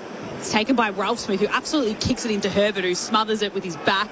And then Ed Allen goes in after it for the Eagles. He takes it over the boundary line. It's going to be a lasso free kick. No, he didn't wave. So it'll be a throw-in. You forgot the rule. Pretty sure that came off a foot. They're going to check it upstairs, I think, are they? Chad, I've got a question for you. Here we go. Dersma picked 1 and Shanahan picked 30-odd. Yeah. What's the question? Which one would you rather have? No, Dersma. Let's not be silly straight away. Dersma's got some highly. You see what he's been able to do so far this year, but they're both going to be cornerstones of West Coast Eagles. Do we put too much weighting on pick 1 when you can have something like that at pick 30? Yeah, if you hit it, there's plenty of players that have gone pick 30 or pick 1 that haven't hit and haven't been superstars. Ross takes it, kicks it to Lynch at centre wing, moves it across to Ralph Smith inside 50. He'll send the kick to the number 1 draft pick in Sam Lawler. Had Young tracking him. And it'll be a free kick to Sam Lawler against the West Coast defender, formerly wearing the yellow sash. My point there is, we talk about, do they want to lose the game and get pick 1? And do they want, is it so important to get pick 1? If you've got a good recruiting team, it becomes less and less important. It matters more now when there's bidding. That's the part. So they're going to bid on, if they don't have the pick 1, Essendon get to bid on Dougie or a Cody Walker. Which is far too complicated for that. It is. We won't get stuck into that, but it is massive ramifications. You work at the AFL, Chad, change it. I'm in the talent pathways, mate. Sam Lawler swings this one in from 45 metres out and hits the left post. That was a real knuckleball, wasn't it? It did. I thought it was going through the last 2 metres. It veered to the left. 21 points, Richmond's advantage. 15 minutes played in the final term. Good today, Lawler. Kicking in the middle of the ground is cut off by Ross, who's been immense. 24 disposals. Lex downstairs. Sam Cumming has come off again. That ankle seems to be causing him a bit of problem. I'll keep an eye on it. He looks like it might be almost pack up for the day type operation for Sam Cumming. Thank you, Lex. Of course, had the shoulder injury right at the start of the season, and he's been grinding his way through that throughout the campaign. McCarthy into the middle of the ground. Herbert dropped it in the tackle, holding the ball. Free kick to Sonsi. Pumps Richmond inside the 50. Lynch and Lawler both there. Lynch! Takes the mark, 20 metres out. Tom Lynch latches onto it, and he can put the game to bed with this kick. Yeah, young Bazza, as a defender, you've got to take some form of the body as well. You can't just... Tom Lynch is still a very, very tall man who sticks those arms up. You're not going to out-jump him. You've got to take some body. 2 goals, 2 today for Tom Lynch. 21-point margin before the kick. He struts in, strikes it, and misses to keep with the theme of the afternoon. And wouldn't it be some strange form of irony if now the opportunities were to come back to haunt Richmond? 22 points the margin, 16.5 played in the last. Sorry, but that's just not AFL standard. So your team, that could win the game for your team. 20 metres out, dead in front. You've kicked 500 goals in your life. So kick comes down from the Eagles. Ralph Smith steals it back for the Tigers. His hand pass, though, a turnover. Hoff takes it, hand passes it away to Graham, who puts the kick down the wing. Reed will mark. He plays on and then hand passes it over the top of his head to Cully. Hand passes it away to Waterman, gets tackled, can still get the footy inside forward 50. Jack Williams chasing the bouncing ball, can't pick it up for the Eagles. Sonsi clears it away for the Tigers. It hits Brock, though. He can take it. Hand pass it to Marrick, who'll run the Eagles back inside forward 50. Tries to curl the footy inboard. Was looking for Jack Williams. But that's an easy mark for Rechko to take. And the Tigers will have it in defence. Ahead by 22 points. No left boot, Ryan Marrick, and a couple of his teammates in the pocket weren't thrilled with the option. There was 3 West Coast players and 1 Richmond player, and he spotted him perfectly. Laced him out. Kai Anand at halfback for the Tigers. Pumps it down the line. Lynch flies. In front of him was Young. Spills to Ross. He battles with Kelly for the footy. It spills out and over the boundary line on the outer side. There's a little bit of a skirmish out there again. Taranto, Ross, Kelly and Liam Duggan involved in that. It'll be tossed back in. The sunshine still out on that southeastern corner of the ground. Shadows encroaching ever closer toward the boundary line on that side. Glorious Melbourne winter's Sunday afternoon.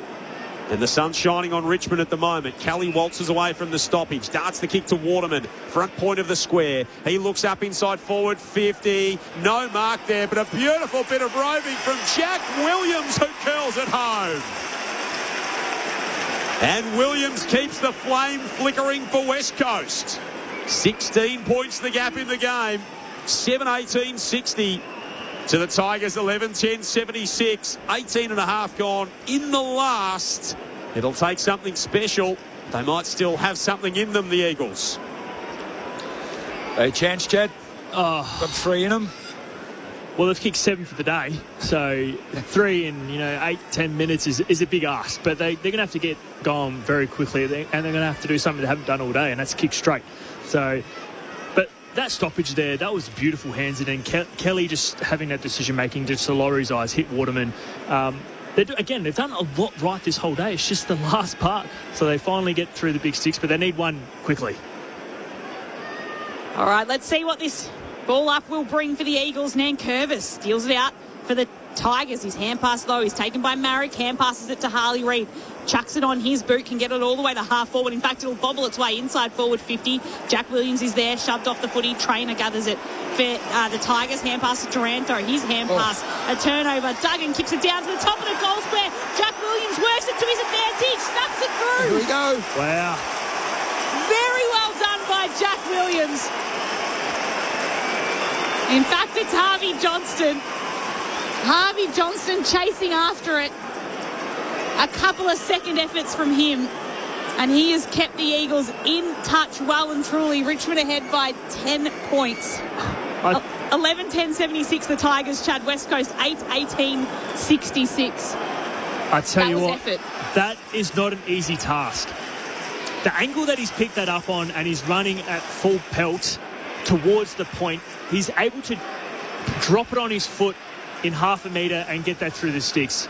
That's not easy. That's probably one of the hardest shots they've had all day, and he's put that through. But again, now it's interesting, Berkey. Now it gets very interesting. Yep. Next centre bounce matters. Eagles have won 4 of their last 50 games interstate. Harley Reid hasn't won in Victoria. And they are right on the precipice of a comeback here. The Tigers send it forward from the stoppage. Brown up toward half forward, and Bazzo comes crashing in over the top and hauls it in. He gets up sore, Red Bazzo. Hands it off to Herbert, disposal number 31. A bounce on the back pedal. Works himself inside defensive 50. A second bounce, and it's all come unstuck for Marcus Herbert. He socketed it around the corner to Starcevic and got out of trouble. How on earth did he do that? Starcevic's kick wide, out of bounds.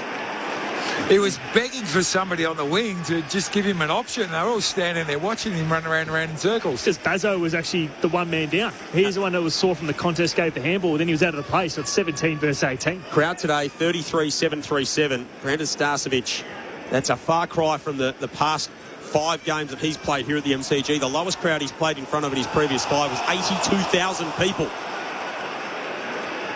2 grand finals in there, a qualifying final as well. Now he's in West Coast colours, hoping to lead the charge to a victory. A come from behind one at that. Reid from the stoppage for West Coast. Tumbles a kick down the line. Broad's there. He's wrapped up by Shanahan, and a ball up. Forward of the wing, or just forward of halfway for West Coast. 10 points the margin, 22 played final term. Sunday footy on ABC Sport. Richmond clinging on to a 10-point lead, looking for a 3rd win of the season. A couple of supporter bases desperate for a win late in their year. There'll be another stoppage on the outer side of the ground. They'll run slow to get up. No Tiger play behind the ball. Still 3-on-3 inside the Eagles forward line. And Kevis just tries to hack it out from the ball up. And Seth Campbell does the same. It comes off his boot. Cole takes it, gets swung around in a tackle by Tom Brown. Holding the footy. Bit of an unfair tackle? No. Tackle was fine, but didn't really have an opportunity to get rid of it. So Tom Brown, beautiful pass out to Rechko on the outer wing in the sunshine. Hand passes it off to Ross. Dabs it inside forward 50. Tom Lynch on the lead in the right forward pocket. We'll go back and have a shot at goal for the Tigers. A Tom Brown tackle late in the game between Richmond and West Coast here at the MCG, hey? This is where if you're a Richmond player, you run around going, set up, boys, set up for the kick in, set up, get ready. Here we go. Just 10 points in this game. Still plenty of time for either side. He'll kick this. Tom Lynch coming in for the Tigers to give them some breathing space. We've tried everything, Berkey. It is the story of this afternoon. 11-11-77 Richmond. West Coast 8-18-66. 11 points Richmond's lead. Wasting no time, the Eagles. They don't have time to waste. Kelly nurses the kick in from the defensive 50 out toward the wing on the southern side. They throw their bodies at it. Lynch grabs it for the Tigers. Rechko wrapped up by Starcevic. Got the hand pass away. Brown pokes it inside 50. Lafau jumps. Couldn't take it with him. Campbell in the pocket. Races onto it. Steadies. One way. The other. Check side. Seth Campbell. Out of bounds on the full. And Herbert will take it from the last line for West Coast. They are looking for a first win here at the MCG since 2021. They've lost 7 on the bounce. The Tigers have had the wood over them in recent times. Won the past 3, 7 of 8. Richmond lead by 11 at the 24-minute mark. Kelly has it in the left back pocket for the Eagles. Gets plenty on his kick. Plenty of players will be at the drop. It clears all of them. Nan Curvis will be tracking it back. Picks it up, almost handballs it to himself. Then hand passes it towards Rechko. Just through his hands. Herbert's there to collect. Hand pass it inboard to Bailey Williams. He hand passes back to Dersma, who sidesteps Houghton. Gets a hand pass away as Houghton catches him at the last second. Holding the ball. And Taj Houghton with a tackle as well for the Tigers. They're showing intent in this game. And he wins the footy back for the home side here at the MCG. Centre wing beneath the Shane Warne stand. Side of the ground. Chips it out wide to Tim Taranto. Harley can overestimate his strength at times. Yes, yep. Houghton wasn't letting go of him there. Taranto kicks inside 50. Starcevic. Terrific grab. That's the kind of experience and poise that they brought him here for. His kick across the defensive 50 was dropped by Dersma, who laid the tackle and laid it high on Ralph Smith. Hugo Ralph Smith, 45 metres out, directly in front, is where Willem Dersma stands on the mark. And Ralph Smith will go back and try and make it a 17-point game. Go for his third goal, Hugo. He's made the move from the wing, spent a bit of time half-back flank. Now they're playing as that pressure half-forward. If he can come away with 16 possessions and 3 goals, boy, oh boy, he's done his job. He's never kicked 3 goals in a game, Hugo Ralph Smith. He kicked the opener. For the most decisive kick in the contest, he gets close to the man on the mark and he hangs it out to the right. And the game stays alive. 2 straight kicks the margin. 26 minutes gone. Sunday footy on ABC Sport. The Eagles have kicked the most recent 3 goals of the game. Richmond have had the last couple of scores, all been behind. The kick comes out of bounds, comes out of defence from the Eagles. It's a Lasso free kick. Richmond will take it. Tim Taranto with it. A couple of kicks from home. You play on from fullback, run for 40 metres out and kick it sideways for a lasso. I've got no idea why. Tim Taranto goes directly inside forward 50. Comes off hands to Tom Lynch. And he takes it, and he'll also be tackled 40 metres out from goal. Ball up inside forward 50 for the Tigers. 12 points in it. It's gotten interesting in this last term. Reid just takes it, hacks it out from the stoppage, can get it to Waterman, who hand passes it away. He moves it down to Graham, who kicks it into some space at half forward. Annan will be first there to meet it. Taps it away. Tom Brown will take it. Hand passes it to Sonzi, and Richmond gather and collect. And it's Sonzi who can put the pass down to Ralph Smith. Holds onto the mark. He had Young tracking him. But Ralph Smith takes a mark in front of the interchange benches and will slow things down here for the Tigers. Ralph Smith rolls onto his right boot. Sends it long in the Lynch direction. Or Lawler in front of the pack. Lynch had a hand on it. To the back now. Herbert's there. Lynch flicks it up. Lafau in the left forward pocket. Bailey Williams for West Coast. He relieves the danger at least for now. Kicks outside the defensive 50. Duff Tytler knocked it away to Young. Young kicks to the wing. Broad and Shanahan both had a hand on it. It spills to the turf. Shanahan clears out Traynor with a bump. Picked up by Murdoch. Murdoch to the edge of the 50. Waterman can't mark. Spills onto the deck. Broad comes in. Waterman stands his ground. Picks it up. Pops it inside the 50. Finds Yo.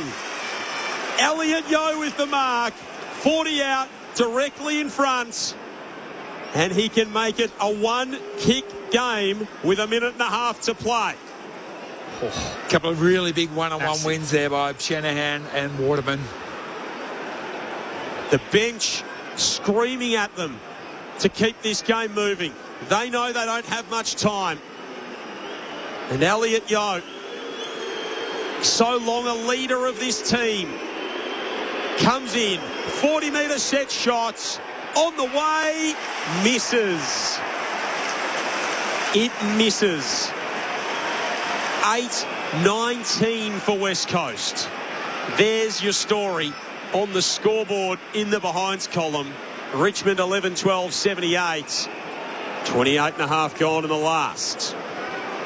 Nick Boston takes it and kicks it as far as he can outside of defence, gets it into the centre of the MCG where Ralph Smith will mark and he'll go inside 50.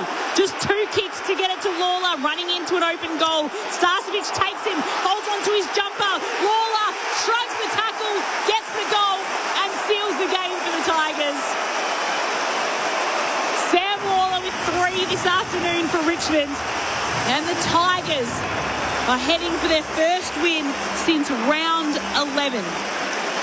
It hasn't been easy going today. The Eagles have kept the Tigers in it based on their poor kicking, but Sam Lawler has just put the result beyond doubt. It's Richmond ahead by 17 points. The Tigers fans are starting to get excited. 12-12-84, West Coast 8-19-67. 29 minutes played in the final quarter. Geez, that's rubbing salt in the wounds, isn't it? You miss a set shot from 30 metres out, hits the point, a kick in, goes coast to coast, uncontested. Three kicks, counting the one from fullback. Oh, that's got to hurt. 17-point lead to Richmond. They beat West Coast by 11 in Perth earlier in the season. Their other win over Essendon, as Lauren said, in round 11 by 18 points. Free kick to Graham out of the middle. The former Tiger kicks West Coast to the pocket. Dersma rises up and pulls in the mark. He's going to hurry back to the top of his run and try and close this gap. And it would be back to 11 points in favour of Richmond, which was the margin last they met. Dersma rolls in and does put it through. It's elementary now, merely a consolation for the Eagles. 11-point game, 30 and a half played in the final term. Too little, too late, unfortunately, for West Coast. Maybe that's the key. Just take 5 seconds, walk back and just kick it through. Yes. Don't overthink it. Don't overthink it. I mean, it must be frustrating. I go back to West Coast Eagles and just how well they played. This is probably, if I'm being honest, one of their most consistent 4-quarter efforts. If you take away their shots at goal, they've been in the hunt. Like, they've kept the ball inside their forward 50. They've tackled well. They've won their clearances. They've defended well. Just a bizarre turn of events there. You just don't kick straight. Finish it off. I like the setup as well. All the lining up for the grand final sprint. Are lining up along the 50 to sprint all the way into the middle. There's not long left in this match. Cully will get a clearance away for the Eagles, just forward of the centre circles. Graham's there. He's wrapped up and will have a ball up in the centre of the MCG. Plenty of players now surrounding the footy.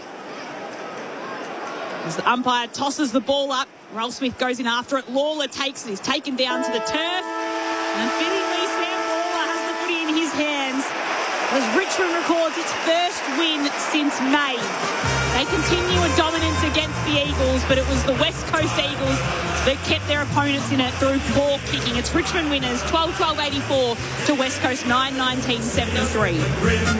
Risking head and shin. If we're behind it, never mind. We'll fight and ring, for we're from Tigerland. We never weak until the final siren's gone.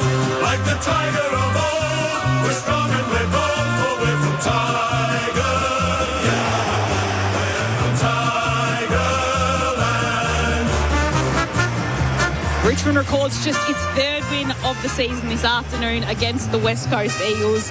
The Tigers led by 10 points at the end of the first quarter. It was pushed out to 15 points at half-time, but West Coast could easily have had the lead at half-time had they have kicked straight. The Eagles kicked 1-7 to Richmond's 3 goals straight in that second term, which allowed Richmond to take that lead into the third quarter, up by 12 points at the end of the third. And then it was the Eagles that started to come back in that final term, but they just couldn't get the job done.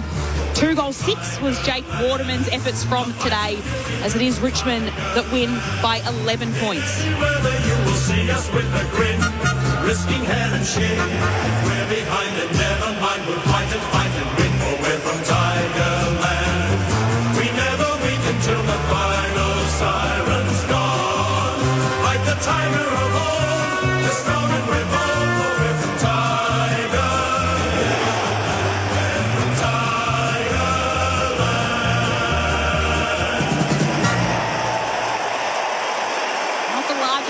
together in at the MCG, but you can hear their passion when they sung Yellow and Black together at the MCG. Winners by 11 points, the Tigers, and it's their 4th consecutive win against the Eagles as well, which means Andrew McQualter still hasn't got a win against his former side that he was an interim coach of and spent 10 years at as an assistant as well.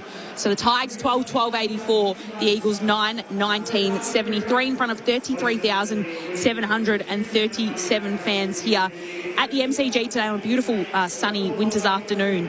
The goal kicker, Sam Lawler, ended up with 3 for the Tigers, a couple to Hugo Ralph Smith, Tom Lynch with 2, and then it was singles to Jack Ross, Tim Taranto, Jaden Short and Tyler Sonzi. Well, for West Coast, a couple of goals went to Jake Waterman, as I mentioned. He kicked 2 goals, 6. So that could have been a very different story for himself and the Eagles this afternoon had he kicked straight. Liam Duggan, Harvey Johnston, Tom Cole, and Job Shanahan with singles, and Jack Williams with 2 as well, I should mention. So in the end, it was Richmond winners by 11 points. We'll get the song, we'll get some reaction, and if you're listening in Victoria and South Australia, then we'll get you across to Essendon and Adelaide. If you're listening anywhere else around the country, we'll send you off to Gold Coast and Melbourne. That's happening at Carrara as we speak. Melbourne with a 3-point lead there at quarter time. So that's where we'll be taking you in a few moments' time after we chat to Richmond about their first win since May. The Tigers winners by 11 points up. A contest was made of it. Oh, well, it was a contest all day, but it got lively in that last term, Berkey and Chad. It did get lively. They kept themselves in it by scoring, albeit not accurately.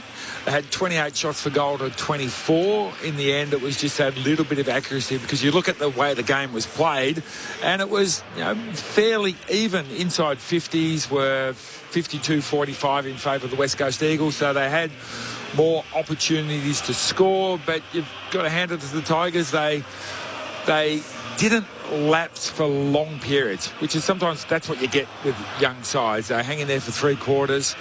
They're in front at 3-quarter time and they maintain that. The start of the last quarter, Richmond were on top, and that goes to show that they, whatever mental attitude they had at 3-quarter time, they came out with, you know what, let's win this game, not save this game. So you look at all those little sort of mental things along the way, and well done to the Tigers. Again, I'm going to harp on the uncontested mark side of things. So just a quick look at the stats. There was 102 uncontested marks in this game. The lowest combined total so far this year was 96, and that was Collingwood-Freo in the gather round where absolutely pouring driving rain over there in Adelaide. So that was 96. This was 102. Goes to show that you can play good, interesting football and score.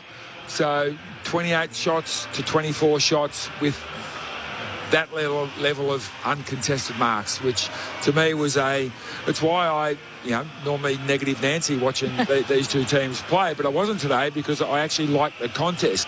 Kicking the ball long, fly for a contested mark, win the hard ground ball, and then go from there. So I liked the game. But is that something that Richmond just felt comfortable with because they knew they were taking on West Coast? Is that why they, so. when they're against the top sides, they're kind of trying to hold on to the footy and maintain possession? And they thought they'd take it because you're big also that they looked a bit timid last week. Yeah, I've seen them, as I said, I've seen them play different styles. I've seen them all park the bus and zone back and North Melbourne 46. And then I've seen them do the halfway. At least today they committed to something. You know what, we're going to push out on our player.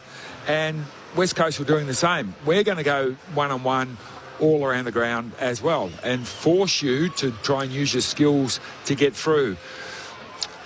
I don't know why you would allow really talented sides to use their skills and get through you, which is what they do against the good teams, but not against the lesser skilled teams. So Richmond winners by 11 points. Chad, how frustrated is Andrew McQualter right now? In the end, the inside 50s got evened up, 71-73 to the advantage of West Coast, but 9-19 and really should have won the match. Yeah, and it happened all in the last quarter. So they were in front comfortably in the inside 50s, the clearances, the contested possessions, all the metrics that normally put you in front of the ball game. And the last quarter, they actually scored the most efficient with 4-goal-1 with just 9 entries. So I think you would be pretty filthy and pretty flat with the execution, I would say, from West Coast Eagles. But in terms of the hunt, the pressure, the effort, I don't think you can count them out on that, because last week, again, you go back to Fremantle, who's a far superior team than Richmond, and they were in the hunt with them for the first half. So, again, West Coast Eagles are learning to put quarters together. They're not at the stage where they're going to dominate a whole match, get the wins. It's about putting quarters together, minutes together. Yes, they might miss a few shots. Waterman, as we know, I think he's now taken over the mantle of most shots at goal in the league. And obviously he's not in the top 10 for goals. So a little bit of work for him to work on. But again, I think it hurts him because early on, they should have been winning this game comfortably. And so this, yes, it goes down and it keeps, like we had 8 points in a row. Like that hurts. Do we let them off too easily though? This is, you're a full-time professional footballer playing at the MCG with not a breath of wind, beautiful conditions, there's not a drop of moisture on the ball, and you're missing goals from 20 metres out, dead in front, 15 metres out, dead in front. The end of the day, that's what cost them the game. They lost because of that. It wasn't because Richmond were a far better team than them. They lost because of that poor goal kicking. So we need to almost point the finger and say, hey, Jake, mate, you cost your team. And not for unfortunately for him, not for the first time this season. Yeah. So the last 2 seasons combined, and he played limited games last year, but he was 70 goals, 32. So this is a guy who can kick. Right? He's not had the yips his entire career. It's just not working for him this year. He wasn't the only one today, though. Like, yes, he's kicked 2 goals, 6. Harley Reid kicked 3 behind. Harley Reid kicked 3 points. Shanahan missed right in front. Elliot Yeo, when the game was in the balance, someone who's very consistent, missed a dead shot set in front. Richmond had their chances too. And they're filing into the winners' rooms now. We can join them with Alexia Pesce as they sing their song for the first time in a very long time. They came into a huge round of applause as all the kids joined their dads in the circle. You can just see the smile on the faces from the fans. You know they've been deprived of this for a long time, but they're very passionate fans, so you can imagine this song's going to be fairly loud. So gathering together, we can see on our monitors Kai Annan in there. That's his first win for the Tigers. Now in his 8th game. Huddling together with a bit of silence. Trying to get everyone to be quiet. It's tough down here. Looks like someone's missing. Oh yeah, Nank's just joining a little bit late. There's always one. A few kids have left the circle once they've seen the Gatorade.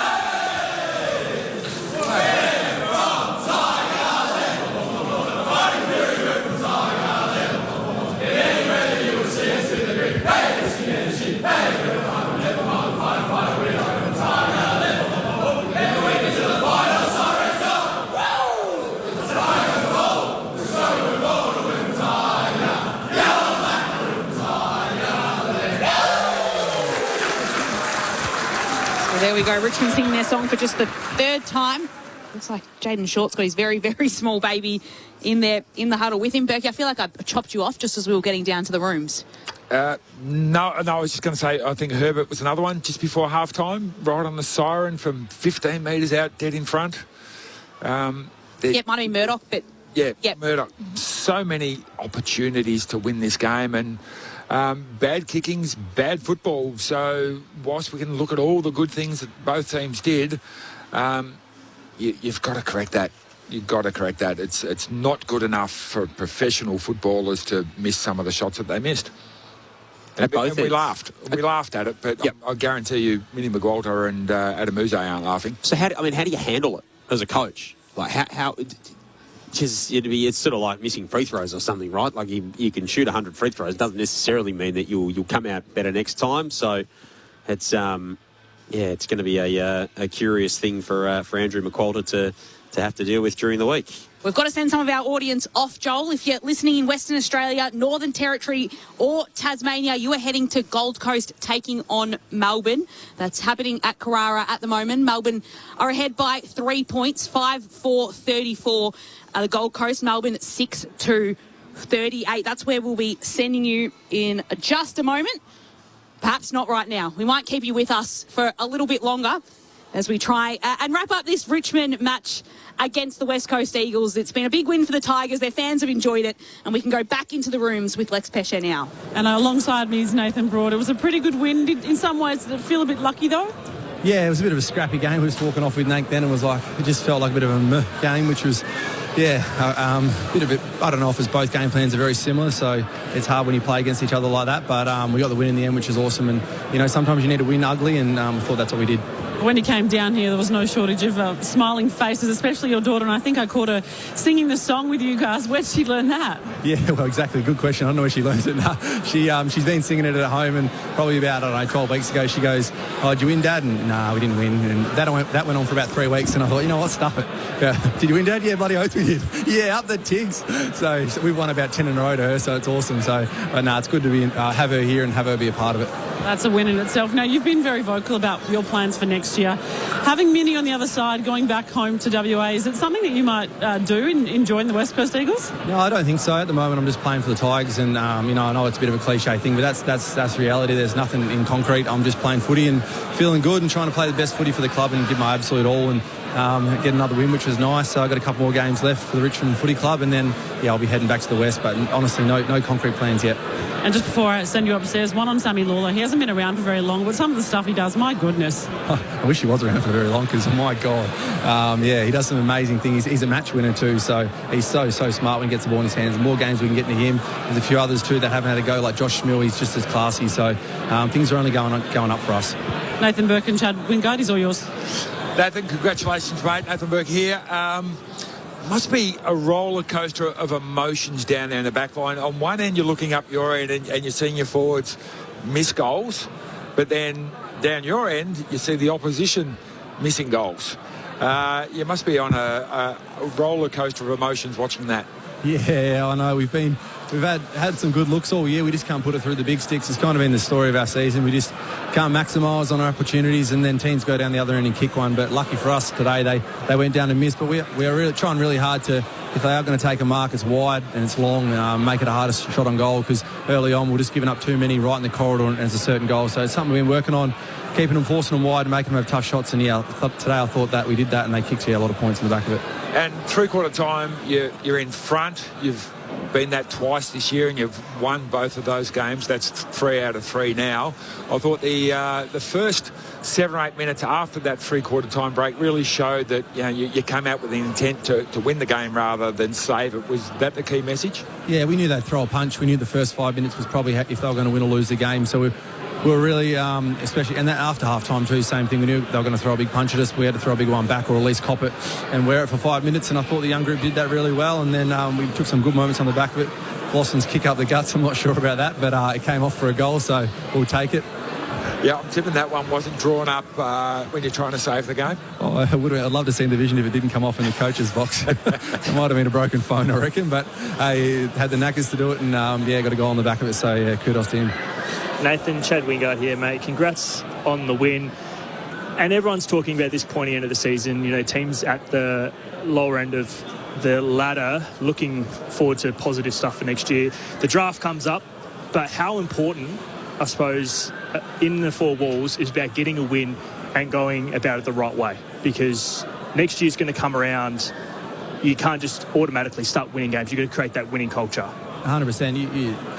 People come from your left, right and centre too when you're down the bottom of the ladder, and some of it's deserving, some of it's not, but it's how you deal with that, especially with these young kids. There's social media, there's all this stuff, and at the end of the day, I think we're handling it extremely well as a footy club. I'm so proud of how we're handling it at the moment. We show up on a Monday, we're honest, and we have a crack, and we train, and we're trying to win. We're not trying to get pick one. There's no way in any world we're trying to do that, and we're trying to win, and we're going to try and beat Adelaide again next week, and then Saints after that. So we're trying to build a winning culture, which is awesome, but I'm just so proud of how the group's handling their week-to-week stuff at the moment. We're really strong and united as a footy club, which is great. And speaking of having a crack, it felt like there was a bit of rivalry out there. There was a bit going on. There's a few hits below the belt. There's a bit of rough go at it. How was it on there? It didn't feel like it was a 16 versus 18 club. It felt like there was a bit in this one. Yeah, there was. I'm building a house at the moment, so my wife would kill me if I get involved in that. Fork out $2,500 if you don't come home. So I'll just stand back and watch it all unfold at the moment. But there was a lot of heat in it, a lot of boys flying in. I thought the boys did a really good job on Harley Reid. Obviously, he's so damaging, and he puts that hand out. He's almost impossible to stop. But we got him a few times today, and credit to our mids, they really just kept stepping in and putting the pressure on. And our forwards did that too. I think, I don't know what the end result was, but at half-time we had 2-2-2 pressure around the ground, which is big focus for that, and that's through the roof. So I don't know where it ended up on, but that's something we want to be above 2 every game if we can. Nathan Broad with us from Richmond on ABC Sport after the Tigers win. Nathan, you mentioned some of the physicality today. Luke Traynor was involved in a little bit of that with Jack Williams. Would not necessarily ask for your take on the incident, but what do you say to a young player like that who's had a topsy-turvy, probably a frustrating year in his second year at the club, just to try and get his sort of focus back in the right area?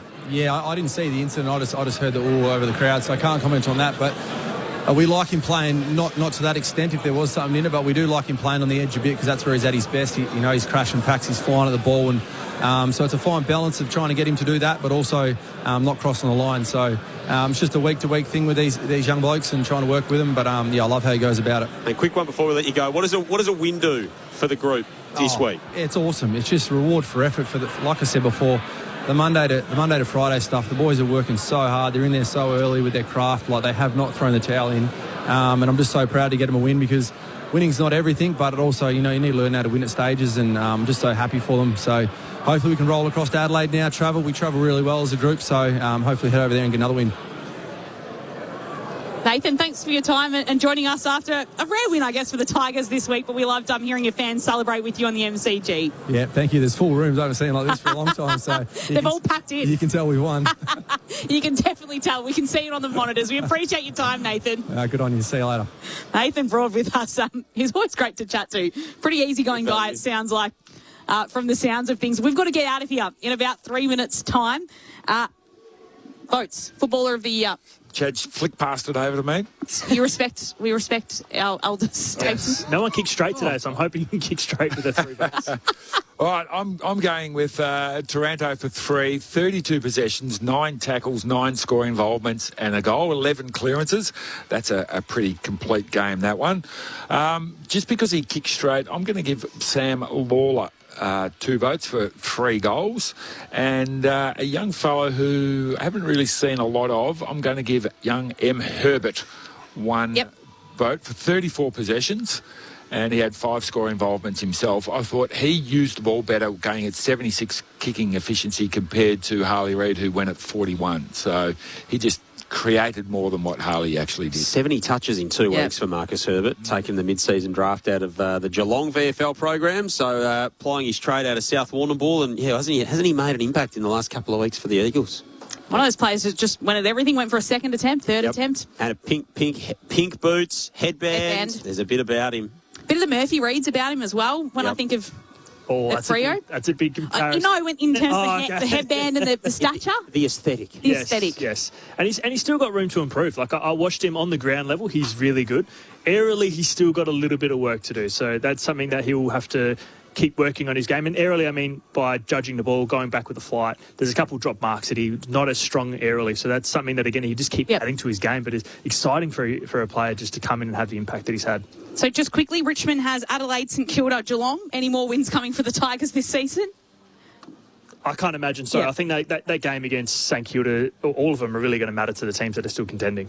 And Collingwood GWS Hawks on the West Coast Eagles cards. Berkey, Collingwood GWS Hawks. Yeah, none. They did beat the Giants a few weeks back, but that was over in Perth. They're a little bit. They're a different team. So that's 4 wins from 51 games interstate for the Eagles. So that continues to be a problem for them.